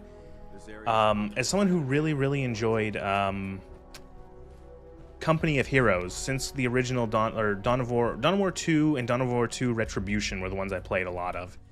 I remember I played a little bit of 1, but as someone who really liked Company of Heroes, since they were made by Relic, it's like, oh, this is Company of Heroes, but just Warhammer 40k. This is cool. And I think that those games were probably my first, I was going to say that Dawn of War 2 and Dawn of War Retribution were probably my introduction to the 40k universe. I'm pretty sure. So, like, I thought that shit was so cool. I'm like, oh, this is cool. I've never heard of, like, Warhammer before, or 40k. And the game is great, and I love the Company of Heroes. I like RTSs. I miss RTSs, rip. I like the pin mechanic in those games. I really think that was always cool. I liked the idea of, like, a machine gun being able to pin infantry is a really cool thing. I think that, and the fact that, like, in both, I think it was like that in Dawn of War, where vehicles were actually, like, meaty. One of the things I really didn't like about a lot of, like, other RTSs is that everyone kind of just had, like, the same health. It's like, it didn't matter if you were infantry or if you were a tank, everyone just, like, died quick. Where in, like, in those games, like, you had a tank and you needed, like, heavy weapons to take out a tank. You know, you needed to have someone with, like, a fucking, like, a plasma gun or a melt-a-gun or some sort of, like, heavy weapon, heavy explosive weapon or whatever to actually take out, like, an armored vehicle, which I'm like, I appreciate that. He's the Bane Blade. Do you play Space Marine 2? Oh, I thought wasn't looking. Did you play Space Marine 2? If you did play through Dawn of War, I don't think anyone would watch that though, so, other than you. I did play Space Marine 2, and I thought it was fine. I think what I found absolutely amazing about Space Marine 2 was how a game like a sequel, like, what, 10, 15 years later, was literally the same game in almost every single way. It was almost impressive. If you've never played, Space Marine 1 and 2 are almost identical in how they play. It's insane. And not just that, but in how the story, like, what's it called, plays. Like, the game starts and you're fighting one enemy, and that enemy is like a horde enemy, where in Space Marine 1, it's the what's it called? It's the orcs. And then in Space Marine 2, it's the Tyranids. And then in the second half of the game, you're fighting Chaos Marines. Or like the last, like, third of the game. You're fighting Chaos Marines. It's like the same thing, except they're just like a different flavor of Chaos Marine in 2. They're the Thousand Suns in 2? I think in Space Marine 1, they were like a made-up chapter, but then I think they're the Thousand Suns or whatever. The ones who are all ghosts. Found it. Gaunt's Ghosts, first and only. Introduced. Huh. Never heard of that. Yeah, I had no idea when I was playing those Dawn of War games. Like, I didn't know what the fuck. I had no fucking idea what Warhammer 40k was. I'm like, this is cool. I'm like, oh, there's like all these factions and shit. And this is neat.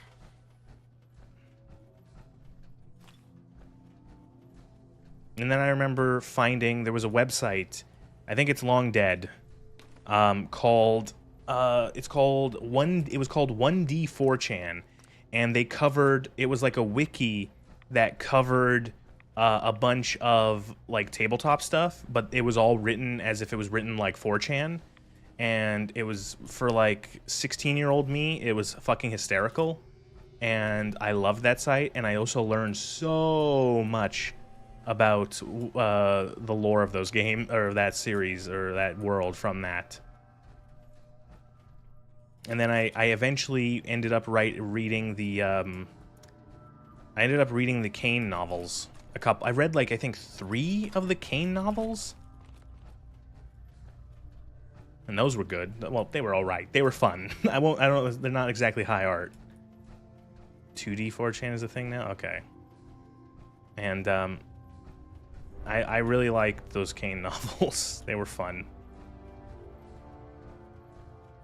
They kind of like blend in my mind. There was one okay, I'm trying to remember. So there was one where Kane is on a planet and there's Tau there. And then they find out that there's a gene stealer cult. And that's what the big enemy is. And then there was another book where they go to a planet that has like what is it, Promethium? Like a Promethium refinery. And underneath it, the one with the diplomats and the gene stealers, yes. That was the first one I read. Then the second one was the one with there was a Promethium factory or refinery, and they find out that there's orcs there, but underneath the refinery is what's it called? Is like a Necron lair. And like a Necron crypt, tomb, whatever. And they end up what's it called? They end up like destroying the facility to essentially crash it down onto the Necron tomb before it like wakes up fully. And then the third one I read was a chaos cult somewhere, some sort of like chaos cult, and the planet was tidally locked, and so that the one side is like a scorching desert and the other side is a freezing dark hellhole, and so Kane and his regiment of like that he's assigned to, which is all like the specialized winter soldiers, are on the dark side, and then there's another commissar who has like leading a regiment of like ones who are specialized in like desert warfare, and that along the strip of like the border between is like the habitable zone, and it's all like built up, and then I think like, is that the one where he like faces down like a demon even though he's like shitting his pants? Because like he's got like, you know, if we want to talk about special stats, he's got like a 9 charisma and like a 9 luck. You must hate these mutants as much as I do. I was just doing what Elder Maxon asked. No more, no less. Well, it's good to see you dealt with them the Brotherhood way. These monsters. Yeah, I don't know. Like all those, they kind of like, I read them probably all very close to one another, and so and like years ago now, so they kind of just, it's all just like one thing of him being the most cowardly badass in the Imperium. Getting the upper hand. Along come the synths. I've seen what these super mutants do to people. Can you imagine what the synths would do to us? Yes, that's what it is. Yes, I remember that. Yeah. It would be Armageddon repeated, and maybe the end of everything that we hold dear. Look, I don't mean to bore you with my rhetoric. I just want you to understand how you do bore me with your rhetoric, Dance. I just like I don't have anything to say about this quest because it's just like there's nothing to this quest because how long would it take for that? Like we talked about Warhammer 40k this entire time because there's nothing to this quest. You shoot the super mutants and that's it. And again, so we'd become expendable. Like it's not even difficult because like it's a fucking shitty turret section at first. And then there's just nothing. There's again no mechanical depth to the combat. It's point and shoot, point and shoot, point and shoot. 90% of the enemies die in like 4 hits, and then occasionally there's an enemy that's called like super mutant, super mutant. I'm trying to think of something funny. Super mutant scrotum, and he's got twice as much health, and it's like that's it, you know. Super mutant Grundle, and then it's like, oh, watch out for him. He's got 500 health instead of 250 health. And it's like you have to just click on him more. Like again, like it's so uninteresting. And it's not like I'm not engaging with the mechanics. There are no mechanics. There are no skills. My character is just as good using any of these guns. My character didn't need to train to use power armor. I didn't need to go and find any of these really powerful weapons. I didn't need to go hunt down or do a long quest or whatever to get this power armor. They just fucking gave it to me after I signed up to the Brotherhood 20 minutes ago. Let's be fair, there is VATS that also suck. Yeah, it's just like, I don't know. Like, and the way that the critical hit system in this game works is so dumb. I hate going with the 40 super mutant big knob. Yeah, exactly. You know, it's just like, it's so just like, I don't care. It's so boring.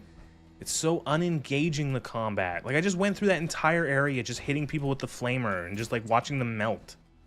And that's the thing, is that like my character is like only level 18, and they don't have any like skills or perks, really anything. I don't even have any of the big guns perks yet. Oh, no, I do. My bad. I'm lying. I have one of the big guns perks, so I'm doing 20% more damage. It's so boring. Can we sync the HMS Preggers at some point? Yes. In any of the other 3 factions that aren't the Brotherhood, you destroy the Pridwin.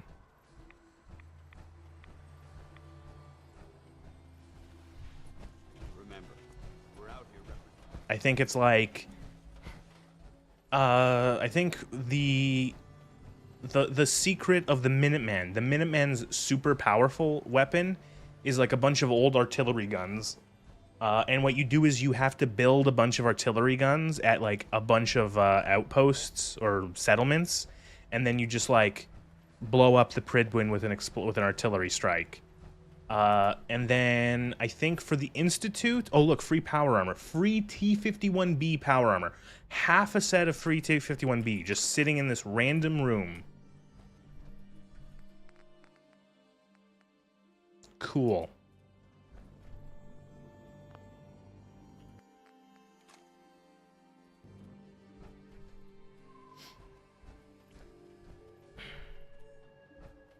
Okay, and then what I was saying, oh, the Institute's way to destroy the Institute's way to destroy, and another thing, sorry, I'm just getting straight. This power armor is like mid-tier. It's pretty good, unupgraded. That's what I don't understand. Like, I don't understand why they didn't give you like shit-ass power armor. Like, that's what they did in Fallout 3. The Brotherhood power armor in Fallout 3 is like one of the worst ones you can get.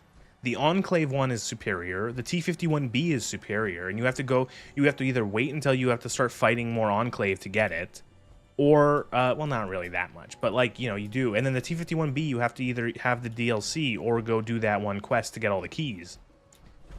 Anyway, the Institute, the way you blow up the Pridwin is you hijack, I think, Liberty Prime, and Liberty Prime shoots it down. And then I don't remember what the Railroad does, because nobody remembers the Railroad.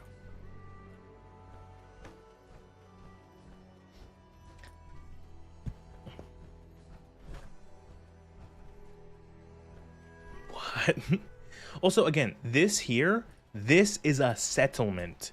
This 3 people living in a shack on this strip of fucking sand. Like, and again, they live in this hut because there's 3 beds, and like, there's no door, and there's a bunch of like broken windows. Think of how fucking stormy it gets here right on the coast. It's a changing room. Yeah, exactly. Like, that's clearly like a maintenance shed or something.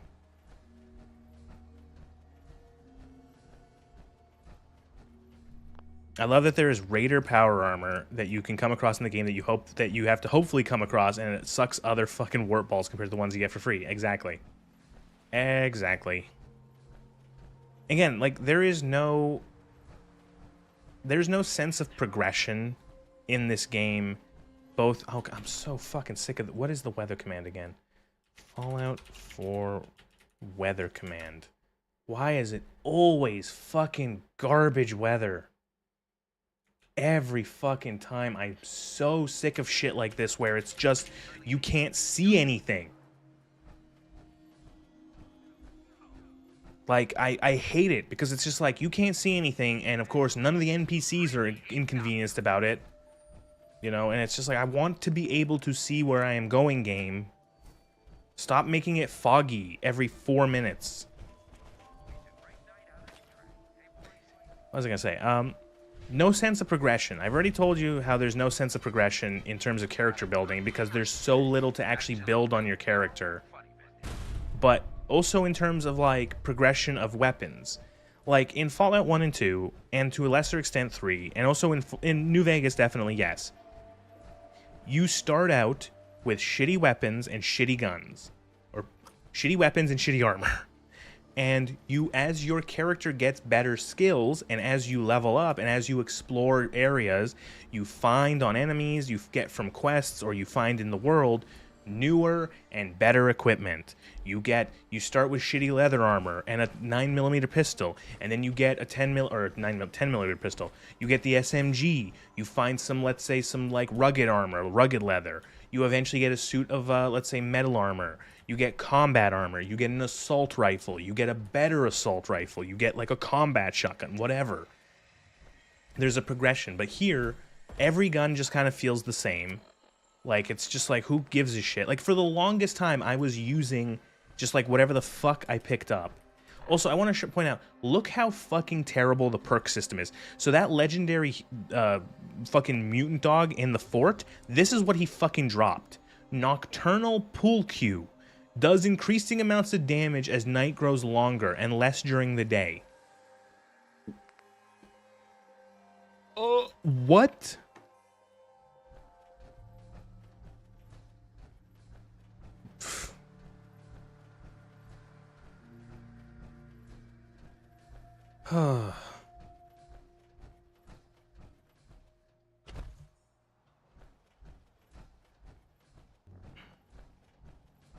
Sure been hit by that pool cue in a pub brawl before. That's an actual perk in New Vegas condensed into a single shitty weapon. Yeah, I know. That's funny, isn't it? That there was the whole, like, you do more damage at night thing. Or, like, the whole thing of, like, solar powered, where you do more I think solar powered is in the game. I think that's a perk. Somewhere in here. Yeah, there it is, solar powered. Gain 2 strength between the hours of 6 a.m. and 6 p.m.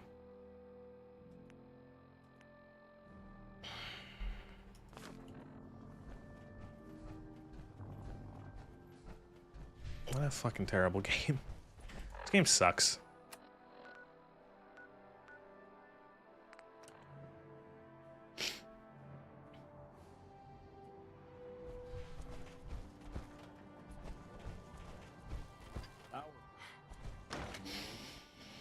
I'm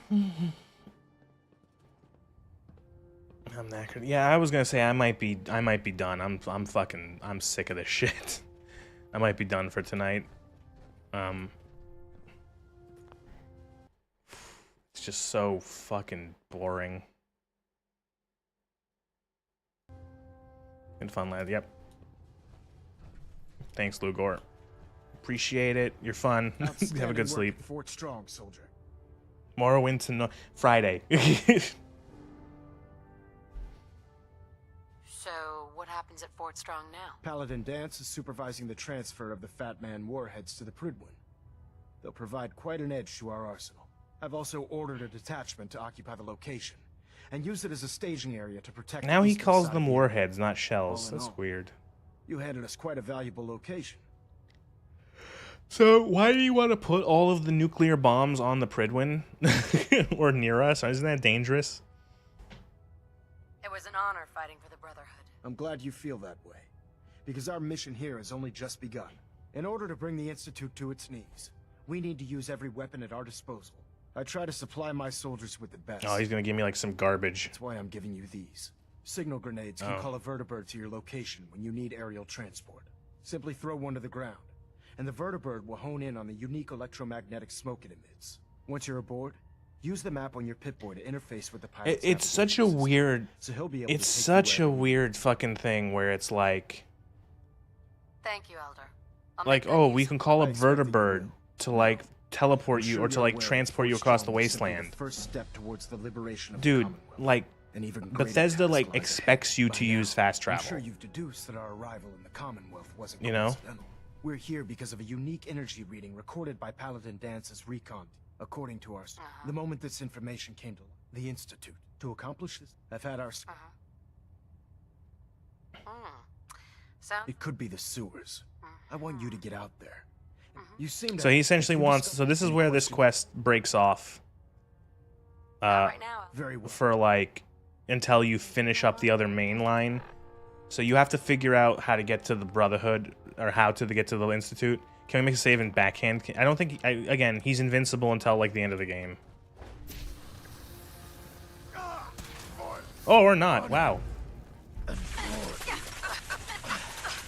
Actually, kind of surprised.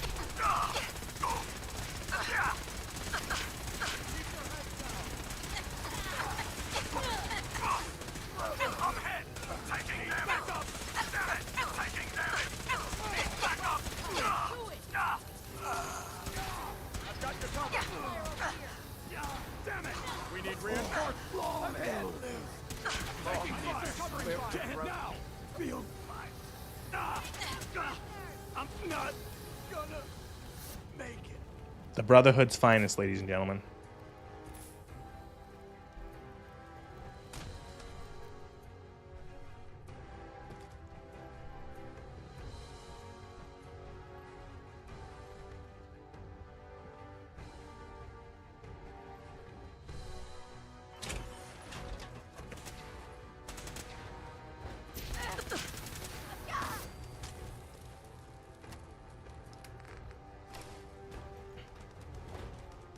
Now we are the fucking weirdo. Now I'm in charge. Alright, there you go. I'm gonna start a new game now that I've taken Dragon Age Origins behind the shed and shotgunned it. Maybe. I will I've been thinking about that. I'm like, man, I don't know what else to start. I was thinking maybe just some shorter stuff for like the next week until Silksong comes out. So you might see more one-offs or like two-off things, stuff maybe shorter games like Portal, like that kind of length where I can finish in a stream or two at the most. A WoW playthrough, yeah, that's exactly what I want, so that nobody watches the stream.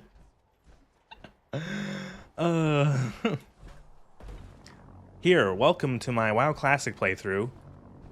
We're going to be we're going to be spending the next 2 hours completing 4 quests. View shoes. Well, it's not entertaining. It's like, WoW is so not entertaining. I don't know how a WoW streamer builds up an audience. Because it's just like, it is so bad. To like... It's such a bad fucking experience, like, watching that game. Oh, VPN to a Canadian. Oh, well. Blizzard has you there. You have to actually pay for a separate server, or for a separate account on a different server bank.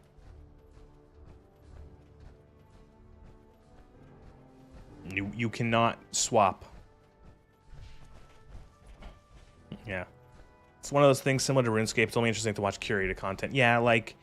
I could see, you know, wanting to watch, like if they're doing something specific, if it's like a specific raid or event, or they're doing like a challenge of it, maybe that'd be more interesting as like a stream. Otherwise, it would be more interested to watch, like, let's say, like a scripted video, like someone talking about a thing, or like an edited compilation of you know, like a whatever event.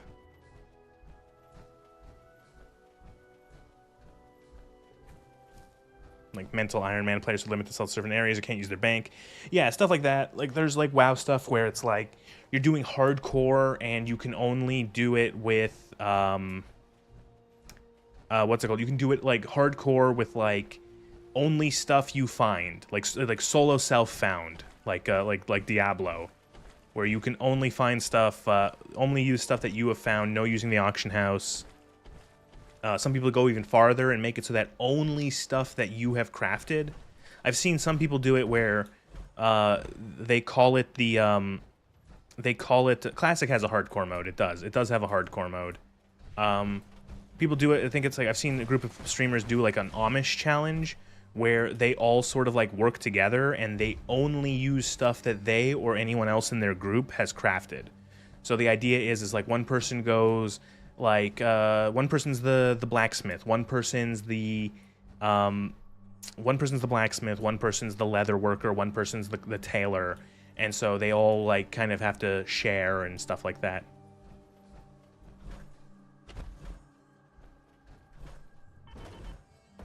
If you've been playing retail Lugor and you jump into classic, it is going to be like it's night and day, not just in terms of the visuals, but like in how different and how much slower and more waste your time, I mean methodical Classic is.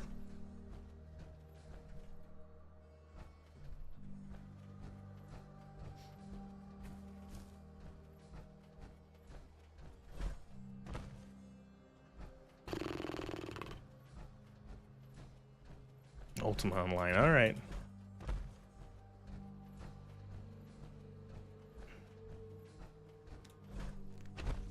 It was all a waste of time, no worries there. Yeah, fair. Oh, man.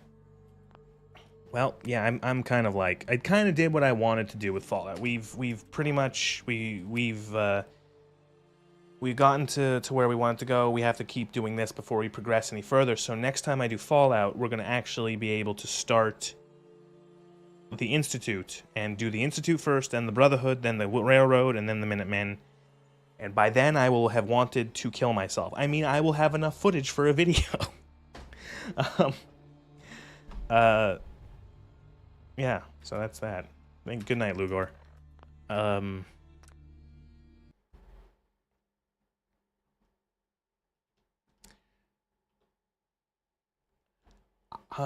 Yeah, so I was thinking, I gotta find a couple... If anyone has good suggestions for something that is a short... quick game, something maybe I could either check out for a stream or that could even be finished in a stream. Like, I don't know. I'm scraping the barrel of games that I haven't Minesweeper. Yeah, thanks. Go to bed.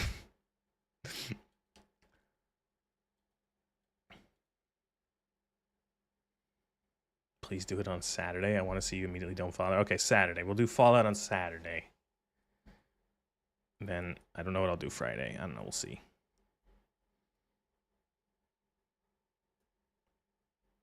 I'm 90% certain you can't kill him immediately. I think I have tried that.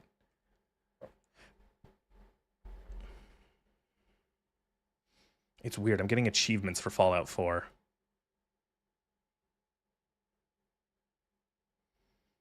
After this, I'm not going to be here on Mondays back to college. Well, good. Go to school. Do your homework. Oh, yeah. So I just looked it up. The Enclave, it was like the next Fallout Next Gen update. And they added a bunch of like Enclave shit.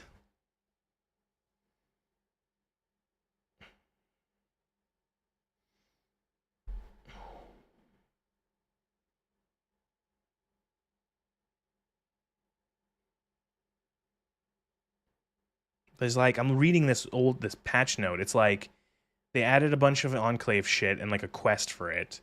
They added a bunch of like shitty makeshift weapons, 2 grenade launchers, a nail gun, a baseball bat, a saw blade launcher, and piggy bank based weaponry. Wow, really cool.